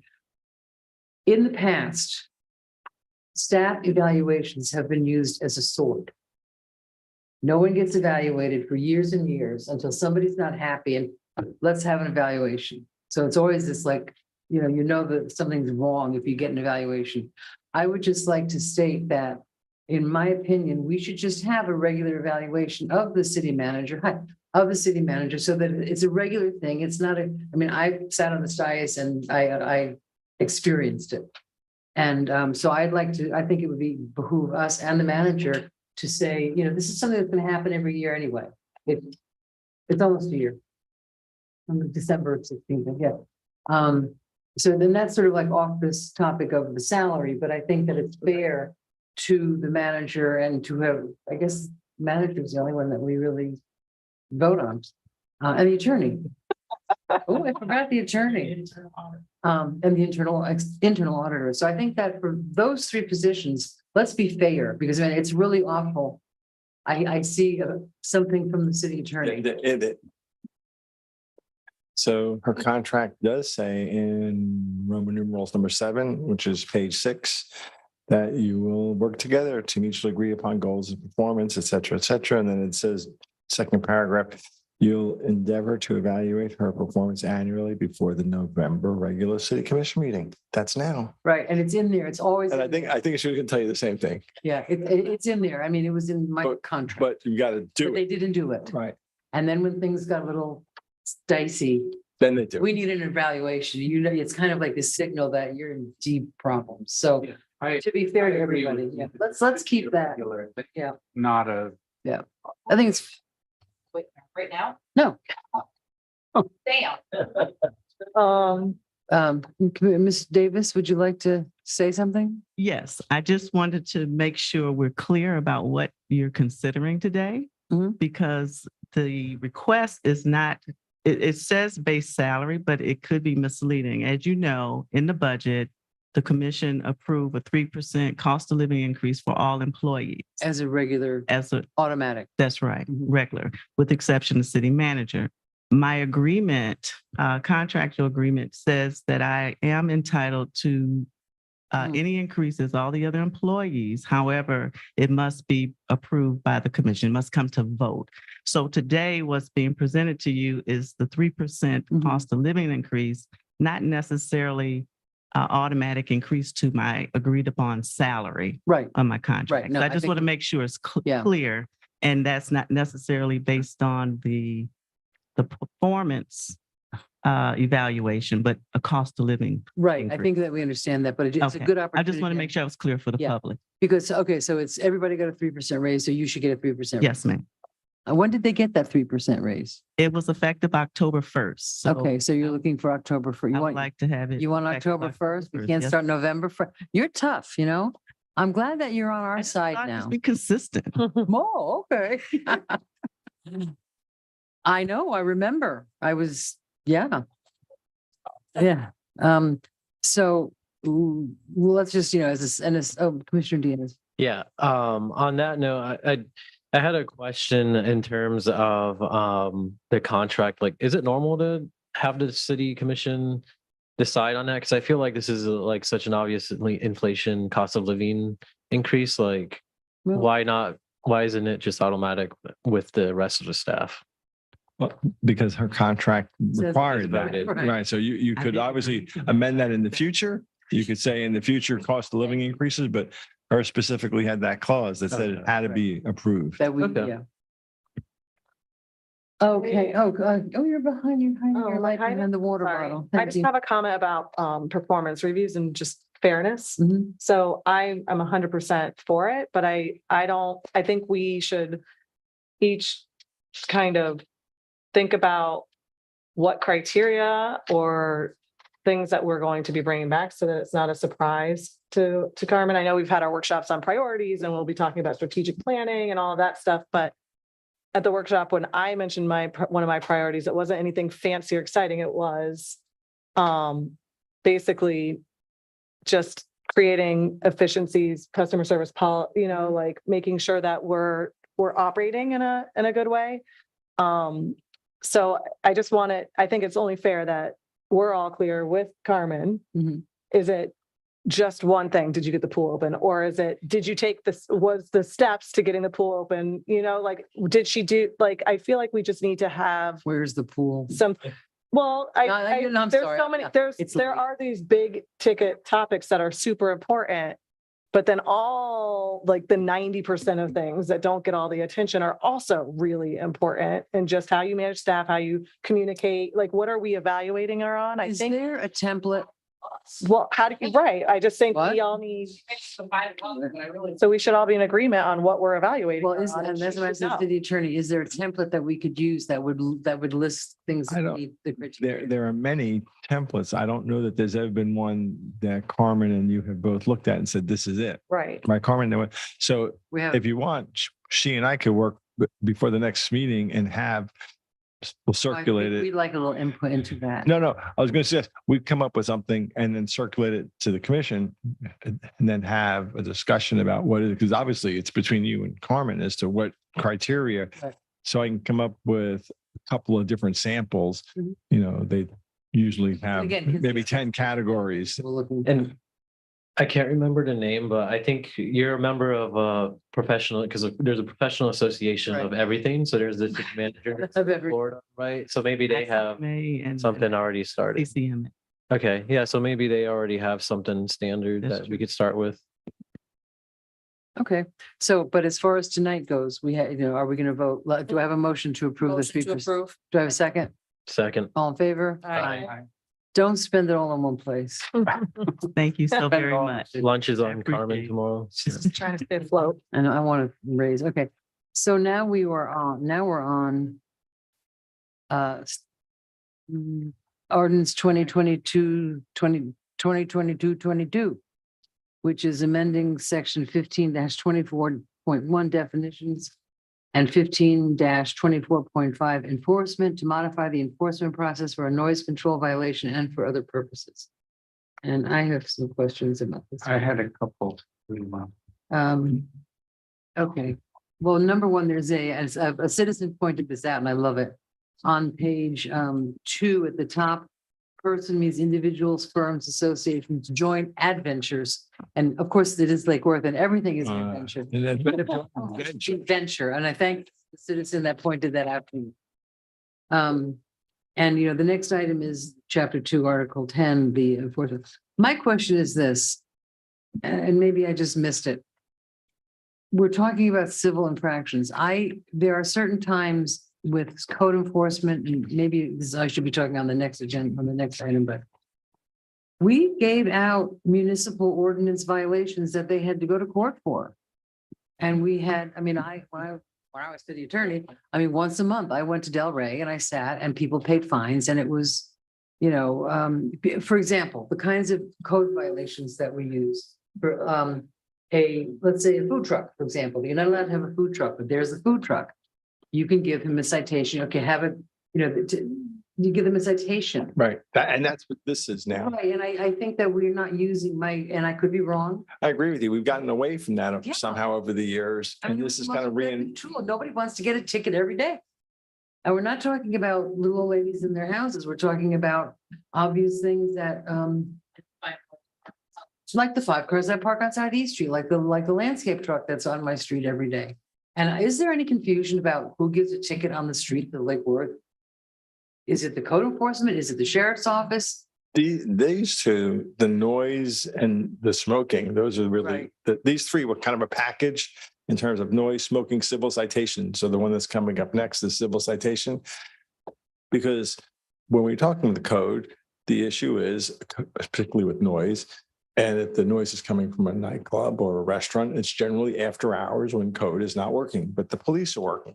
Well, the police don't really write code violations. They write civil citations. Exactly. But it's civil, but it goes to the criminal Well, court. the switch here, not really a switch we've done this for, is have it go to the magistrate. And I think Todd's coming up because we have worked a lot with him and his legal team to say, okay, we already have a magistrate in place, put it on the regular code enforcement magistrate agenda as opposed to going to court. Okay, so you get a civil fine. How do you collect it? If it's criminal, you go to court. If you don't pay the fine, you get a consequence. I don't see a consequence if you don't pay the fine to the magistrate. But let me jump one more second. Yeah. If we did criminal, then there's a possibility that we're going to have to pay for either a state attorney or a public defender, but some attorney to prosecute and maybe a public defender is just criminal. I know. Took a couple hours. It was done. It's not complicated. And we do have a gentleman named Alexander Brumfield, I'm sure you know him, who represents the city in general on those violations at the courthouse. But how many are ever done? Not many. Not many. Not- Every month I went to the Delray courthouse Right. and it was very Every- responsive because every month. people I don't mean- want to get a ticket. He has cases every month. They'll have 20, 30, 40 cases a And month. have we any follow-up on what happens with them? Well, not to open up a sore subject, but the panhandling case, they alleged all the different times they went to court and in some cases were allegedly incarcerated. So, but Most of them FTA, they spend a night in jail for the warrant. And that's the problem. I've been wanting this to change for years. FTA is. Failed to appear in court. And that's our problem. We've met, Commissioner McVoy and I have met about noise. Noise is an issue in the city for various reasons. For a couple of years, I've been hoping that we'd get this passed because right now we have two options on a noise complaint. When the deputy shows up, they can issue a warning or they write them a criminal notice to appear. If they're out of county residents or they don't have ID or something, they have to go to county jail for a noise complaint. If they are a city resident with ID and they forget to go to court, they're going to jail for a noise failed to appear. A lot of the deputies rightfully, they want the punishment to fit the crime. They don't want to criminal citation So there's where you no could go to jail. consequence. So warning, warning, warning, warning, there's no consequence.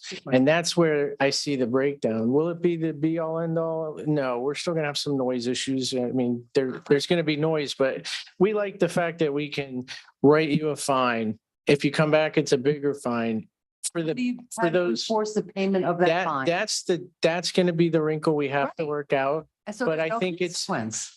Well, no, there's gonna have to be a system in place. Alex, one of your attorneys who's really good, and came up from Dade County. Him and I worked on this and we thought about it and we crafted it. And then we found out that this is almost exactly what the city had about a year after I left after the merger and before I came back, and they switched back because you were having some trouble hearing them or collecting on fines, but this is the way to go. I would prefer you have a magistrate hear them like at the code hearings and the fines are collected by the city because Force the fine. If it's a code enforcement fine where if it's not a homesteaded property, we can put a lien against the property. If it's a noise complaint, where's the consequence? We have places that are. it would be like parking tickets. I mean, you collect fines on parking tickets and if they don't pay, I believe they send them to collections. Something like that, because right now they're just getting warned and warned and warned and Well, I warned. think we should be warning and then ticketing. It's such a slippery slope and then you're clogging up an already crowded criminal justice system with noise complaints. I just don't think the punishment fits the crime until it's your third or fourth. If you're a nightclub and every weekend you're just like, I'll pay the fine, it's cost of doing business. Then by the third or fourth one, they go and no one has a problem with that. I just think it's much. And then you're talking the same thing for like the cigarettes on the beach. There's no way we want to take someone to jail because they had a cigarette on the beach. It just doesn't fit the crime.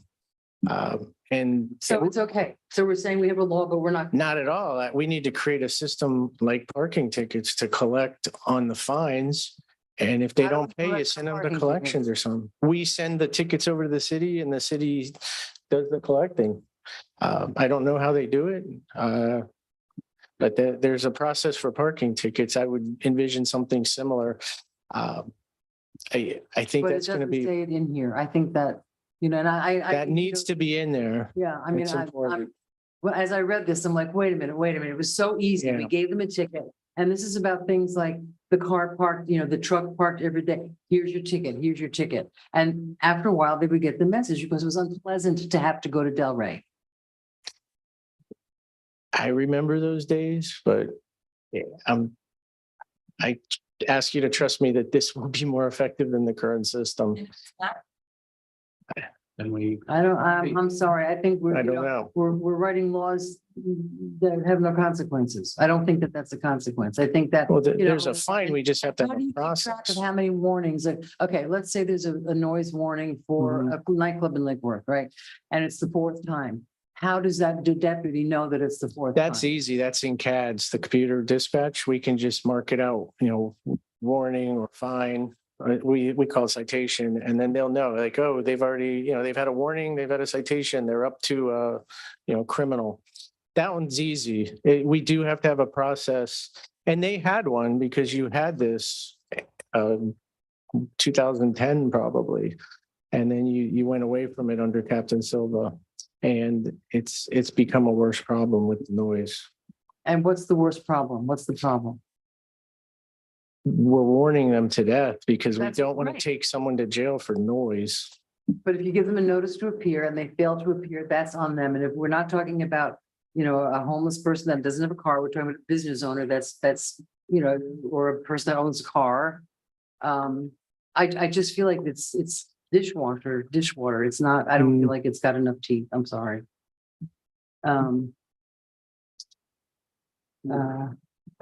So I see some of the lights on. Who was first? Everybody's lights on. I'm sorry, Madam Mayor, did the city attorney read the ordinance by title? Probably not. The mayor did. The mayor did actually. She read it by title. Did I read the whole thing by title? You No, did she actually. didn't. though. No, It was a- Okay, I will read it then. Ordinance number 2022-22. There's an ordinance of the City Commission of City of Lake Worth Beach amending chapter 15 offenses miscellaneous, article 1 in general by amending section 15-24.1 definitions section 15-24.5 enforcement, which shall modify the enforcement process for noise control violation and for other purposes, prime severability, complex codification and effective date. This is the noise one. The next one is the civil citation, Right. but they're married together because the noise poses a civil citation. And We'll wait for her to call. Okay, thank you. So who goes first? Let's start with Commissioner Diaz. All right, yeah, I too would like to see a spelled out process of, you know, from citation to collections. That's probably should be on the next ordinance, but I do have a question. Do the deputies do they all have like an audio meter? Like how are they gonna determine? I mean, because if you're gonna take this to court, you're gonna have to be able to say this was X decibels. Do they all have a meter? Noise meters are about $4,000. We cannot use like a cell phone meter, even though we've checked and they're pretty much spot on.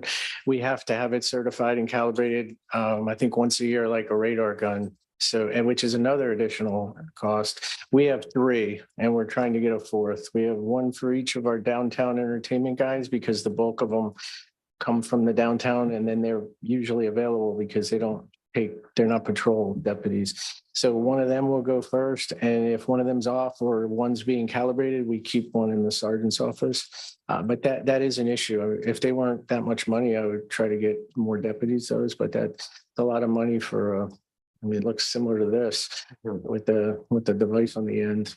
So if they get a complaint, they get a call and the deputy goes on scene, is the policy like they're required to take the reading or is it? We also have, we can do, Distance? there's distance and then there's, I think there's still just like a raucous, whatever raucous means and, offensive noise. We like the meter because if, God forbid it goes to court, people like numbers and stuff. They don't want to hear a deputy say it was offensive or raucous or, too I loud. mean, it's funny because I live on Elm Street and Second Avenue South and if there's an event at Bryant Park or if something's going, I can hear, I don't care, but I can hear it. So I mean, at that point, it would be, another thing is to the citation, it's quicker. And we are busy. We operate on a triage system. A lot of noise complaints just get, by the time we get there, they're gone because we're busy. That's how a lot of them go by the wayside. But I mean, I also really, with everything we have going on, I don't want the difference between writing a parking ticket type of a citation and if you do the current system, it's like writing up any other arrest, be it, burglary or anything. It's a lot of time out of service for what's going to end up being, a fine anyway, and you're going to have to pay the attorney to go to court. Because back to the mayor's question about enforcement, if it's a business, for example, or a house, any place with a property, you can still put the lien just as you would code enforcement. It does provide that if there's a lien, smoking's gonna be more difficult because that's probably happening at a beach. So then you really get your issue of how do you collect unless you go to a collection agency. But if you have a noise complaint and it's at a club or in a house, well, we could record it as a lien against that house. unless it's homesteaded. Well, you have that same problem with code enforcement now. I mean, you're not going to collect on any code enforcement lien against the homesteaded property until they sell the property. And then you're going to collect at closing. And my last question was, you mentioned the tag system. When you get a call and you're keeping track of the calls, is it tied to the address or to the business entity? Because an individual is a lot easier, but how does that?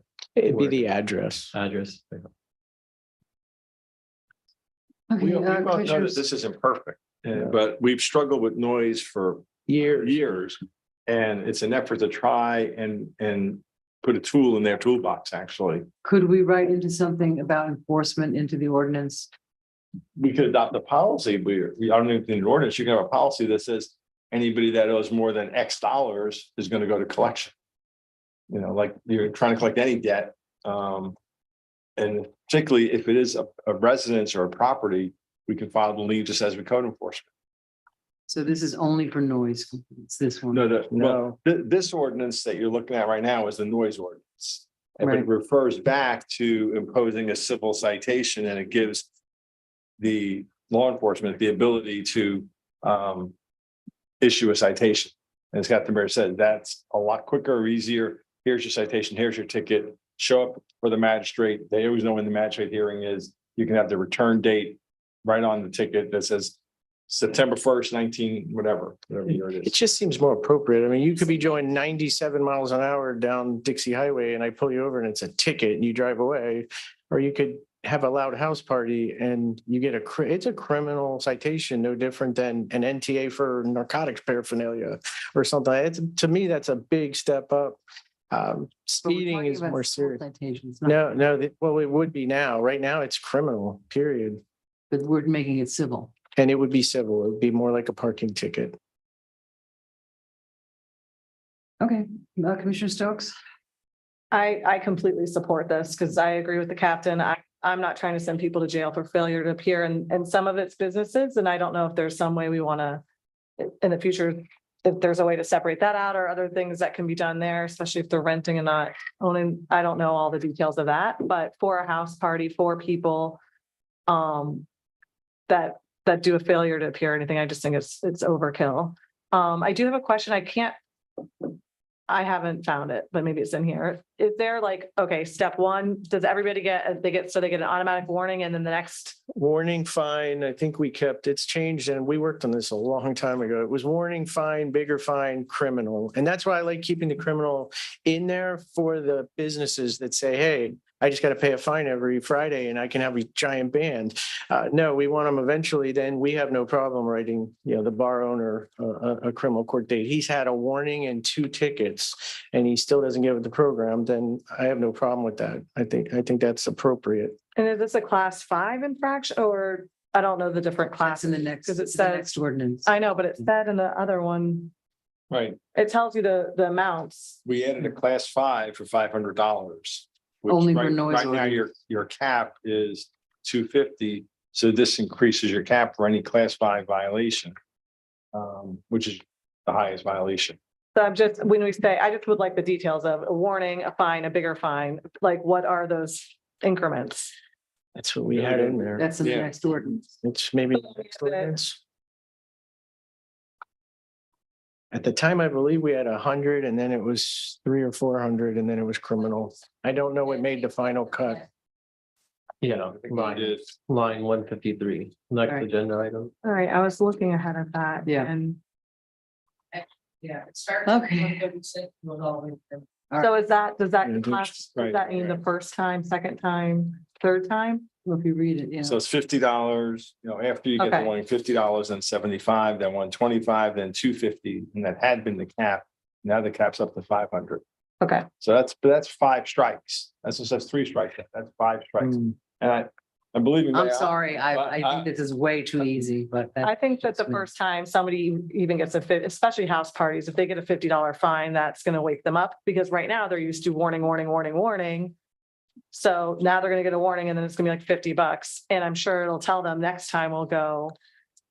This is different than, I only worked on the noise part and we had just a warning, fine, bigger fine, criminal. I think this changed when it got to this vaping Yeah. and cigarette thing. I wasn't involved in the fine process there.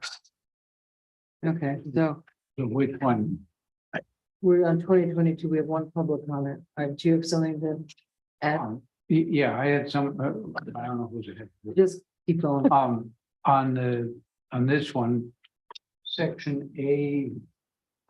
Under enforcement, whenever a law enforcement officer is notified of or observed, the officer shall issue a warning so I call up and I notify Officer Joe that I'm hearing a lot of noise. Does that automatically trigger it, even if the No. officer hasn't been? No, it has to be legitimate. I mean, we could talk about noise. I don't want to, but we could talk about noise for hours.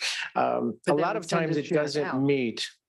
It's loud, you can hear it from your house, but when we put the noise meter out, it doesn't meet. If it doesn't meet their criteria, then they're not doing anything wrong. It would have to be a violation either by distance or by the noise meter saying it's above the decibels. But your question is if you call and say there's a loud You're right party. there, the way it's written, it That's- says is Yeah. notified of, and then Right. triggers the process, and I kind of wondered, is that what you want? I mean, I don't know if I think that's a good idea or not. Seems a little bit quick to trigger it. Yeah, it would have to be a Glenn's always legit. calling up you guys and saying, my neighbor is very Would you noisy. give a warning just on somebody calling or you give them? No, it has to be a legitimate violation or else no, they'd be on their first strike would be gone. It has to be, and that happens at least half the So time. does the, It doesn't meet the criteria. so I for guess the the violation. question for Glenn is, does the it's notified of language, is it doing what it's supposed to be doing, or is that perhaps? I think maybe we should say is notified and or observed, And- because once they're notified, It then says they're the gonna word go observe. observes. But Or it's an what if they and. notify- What if they observe themselves? They're Then driving it- around and they hear noise. So it's really, Yeah. it's notified and observed. Yeah. not or. Yeah, and a violation. It's not a violation if it's not a violation. I mean, they have to, if we're notified and observe a violation, then yes. If we're just notified of a noise complaint, no. So I think the language, maybe you two need to look at that and make sure that it does what. Because it just says give a warning if they go out there. It Either doesn't one. say if there's Yeah. a violation. So I think you say if there's a violation, a warning shall be. And that happens. We have people that call routinely nonstop Exactly. and it's not legitimate. You can hear it, but that Right. doesn't mean it's again, it's a violation. Right, but I think that that first sentence, when a law enforcement is notified or observes, or observes a violation of the ordinance, for which, let me just finish. Which the sentence section derives, the officer shall issue a warning. But I think that when they get there, if there is no if there's nothing to warn about. So I think some language should be added that, and there is a violation. Then there would be a warning. Because right now you're going out there and issuing a warning even if there's no violation. It's just a language thing. Yeah, that's what I was. Have to change this. I think changing or to and, would- No. because they can't observe something that doesn't exist. So if they're notified and then they go observe the violation, Or if they observe it. So Or if they it's almost just like- make absorb that it. sentence a little long. observe it, I yeah. was gonna say, right, so Oh, okay. is notified and observes the violation or observes violation. Right, Because if they just happen to be driving around. Right. No, wasn't quite done. On B, All right, we've got a half an On- hour. B, after reasonable time, since you have the 10 minutes right above, I just insert the reasonable time parenthesis 10 minutes. Just to keep it consistent. Ever? Yeah, I didn't understand that even. In B, the first line says within a reasonable time, that's defined in the sentence up above. I would just reinsert it there, reasonable time parenthesis 10 minutes. So that you know what it is. Because you've Yeah. already specified that. Or the violation reoccurs. That's for within the 90 days. repeaters. So if they give. Right, no, warning- the or is fine, all the rest of it's fine, I would just insert the 10 minutes after reasonable time. On C, this one's a little bit more content, each remeasurement. If I remember right, the way our existing noise ordinance. It can either go by the meter measurement or the criteria that the officer can hear it From a distance, 150. But that's the noise Sticking control my head. ordinance. they still Problem have to is- measure though. So if we're going by either one of those, which I think is a good idea, because often we don't have the meter, then maybe you want that each remeasurement to include the audible one. But it says, by I don't know what you call that. but. Distance. It We go by says distance. established by the noise control ordinance, and in the noise control Yeah. ordinance, it says decibels or distance. Yeah. Right, but hearing something at 150 feet wouldn't normally be called a measure. you gotta measure 150 They feet. have that in the But it's regular referring back. actual noise ordinance. As long as it's clear that that accommodates both the hearing it at a distance and the physical meter I measurement. think it does I'm because fine. it's in I the, think that's all I got. okay. Commissioner, Malega. The only thing I have under enforcement, line 21, under section 15-24.5 is it says. Shall specify a reasonable time to reduce the sound level to an appropriate level as set forth within the noise control ordinance. And keep it at that level. So I know one of the complaints that I got 3 phone calls on Sunday night from the same lady that Captain Bear got phone calls from. As soon as PBSO leaves, goes right back up. Well, they'll have to go back. And they get 15 phone calls from this lady on a weekend. So trust me, if there's nothing in there that says that they must maintain that level of compliancy. But how can you enforce Yeah. maintenance if you Don't go Well, back. we're Because if they have to come back, it's not the same That'd be morning. the We were second just here ticket day. 30 minutes Yeah, it ago. would This is a be. different morning. If we come back, that's you've elevated to That's the the next second. stage. Okay. And by the way, we've probably been there 100 times and my deputies swear not one time it's been a legitimate noise complaint. So that's a whole different issue, but it's not uncommon that we go to a house party and they jump right away and turn it down. And when we're a mile away, they turn it back up. So I you come mean, back and that would be number yeah, two. we're wise to that. Yes. So that would be number two. Number two. That would be two this time. Okay, three after Okay, that. with that motion to approve with the changes that were set forth. I have a public comment, Madam Mayor. And I have a public comment as well. Why don't you go first this time? Okay, the comment is from Gianna Evans, 1407 South D Street. I approve of everything in the ordinance except for the fine. It should be 1,500, not to exceed 3,000 to ensure that people won't be repeat offenders. Thank you. Mr. Richter? She's passionate. Reading my address again. Yep. Okay. Have you moved? No, I have not. I moved from that bench, anyway, 1202 South Palm Thank you. I 100% support this. Captain Bear and I were talking about it. This is something as a homeowner, as a association president who have dealt with the Airbnbs and the party houses, and we have several big ones in our neighborhood. And it's been very frustrating. We watched the police be very frustrated because no one wants to go through the process of what's there now. Because you're just looking at writing a citation, run the Del Rey, but you're taking police, you have to come off the street and do certain paperwork. Let them be able to write a citation. Let's at least start there, because this will, I think, be a tremendous help for the Airbnb situation in this town. Because the biggest complaint about them is noise. And I saw your statistics in I think just December alone for 2 weeks, 13, you look at all the calls. And like noise is like so far number one these guys are dealing with. And they're almost like, they have to go with either a cannon or a squirt gun. In other words, this is a good halfway measure to at least start where we can get more enforcement out there. And as far as the noise, I'm okay. I mean, it's just, I'm talking about code stuff. Thank you. Thank you. Forgot one other thing when we were talking about enforcement. When it goes to businesses, we can always attach it to their business license, could we not? For the renewal, if they had violations that they didn't pay and they were a business. Good question. It does go towards nuisance abatement if they're legitimate, confirmed violations. A lot of times we see 40 noise complaints, but none of them were sustained. then Right, it but I'm doesn't- saying if you find them, if there is a legit issue, you I find don't them know. and they don't come in and pay, we would be able to, when they go to renew their business license, why couldn't we just say, you have. an I'll let you know outstanding next fine? meeting. I don't know the top of my head, but I'll look, He'll get back to us. get back to you on that. We have one more public comment. Peggy Fisher? Peggy Fisher, 508 North A Street. This is more for my neighbor on North B Street who constantly has parties going on at her new neighbors, new of probably this year. And I don't know how many calls have been made regarding the noise at the house and trying to get them to come out. They come out, it goes back up. At some point, can't they be declared a nuisance property? Well, why don't we have somebody else answer that question? It qualifies under the city's chronic nuisance, which is an ordinance. It's not the same as the statutory nuisance that you were talking about that we did back in the day, but it's a start. It's something. So what would be the consequences? of that?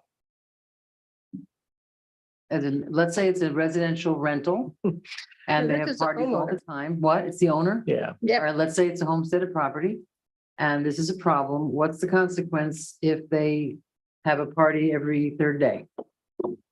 And we do chronic nuisance. Mhm. We end up meeting with your attorneys and they send them a scary letter to comply. That's city chronic nuisance. And eventually they can go to court. We haven't had any have to go to court. It typically works when you get a, letter from the city's attorney saying you're violating all this ordinance with all Fisher, I these think calls. You need to talk to the city attorney about the address that you're talking about.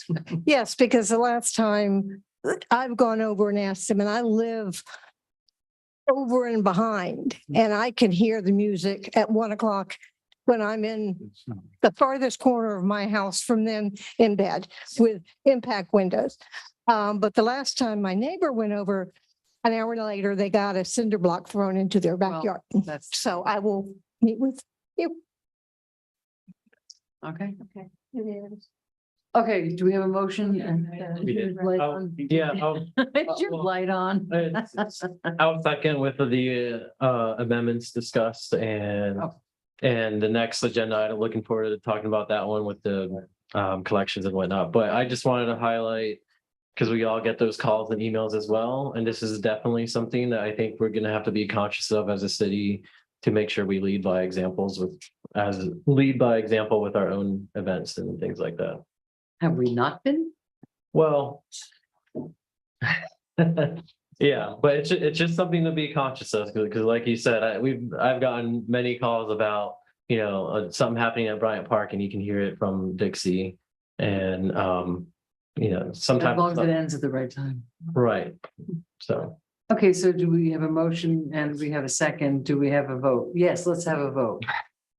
Aye. Aye, thank you very much. Okay, moving on. On to the next. 22-23, first reading. Yes. Ordinance 2022-23 is an ordinance of the city of Lake Worth Beach, Florida, amending chapter 2, administration, article 10, supplemental code compliance procedures, section 2-86, code citation procedures, appeals, section 2-87, civil penalties, section 2-88, classification of infractions, providing for consistency with changes in code to be enforced under the purposes, severability, conflicts, codification, and an effective date. And this is one we already started talking about. This is the civil citation update, which you already have on the books, but we beefed it up and we specifically reference smoking, noise. So they all kind of meld into this.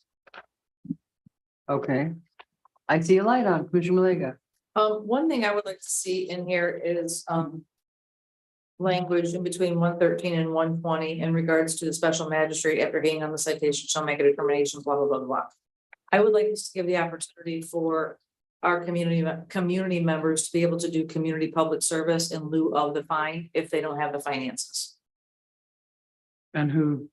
If somebody has a $500 fine and they come before the magistrate and they say, I can't pay, we should have the ability to give them a list of nonprofits in the city to fulfill a community service.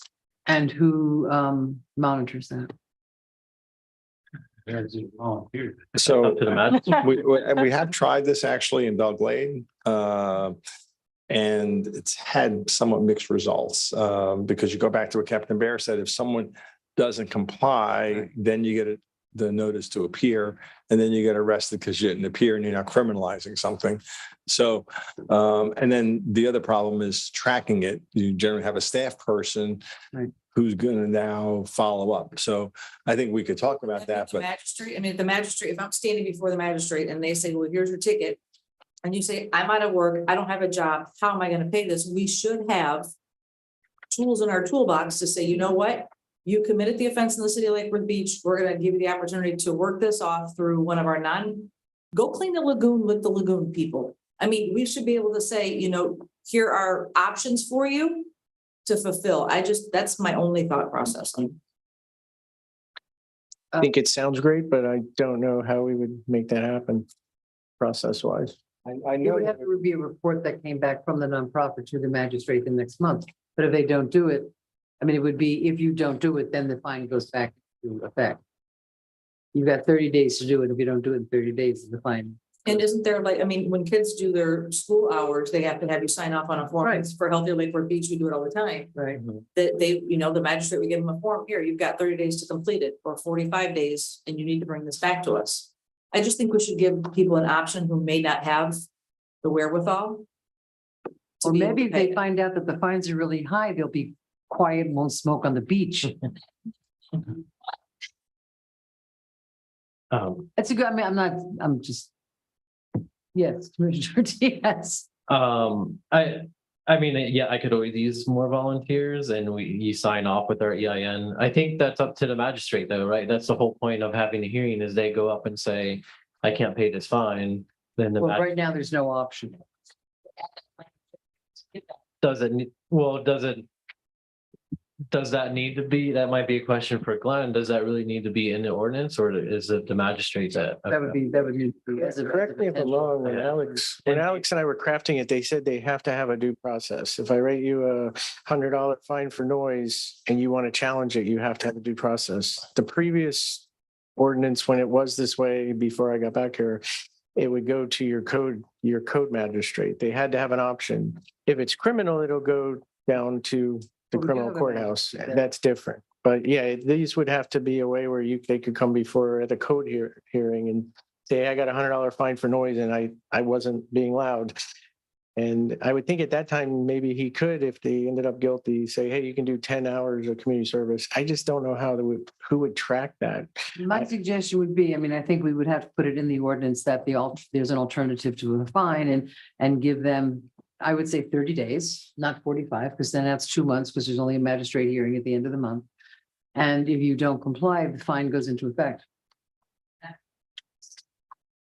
But we'd have to, I think. Let me suggest this.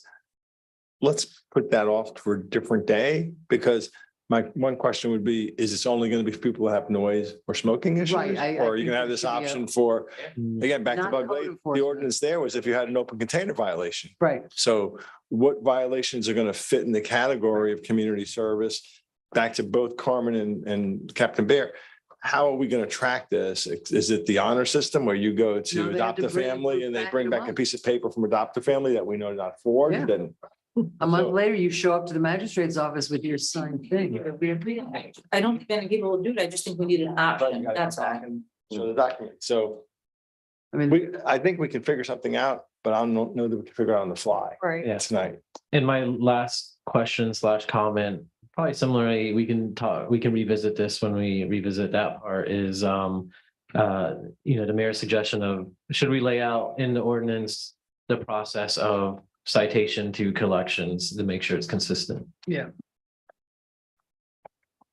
Well, you have a classification of infractions on page 4 that actually starts at the bottom of the previous page, $50, 75.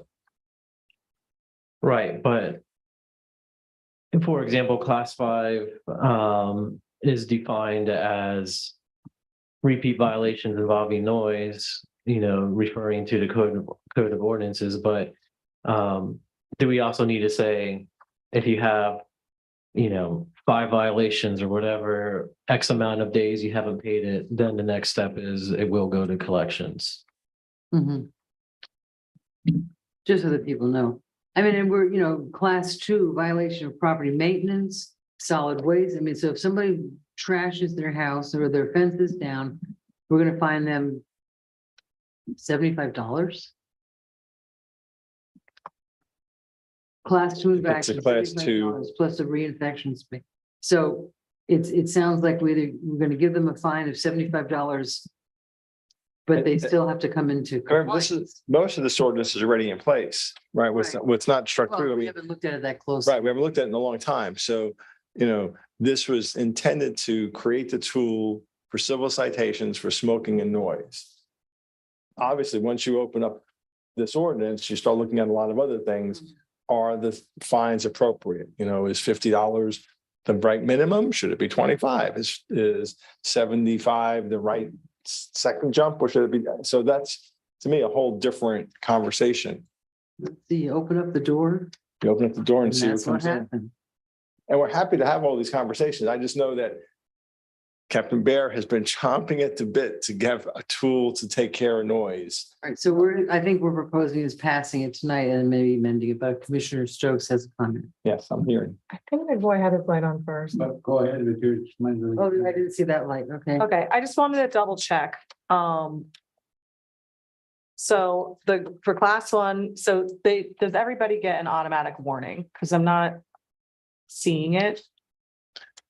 Or I don't- Under the civil citation ordinance, it doesn't say that. You're right. Under the noise ordinance, it said that it was a warning. Right. And So Code the enforcement in general gives, remember this under the big umbrella of code enforcement, you're generally going to get a warning.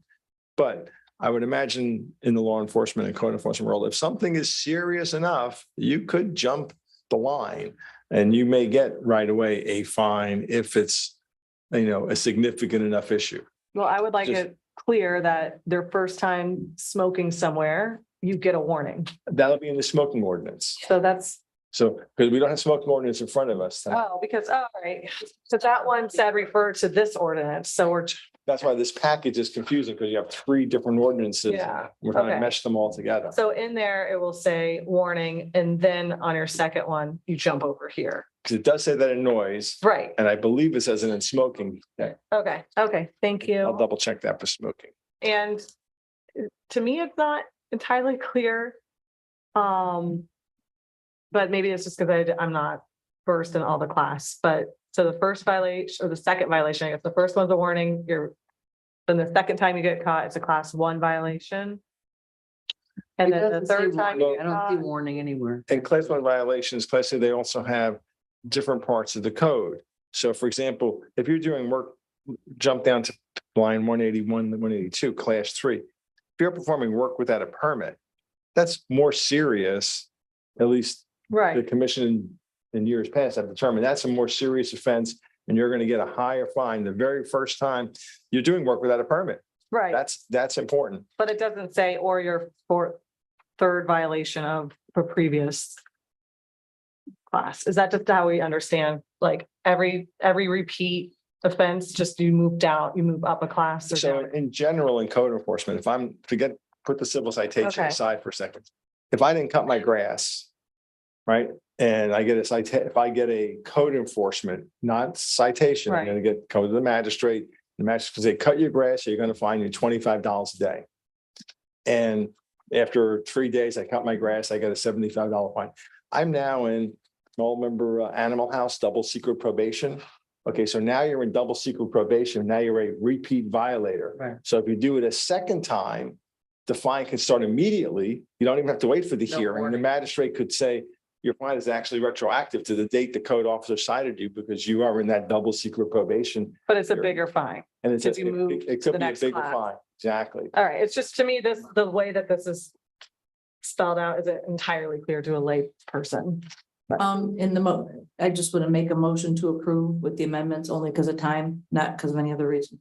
Commissioner Boy, are you? My very little one, and I don't know if it's right or not, but under it's line 72. The date and time the civil infraction was committed, wouldn't it make sense to say the date, time, and location? It says the name and address of the person under number 2. What line are you on, Vice Mayor? Is that the same? 72? Line 70. 72. But Well, but line that would 70 be- says, Particularly since this relates to smoking, I don't know, Well, it seemed to again, me- this is your general civil citation. yeah, this is not smoking. This is not limited to smoking. It's anything that you're going to get a civil citation for, which is primarily going to be smoking and noise. But location, it might Or seem trucks redundant. parked. If you're at your house, you have it there twice, but if you're somewhere that's not your house, then you have it. I would have thought it makes sense. for The- you to look. Yeah. Well, it's. You want to say the date, time, and location? Person. Okay. To whom, No big deal, but. Yeah, I agree. seems Sort of makes. and location. Do I have a motion? I made the motion. Do I have a second? Second. All in favor? I, All right. Good night, everyone. It's been a pleasure. I'm sorry, who made the second? I think I. Mr. did. Commissioner McVoy. Okay, and would we like a motion to adjourn, please? To adjourn. Do I have a second? second, All in favor? Aye. I. Good night.